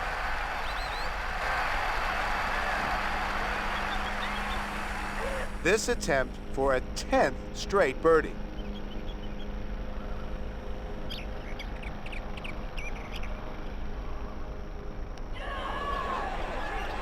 Ten under par for the day.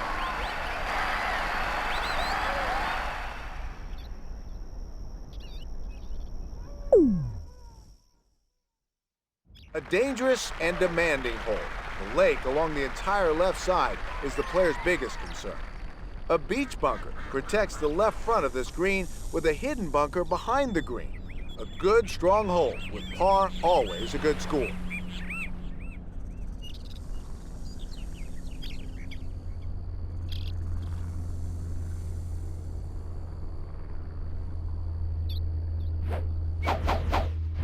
This should be in good shape, Billy.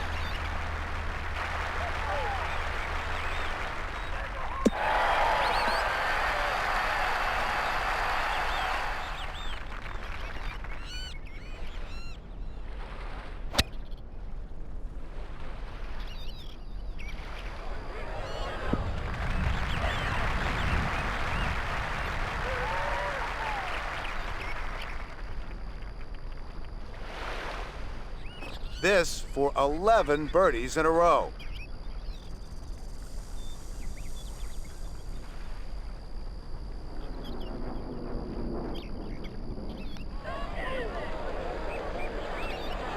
Under on the round.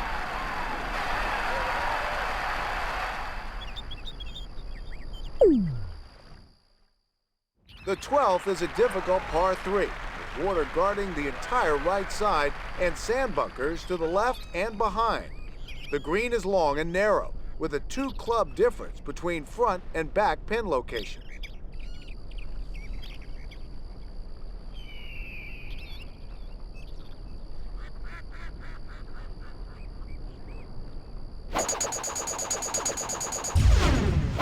Oh, the flag is quivering.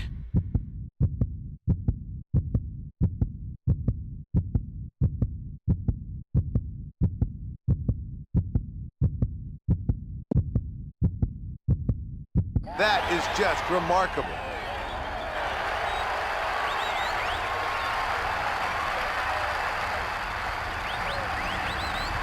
This putt would make it 12 straight birdies. 12 under par today.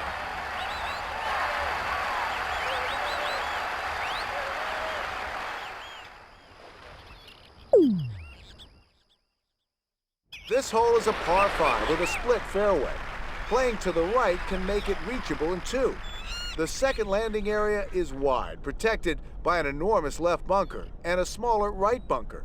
The green is small, guarded by a deep bunker located right front.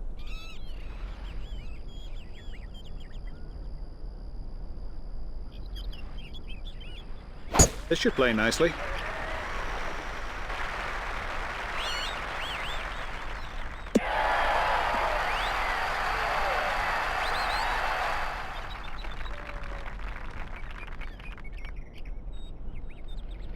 I think we're going to have a go at this one, Billy.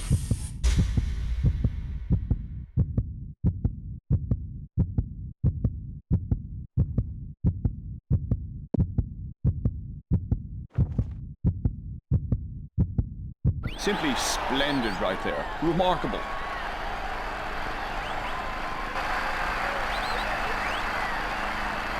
For eagle.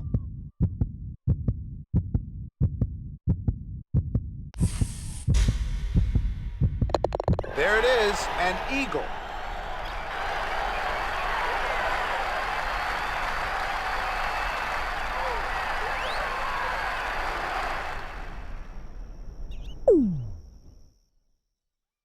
"14 is a par 4, slightly uphill with mounding on both sides of the landing area. A properly placed tee shot favors the right side, which will simplify the approach to a well-protected green.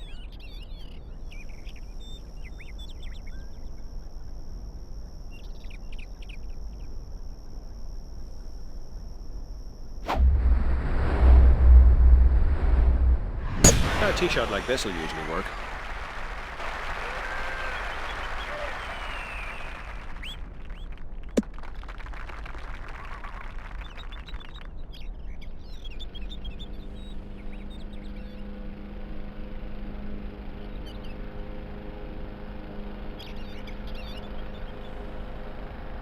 All over it.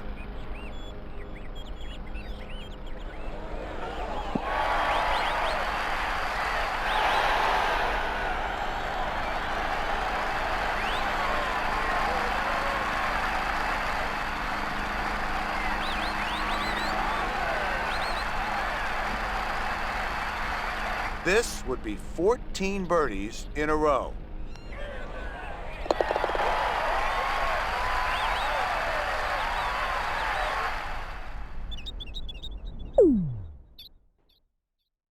"15 is a reachable par 5.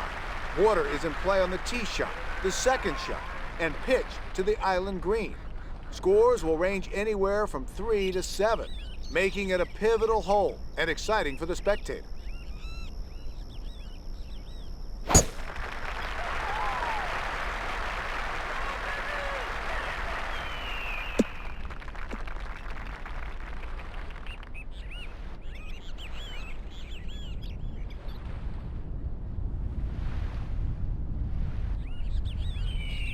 We can reach this in 2, Billy.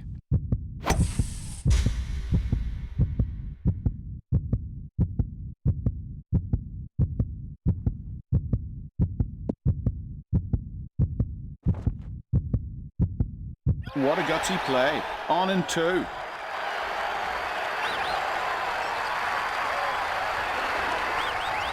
David Faraday. You wouldn't believe how slow this putt is going to be, Billy.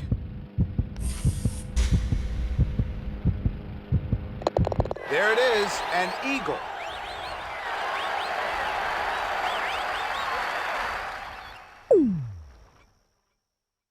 The green at 16 is an elusive target, requiring courage and accuracy. There are birdies to be had here, but bogey is not out of the question. Tiger Woods made one of the loudest holes in one in recent memory here during the 1997 Phoenix Open. Birdie or better on this hole will hold the record for most birdies in a round.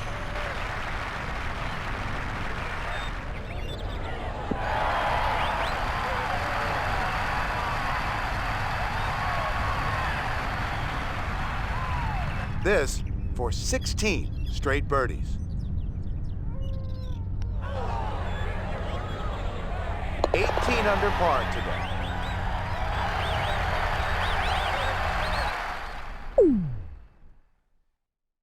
'17 is a very exciting par 4. This hole can be driven from the tee. The danger lurks around the green with both water and sand in play. A great risk-reward hole with eagle a real possibility. Andrew McGee even once had a hole-in-one here in competition. Make birdie on this hole, and you'll hold the record for most birdies in a round.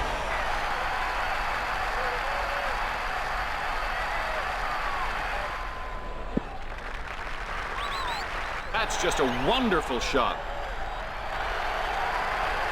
Gonna need to get a head of steam on with this one. Let's just give it a good solid whack up the hill here. This for an eagle 2.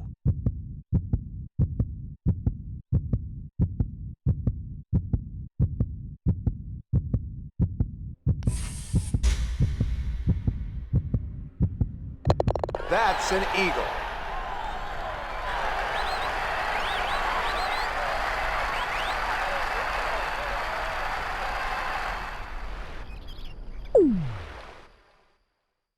The 18th features a large lake along the left side and sand on the right.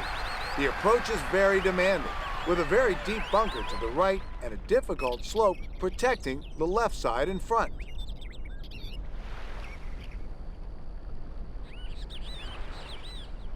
Get birdie on this hole, and you'll set a new birdie record.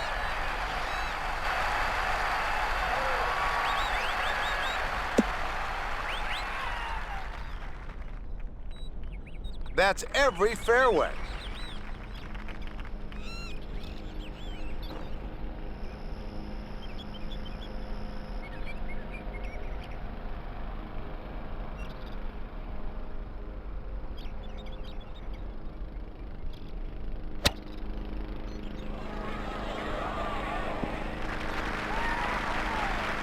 Yeah, that'll work.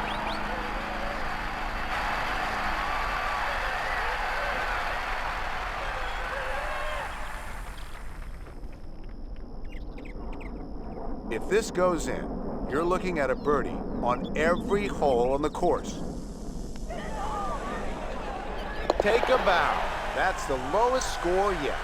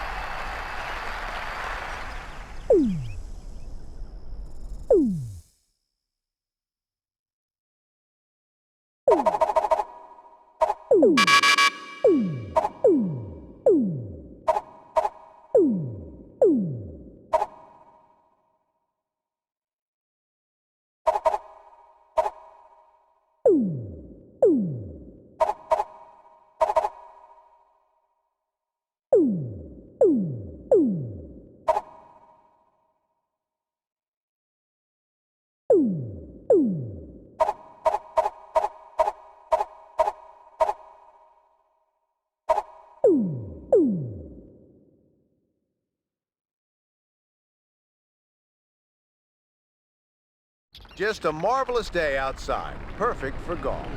Hello again, everyone. I'm Bill McAtee for EA Sports. David Faraday is on the course with us today, and we'll be following the players. Let's send it down to the first tee.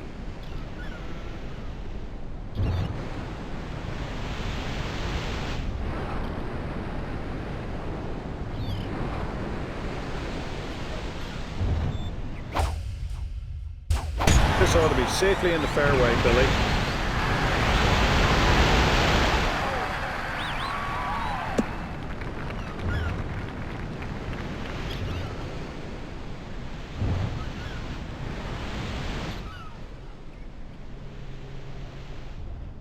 Tell us what you have, David. Well, the old stripy head cover might come off here. We're right up, well, it's probably close to 300 yards.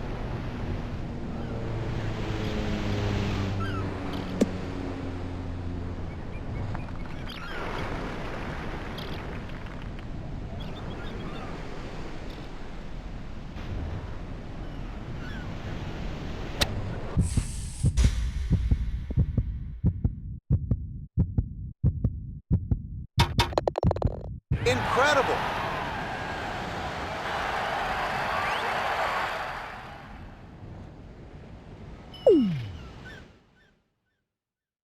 The tee shot is the key to success on this long par 5 along the North Sea. The longest hitters can take aim at the lighthouse for the best chance to reach the green in 2 shots and the best chance for a birdie.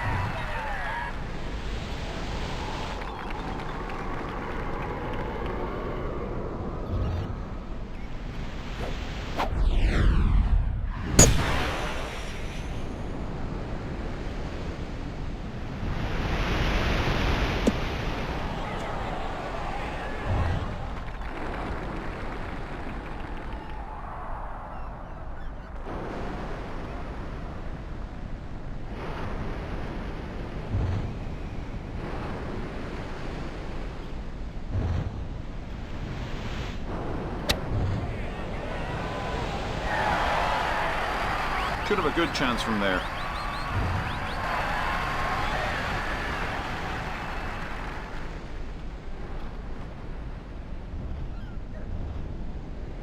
This for a second consecutive birdie. There's a birdie to go to 2 under.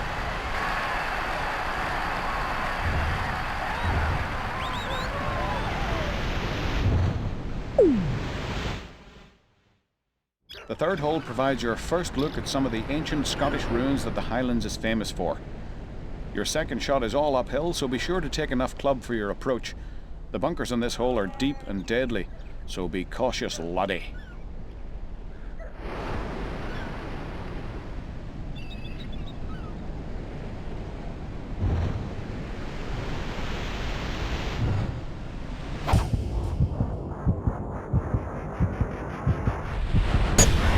The 3-wood here.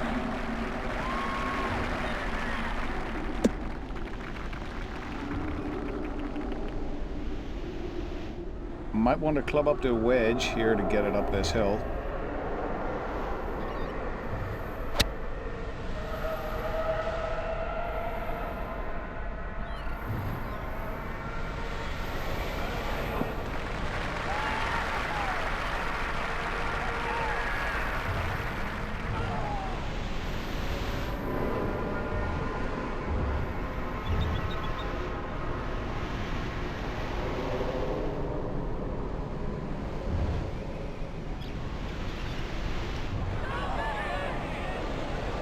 On the round.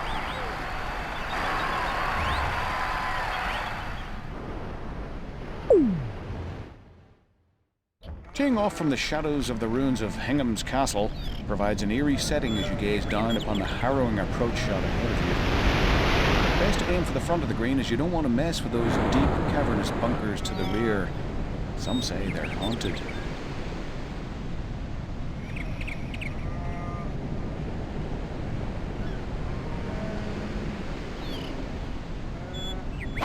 This is right at it, Billy.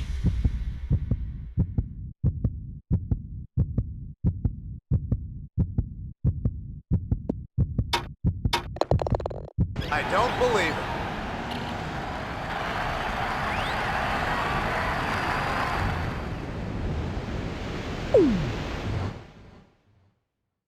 The fifth at the Highlands is a tight par 4 dogleg to the left. Make sure you check the pin position before attempting your approach to this well-protected green.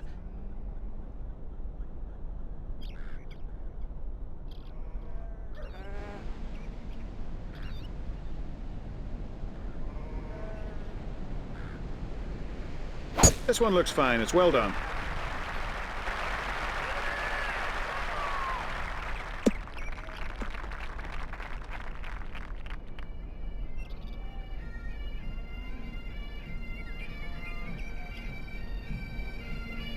David Faraday. Walk this one off. It's 140 yards to the hole.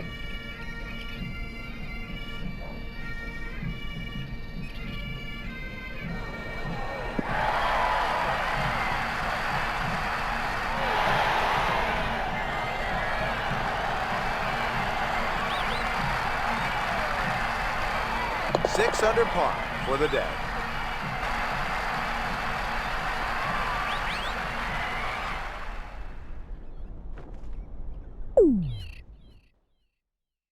This long par 5 is made more difficult by the tricky approach to the green. There's water in front and in back of the green, which should make the aggressive players think twice about trying to approach this putting surface with anything but an iron in their hands.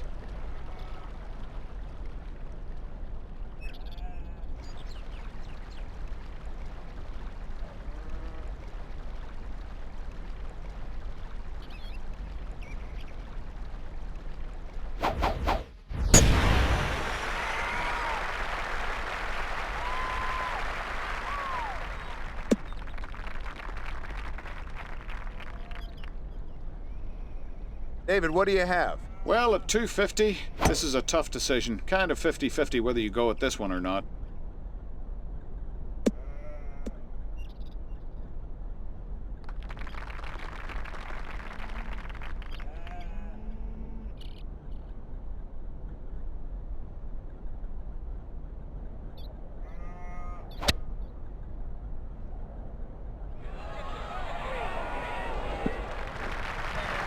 This one's in a good spot.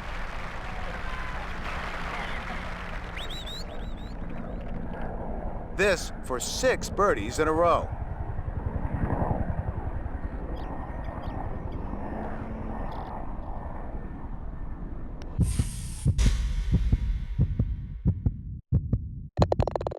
This is just too good.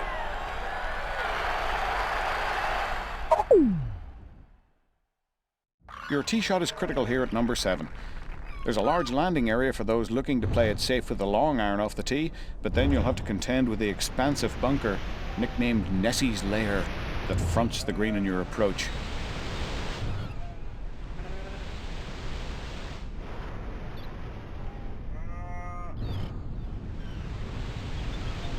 This should play well from here, Billy.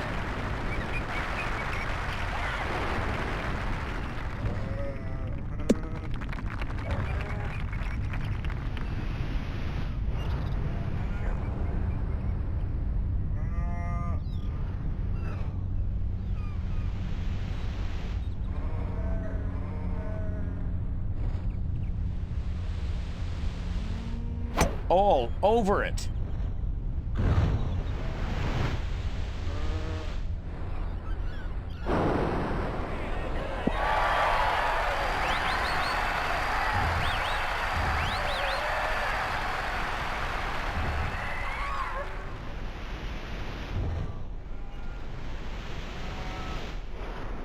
This would be 7 straight birdies if it goes in.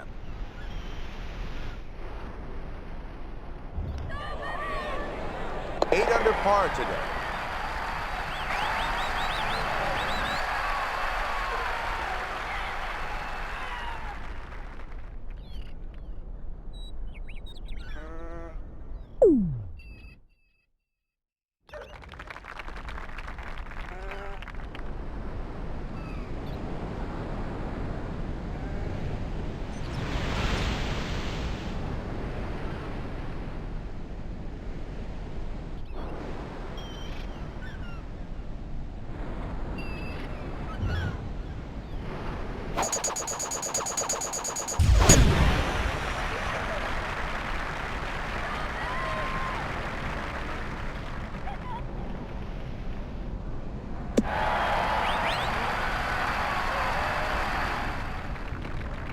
Well, a downhill slope here. Gotta be very careful choosing a club for this shot. Right on line here, Billy.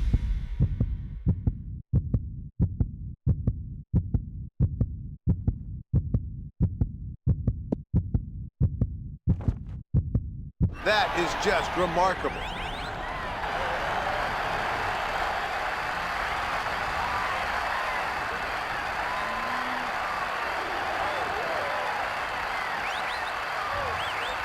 This would be an amazing 8 straight birdies.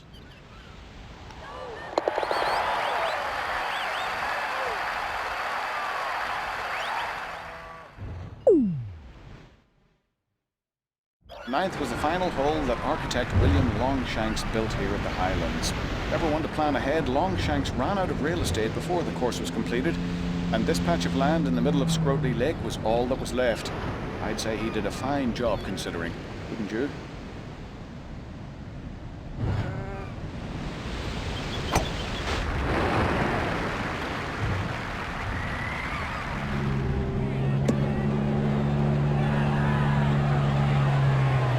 Oh, you gotta love that one, Billy. That really helps.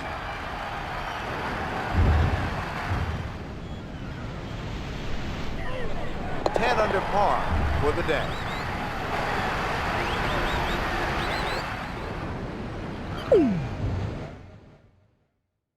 This par 4 provides an intimidating tee shot, as it's all carry over Scrotley Lake to reach the fairway. The long hitters can clear the fairway bunker to guard to the right side. Watch out for the pond that's hiding back left of the green to swallow anything that's long.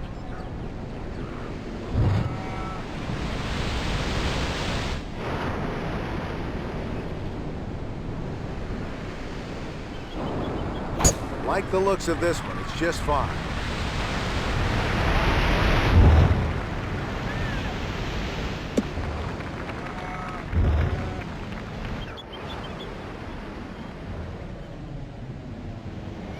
Nine iron may be the club here. We're thinking it's uphill.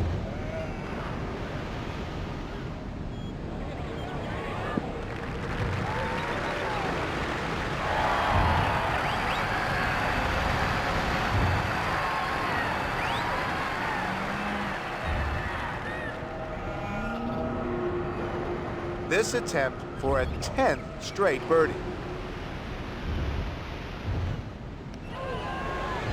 11 under on the round.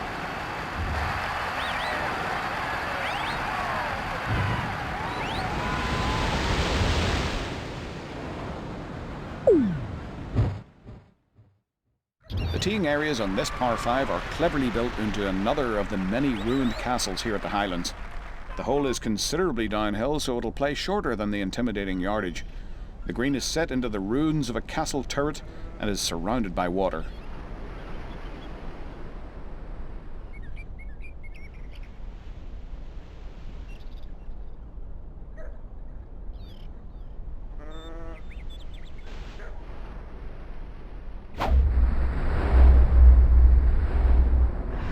This looks good, Billy.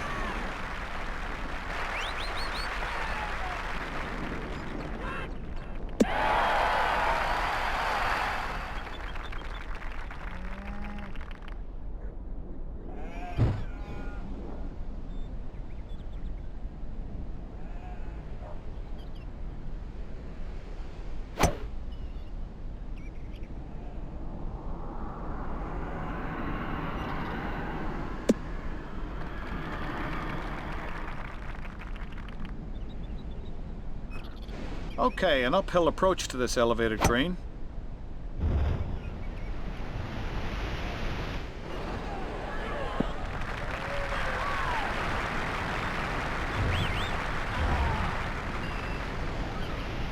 David Faraday? No one's got this one to the hole all day, Billy. You gotta hit this one really hard up the hill.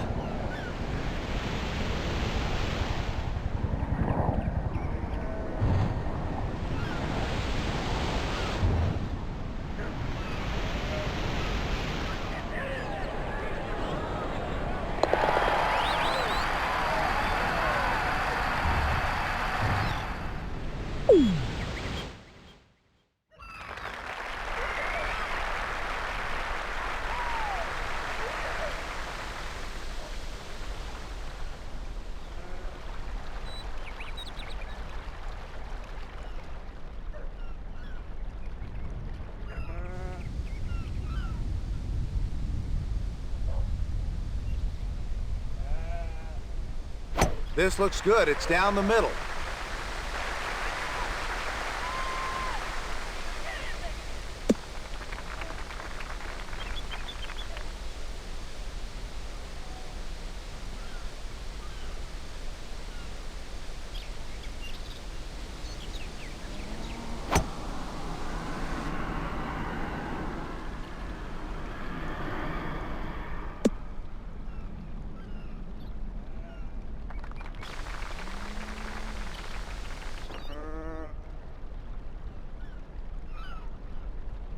Pick a little more club here for the hill. Maybe 7-iron.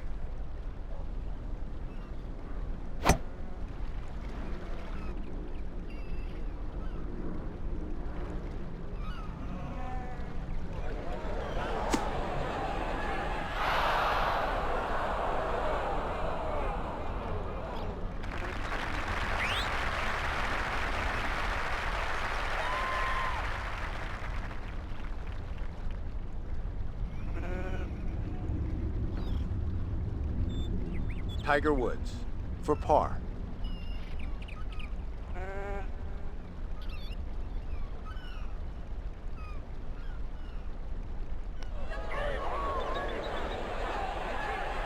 Under par today.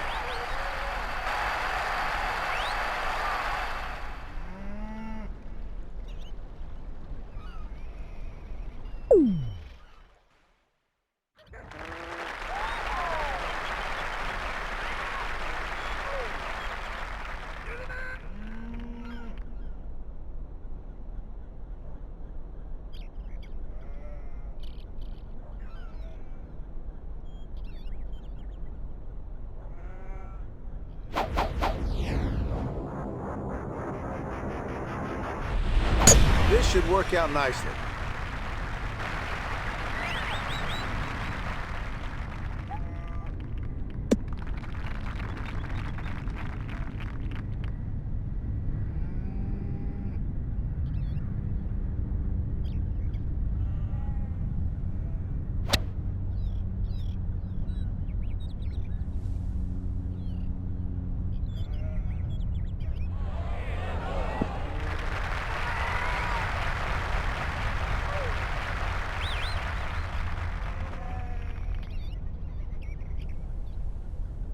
This for birdie.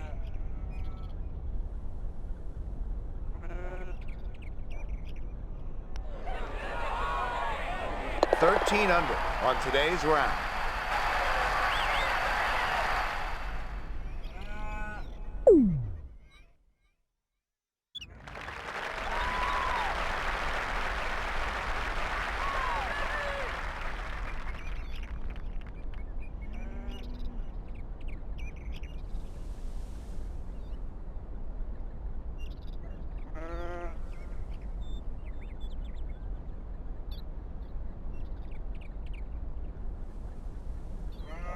This should play nicely.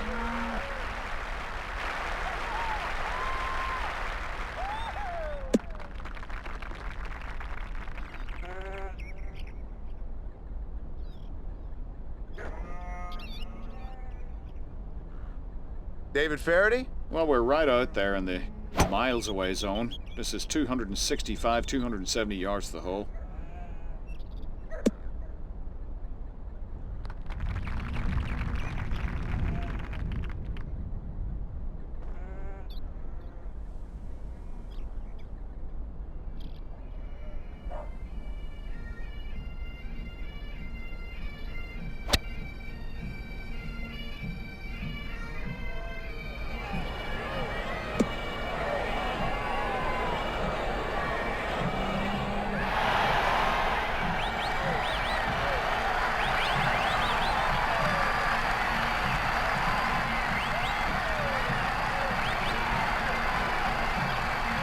Tiger Woods for par.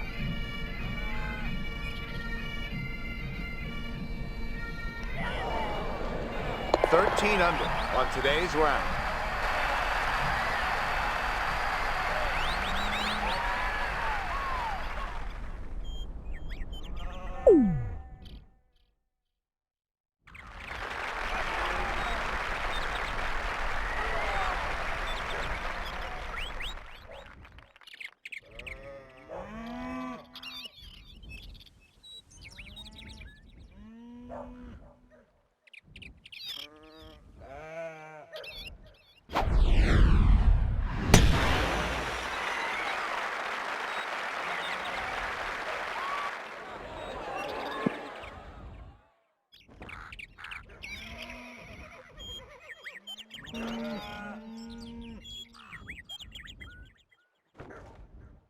This putt for birdie.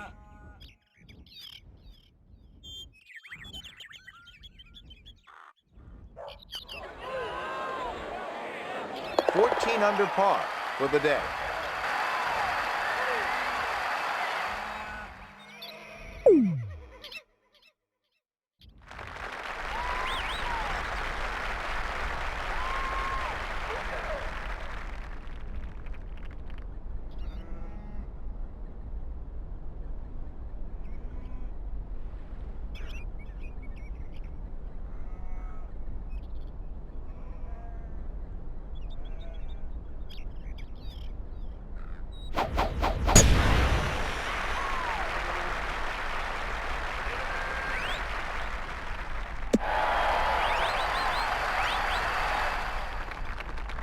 How do you play this one, David? Might need a little bit more club for this uphill shot. David Faraday. Okay, needs a good solid shot here. 190 yards left to the hole.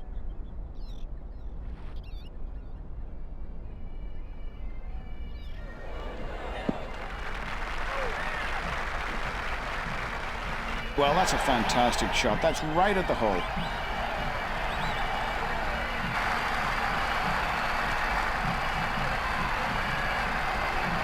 Putting for birdie. 15 under on the round.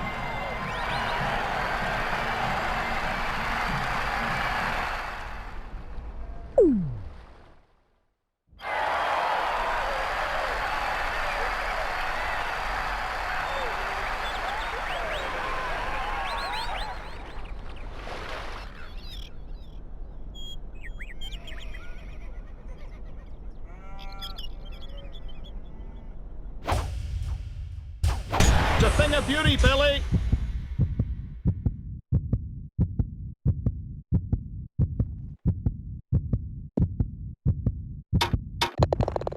I don't believe it.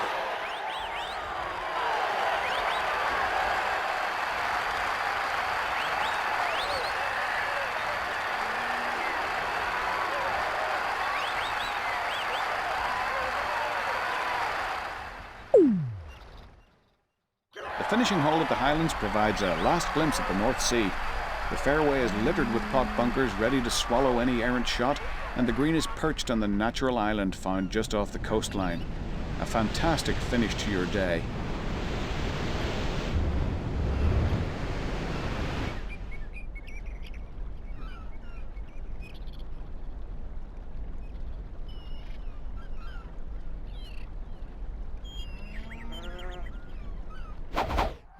A tee shot like this will usually work.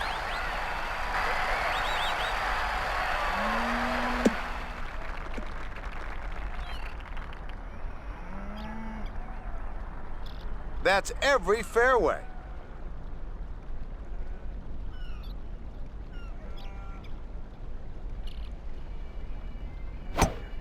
Looks like a 4-iron.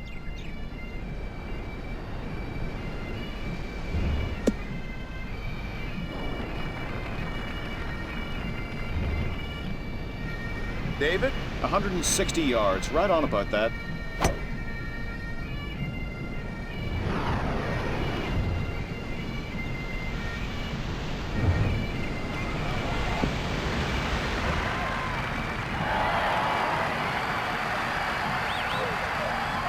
This for 4 straight birdies.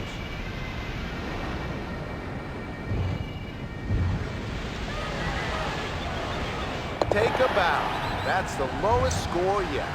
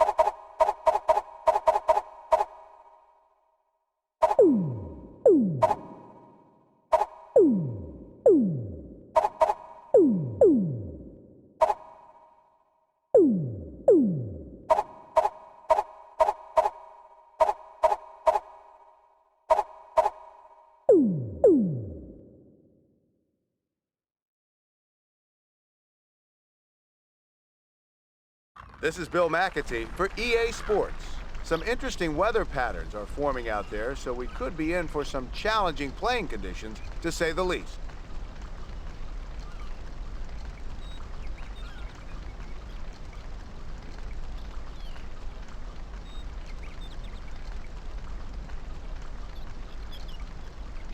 This should work out nicely.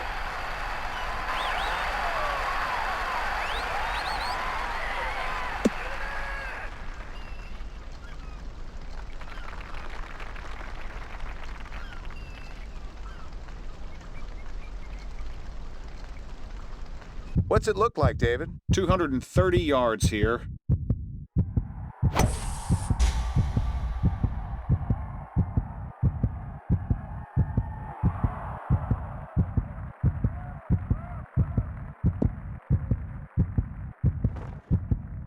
That's just spectacular. We could be looking at a 3 here.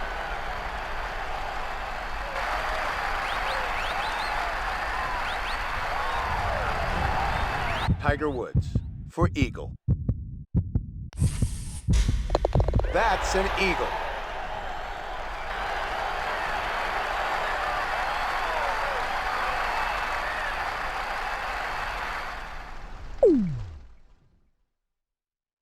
While relatively short, the second hole at Spyglass plays uphill and is surrounded by trouble, primarily sand and ice plant.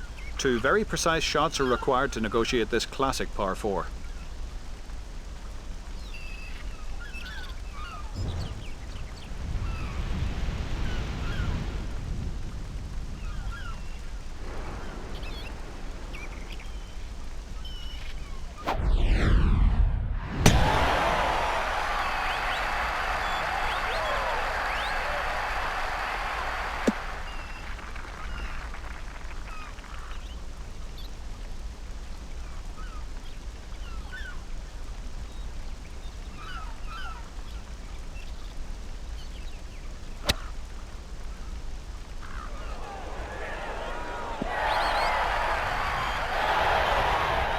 For birdie. 3 under on the round.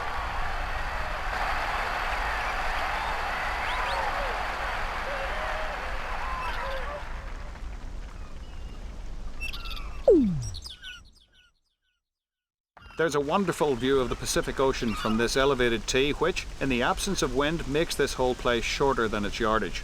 This green is deceptive, sloping from front to back.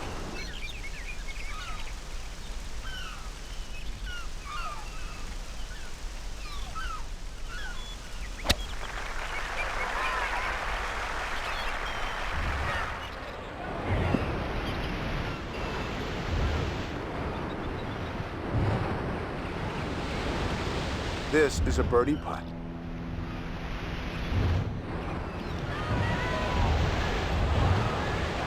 Makes his birdie, and he's now 4 under par.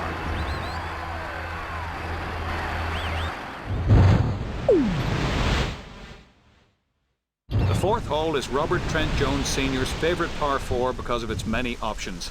If the hole is in the back of the green, the approach should be played from the right side of the fairway. If in front, then the left side is the better angle. The green, which is encircled by ice plant, is Spyglass Hill's most photographed.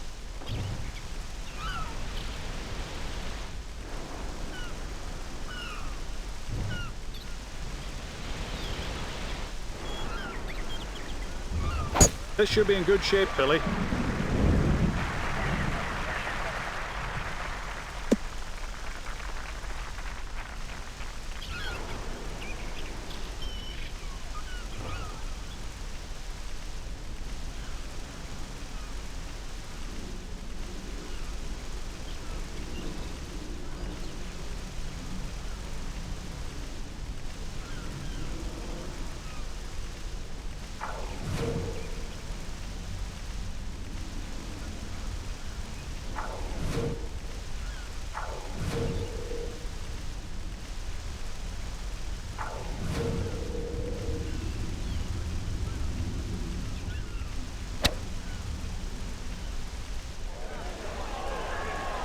That'll play, Billy.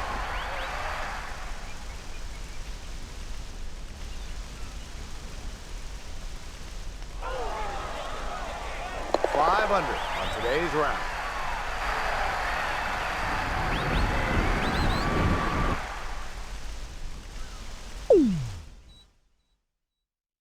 The fifth hole at Spyglass Hill is a straightforward par 3 framed by ice plant in back and 3 pot bunkers in front, the centre being the deepest and most difficult on the golf course. Another bunker is hidden from view and awaits stray shots to the right.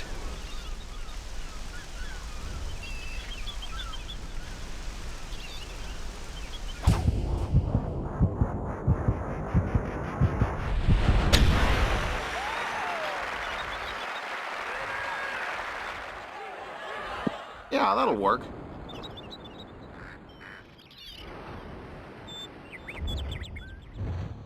This would be a 5th straight birdie.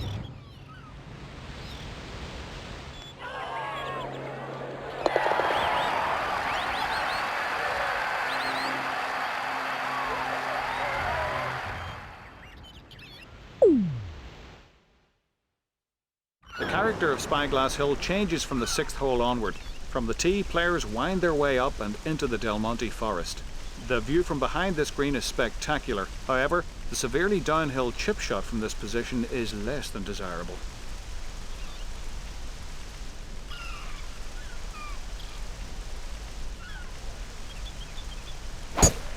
All right, head cover off. That's the 3-wood.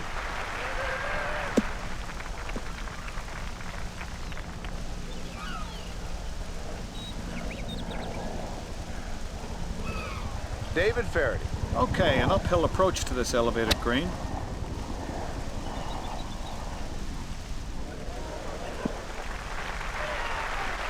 This putt is like a cross between a turtle and Bernard Langer. It's slow.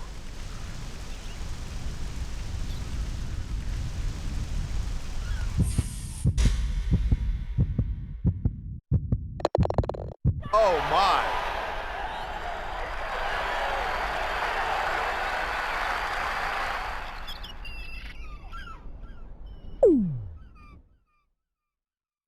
An elevated tee makes the 7th hole a reachable par 5. While there are no greenside bunkers, a pond penalises anything left and short. The right-to-left sloping green makes chip and pitch shots even more troublesome. This is a tempting hole off the tee, but it requires complete precision from the fairway.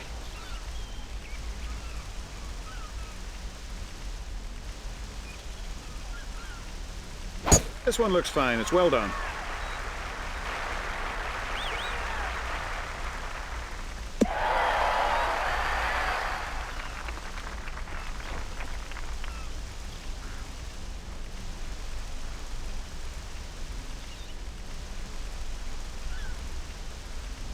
It looks like we're going to go for it here.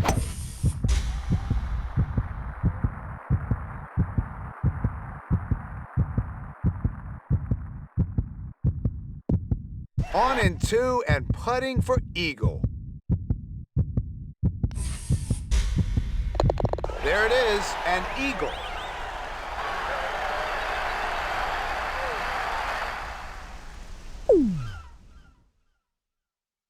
The 8th hole is perhaps the longest hole under 400 yards in the world. The second shot is even more uphill than the tee shot.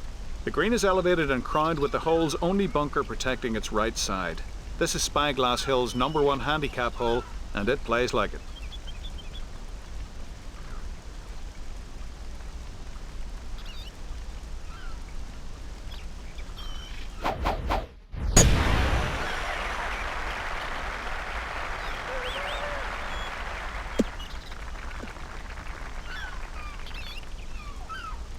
I don't think you can get the lob wedge there. You want to try your stronger sand wedge, I think. Pulled a lob wedge here.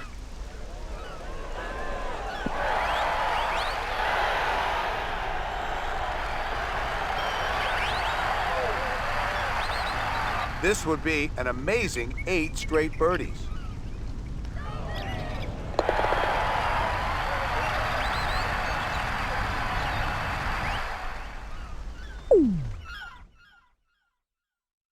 The inward hole on the front 9 at Spyglass Hill is yet another uphill par 4. A massive green, the second largest on the course, is guarded by deep bunkers. The tremendous slope from back to front makes putting from above the hole an unenviable task here.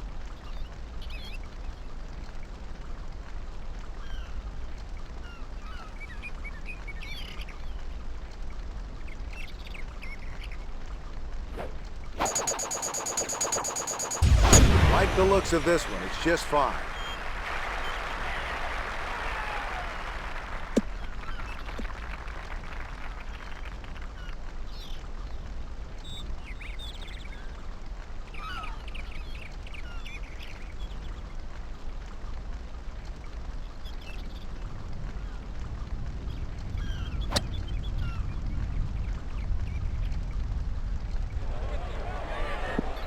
Should have a good chance from there.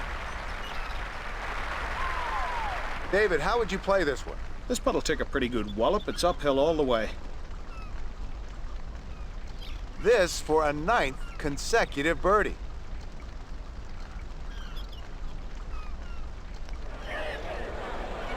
$11 under on the round.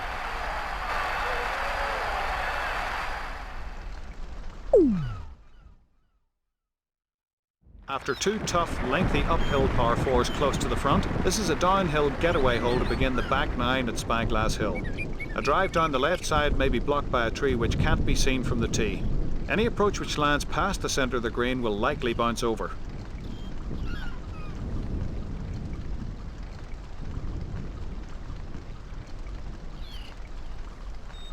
This ought to be safely in the fairway, Billy.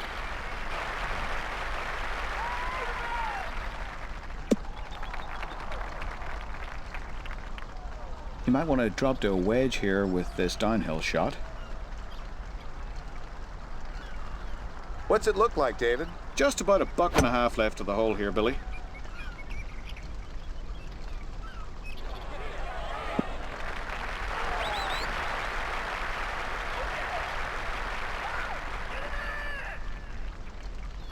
This attempt for a 10th straight birdie.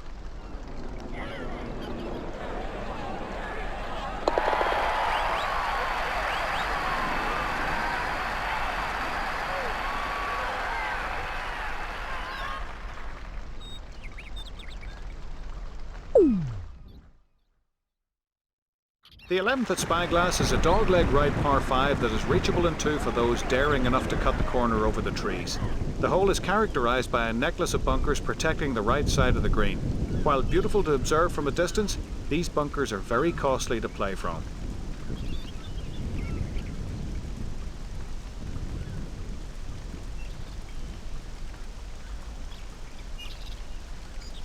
Okay, if you got a problem with this shot, well then you need to think about another game maybe.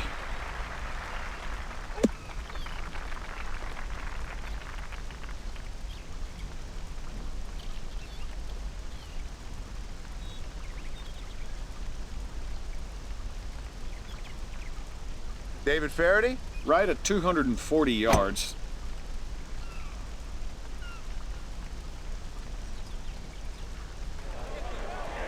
Left this one in a good spot. Tiger Woods for eagle.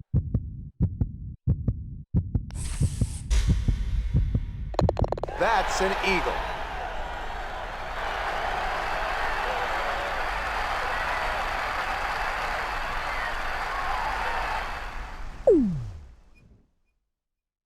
Water comes into play on 3 of the next 4 holes, starting with a par 3 12th. The left side of this green should never be a target since balls have a tendency to spin off into the pond. If the pin is tucked back left, aim for the middle of the green and walk away with a 2-putt par.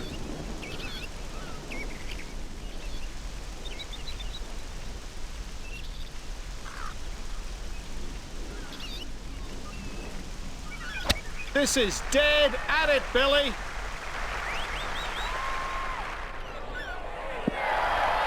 Safely on, this is in good shape. This putt would make it 12 straight birdies. 15 under on the round.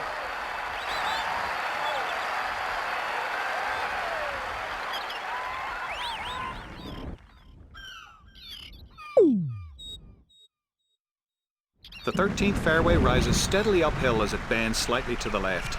Another elevated green deflects any offline shot, although a straight run-up shot will work effectively here.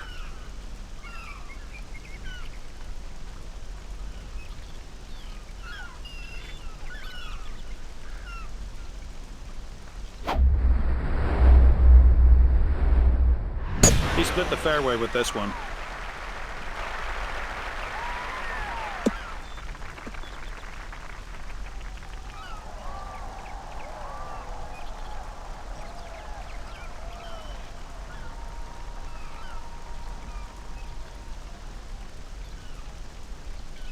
Oh, this looks really good.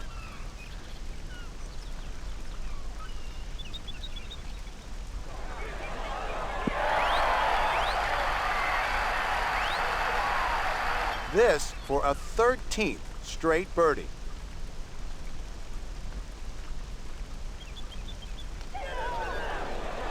$16 under par today.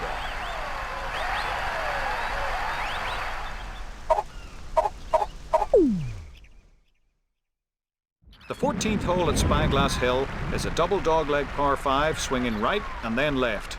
A pond protects the right side of this shallow but very wide green.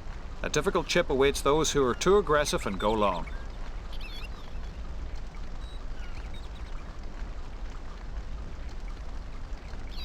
This should work out nicely.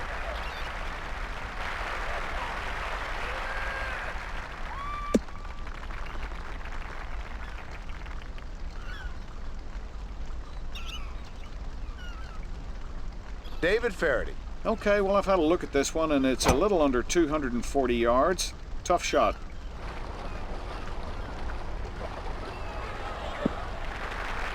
That'll be in good shape.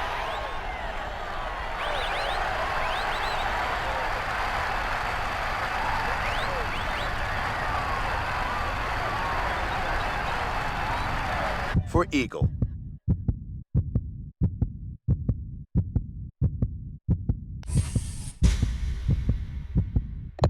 There it is, an eagle.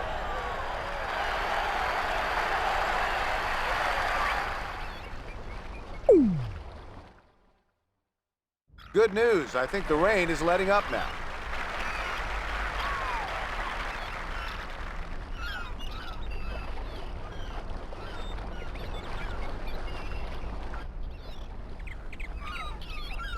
Make birdie on this hole, and you'll hold the record for most birdies in a round. Oh, this looks like a beauty. It's right at the flag. This one's in a good spot.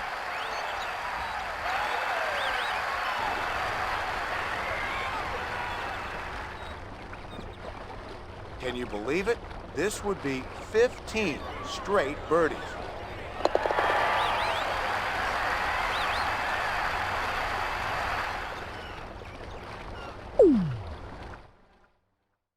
The drive on the 16th hole must be aimed left to avoid the tree on the right-hand side of the fairway.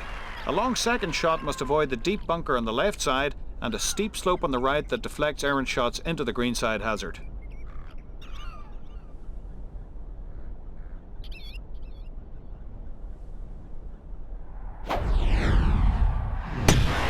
With the 2-iron.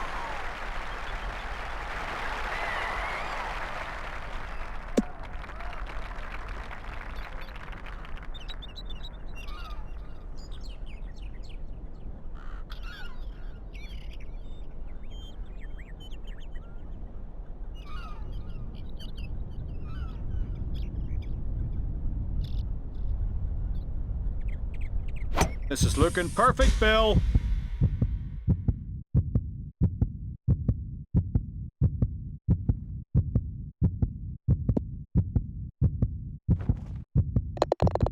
Oh, what a shot.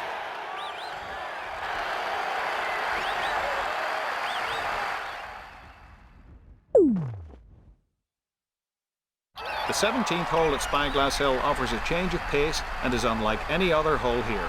Neither the landing area from the tee nor the green surface from the fairway can be seen. The hole's many bunkers and its sloping green offset the short yardage, and above the hole here is just treacherous.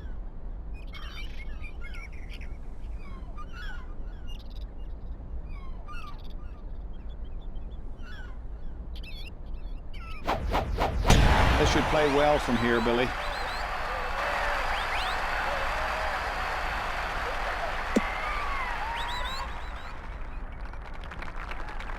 I don't think you can get the lob wedge there. You want to try your stronger sand wedge, I think. Lob wedge here.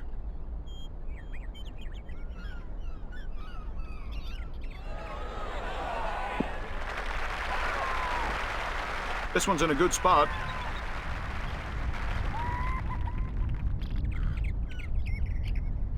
Can you believe this would be 17 birdies in a row?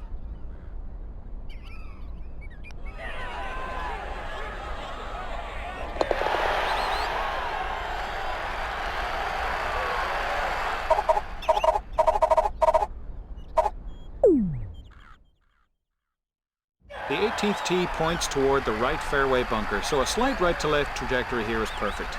An elevated green with a ridge separating the front from the back awaits the second shot, and any dodgy-looking second shot will probably be detoured into the surrounding trouble.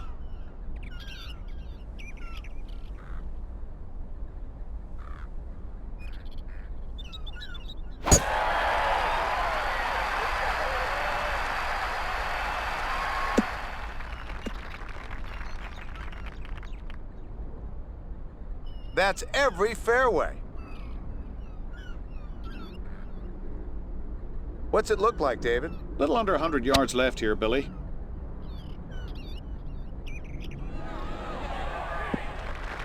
That's just about a perfect round. You've hit every green on the course.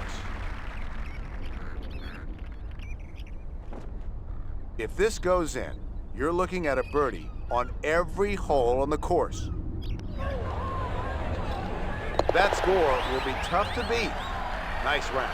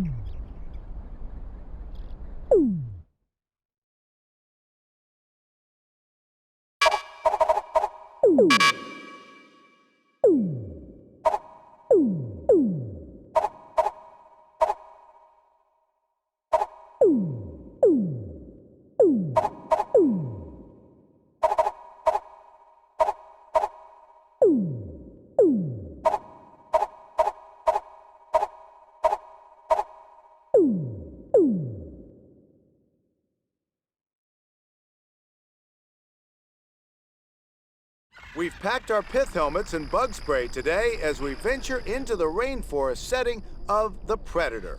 Hello everyone, Bill McAtee here along with David Faraday, set to bring you what's certainly going to be a thrilling day of golf.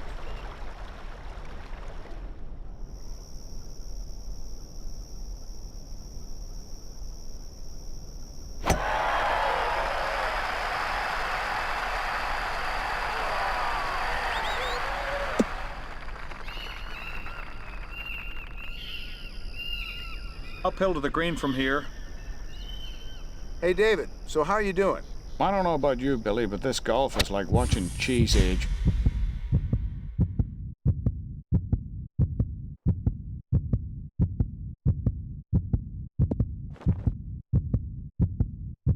Oh, what a shot.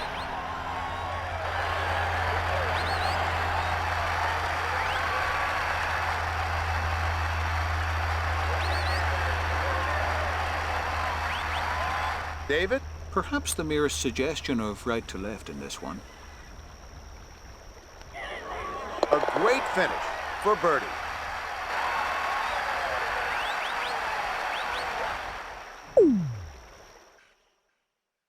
The second hole is quite the teaser.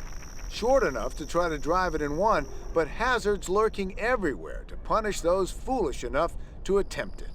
A big sweeping draw to the front of the gorge is the ideal tee shot, which should leave you a short second.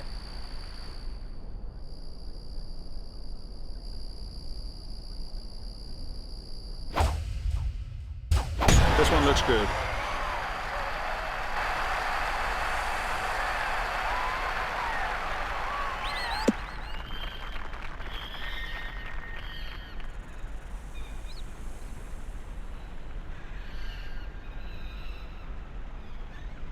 David Faraday. Okay, needs a good solid shot here. 190 yards left to the hole.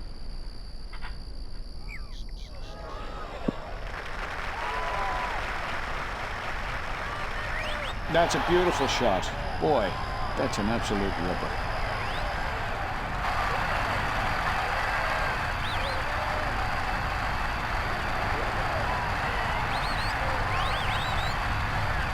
For a second birdie in a row. Makes his birdie, and he's at 2 under for the day.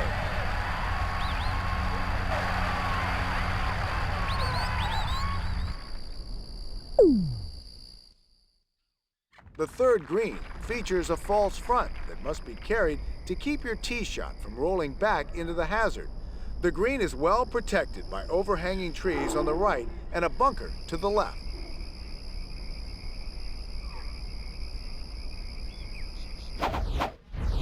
This is looking perfect, Bill.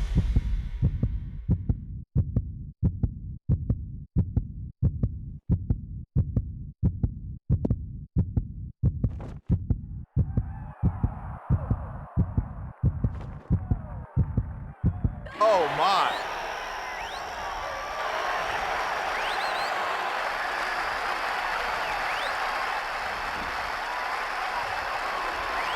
This putt for birdie.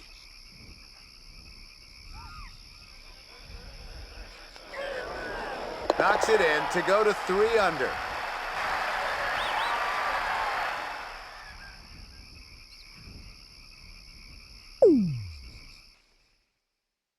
The fourth hole is a 3-shot par 5 if there ever was one.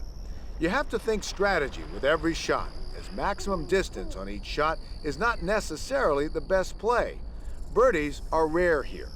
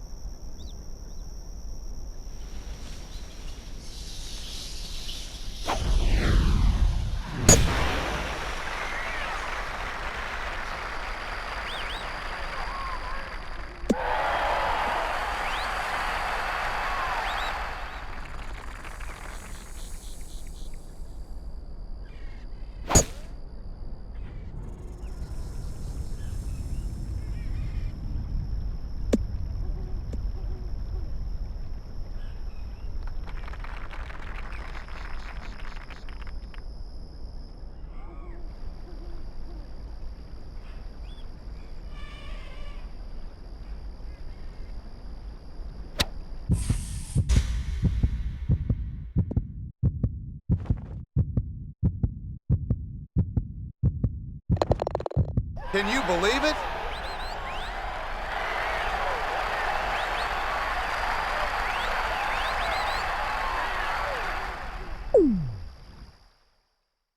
A medium-length par 4. The key to the 5th hole is landing your tee shot in position to thread your approach between the 2 mammoth trees that guard the fairway at 300 yards. Trees nicknamed the Snake Eyes.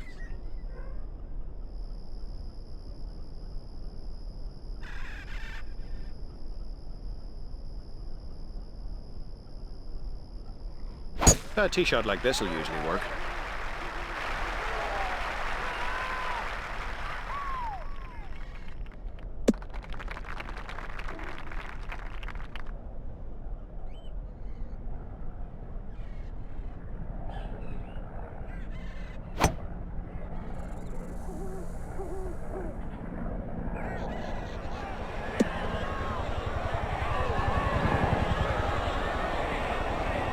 Oh, you gotta love that one. Yeah, that's right. Well, I hope that's where we're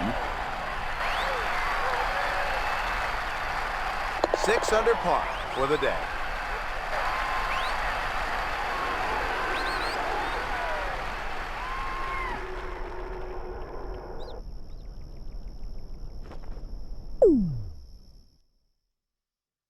Another long par 5. This hole involves a long carry over the gorge if you plan to get home in 2.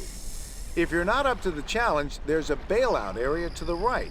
This hole is an easy par, but could be a gratifying eagle.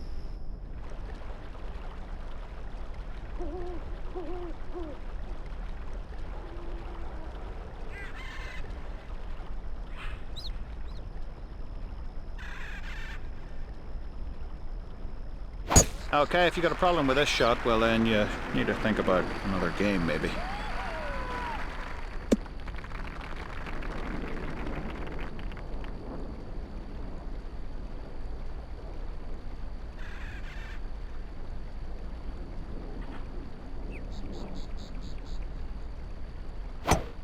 Hold a 5-iron here, Billy.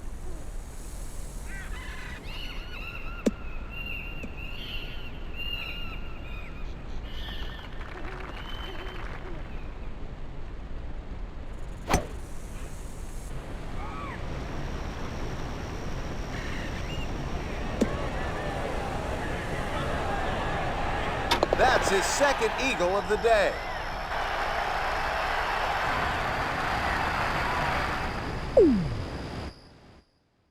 The hole location is the key to the 7. If it's placed on the small right side of the green, you'll be lucky to avoid the gorge which protects it. The safe play is to aim left to the fat part of the large putting surface and hope for a 2-putt.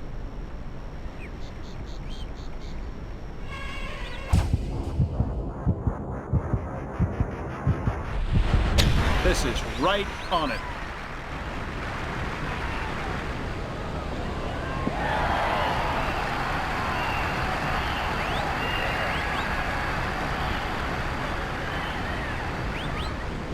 This would be 7 straight birdies if it goes in. 9 under on today's round.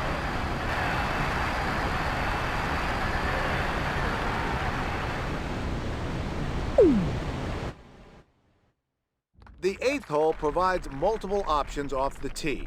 The tougher route may require a punch shot to avoid the tree canopy and find the fairway to the left. The shot to the right is safer, but you'll have a huge bunker to contend with on your 2nd.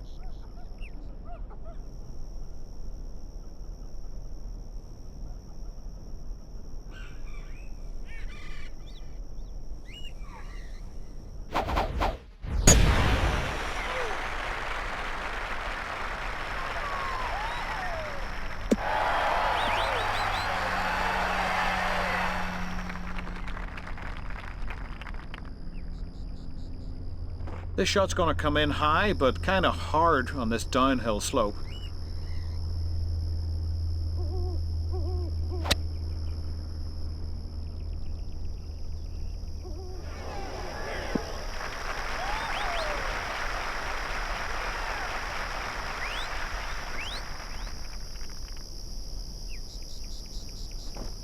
This would be an amazing 8 straight birdies. 10 under par for the day.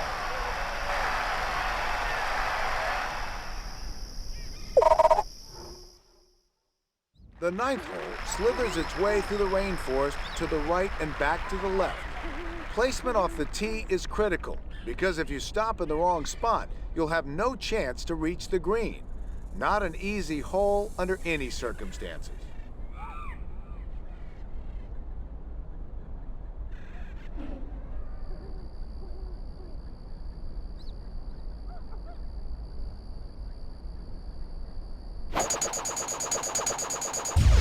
I like the looks of this one. It's just fine.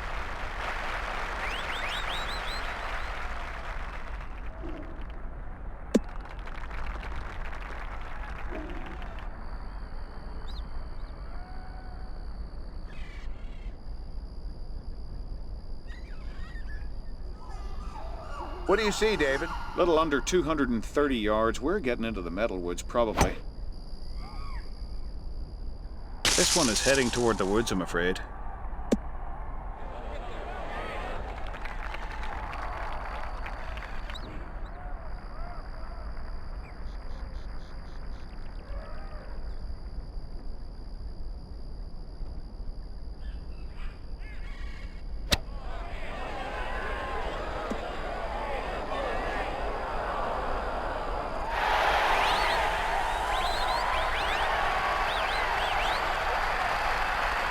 Tiger Woods for par. 10 under par for the day.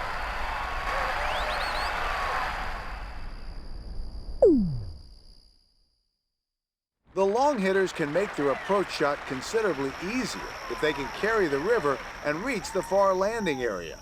Shorter hitters will be forced to contend with the overhanging trees and a much longer carry on their 2nd.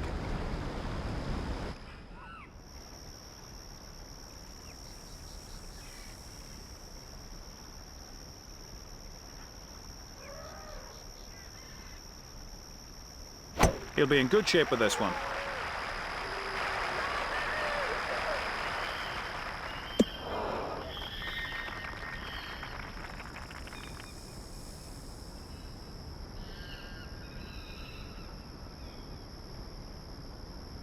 What do you have down there, David? Little over 230 yards, and this is a very difficult shot.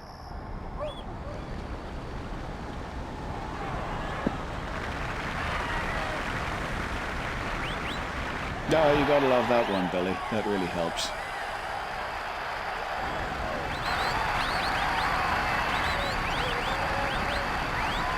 This is for birdie. 11 under on the round.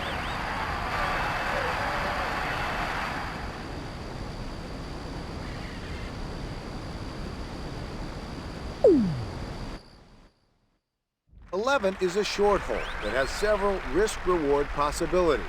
The landing areas are linked together with the remains of fallen trees. You may be able to use those trees to your advantage.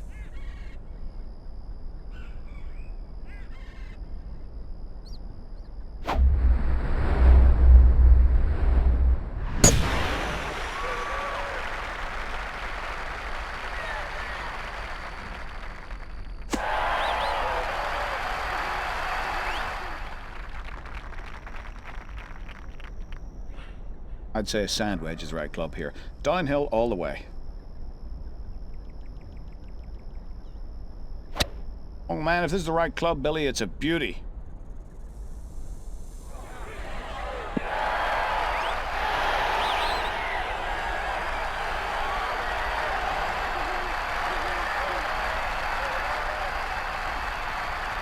This for a second consecutive birdie.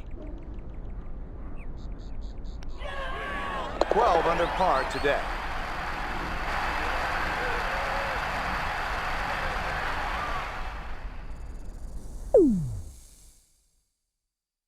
The 12th hole is a 3-shot hole if you choose to play it straight down the fairway. If you're feeling a bit more bold, you can cut a significant distance off the hole if you can find the shortcut to the green. If you do find it, make sure you make the shot, because you won't like the results if you don't. This one looks fine. It's well done.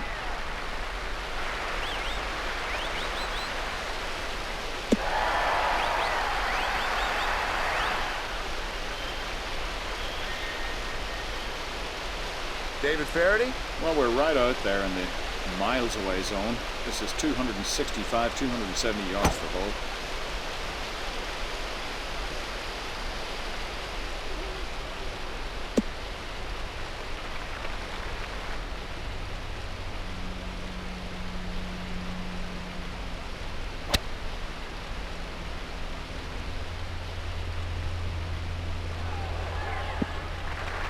This one's in a good spot.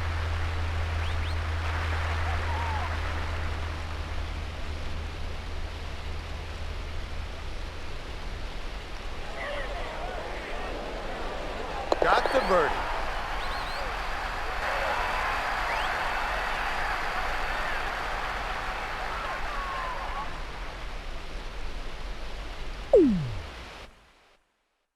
Pay close attention to the overhead view of the 13th, since you can't see the landing area from the tee. If you manage to land it there, you'll have an easy second shot to the green, but it's tough to judge the distance to get it there safely.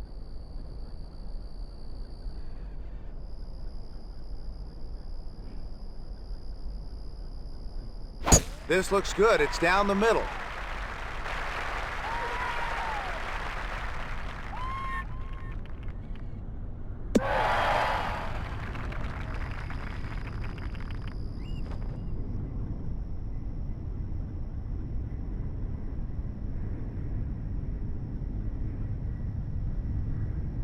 What's it look like, David? Little under 100 yards left here, Billy.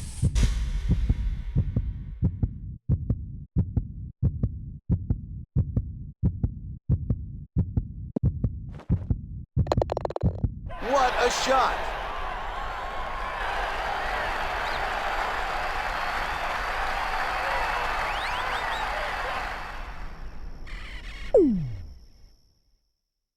The green at the 14th hole is pitched sharply from back to front, with 3 distinct tiers to allow for many hole locations.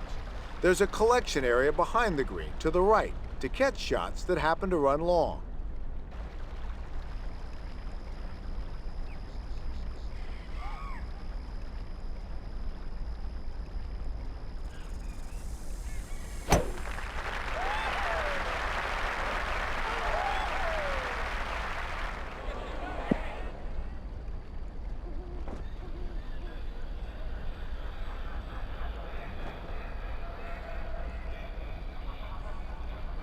This is a birdie putt.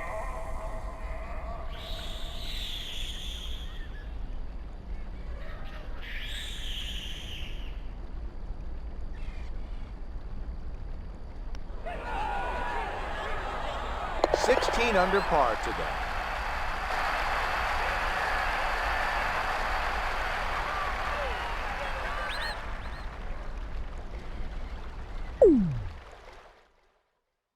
The Predator is known for some of its spectacular foliage, and plenty of it is on display here at the 15th. It'll take 2 very good shots to reach this green in regulation. Birdie would be a steal here.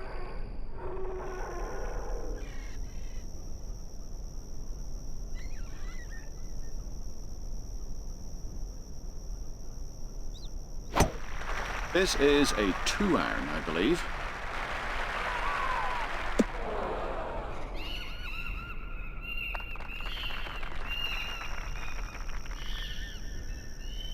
It's a bit uphill here. You might want to try the driver.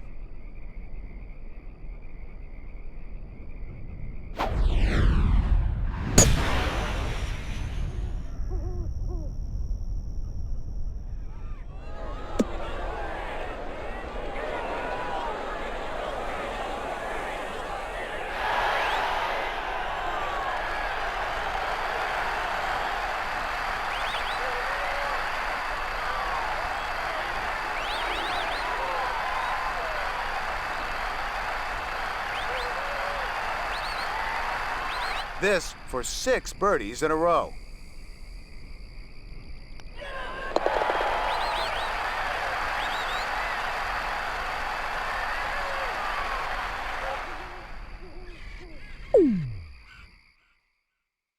The gorge, which has been a thorn in the side of players throughout this course, returns at number 16.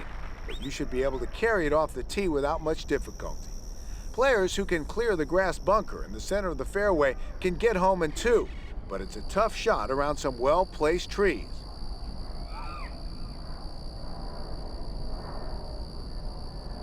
This should play nicely.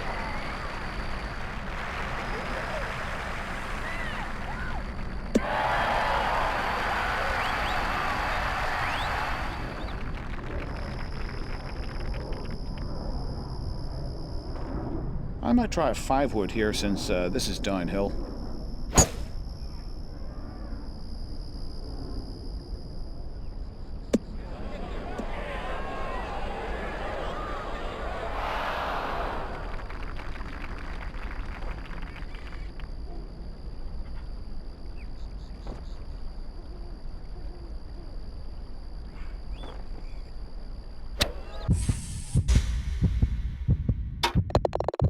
Oh, what a shot.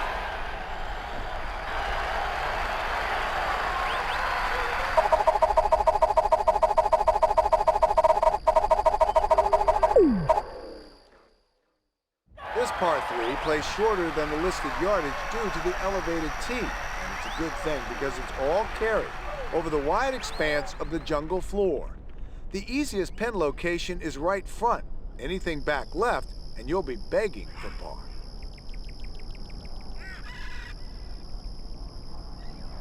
Birdie or better on this hole, and you'll hold the record for most birdies in a round.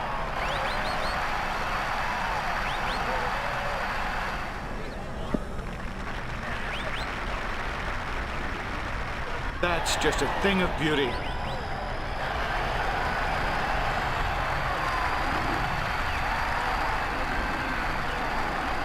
This would be an amazing 8 straight birdies.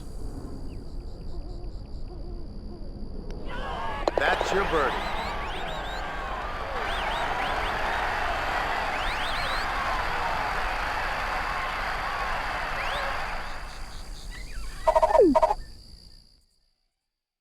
What the 18th hole may lack in distance, it more than makes up for in difficulty. The Predator's finishing hole will test you from tee to green. The approach is especially testy, as it sits on a pedestal and is well protected by deep bunkers.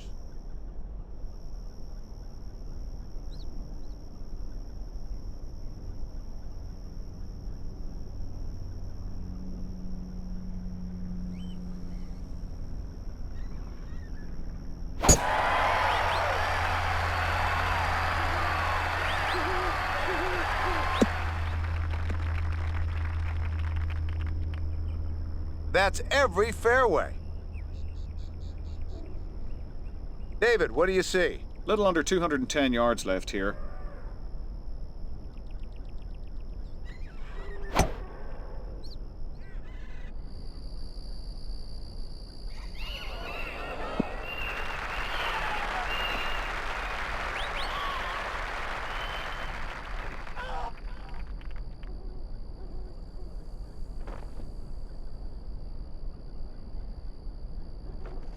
This for a 9th consecutive birdie. No way! You've just earned yourself the low round for the course.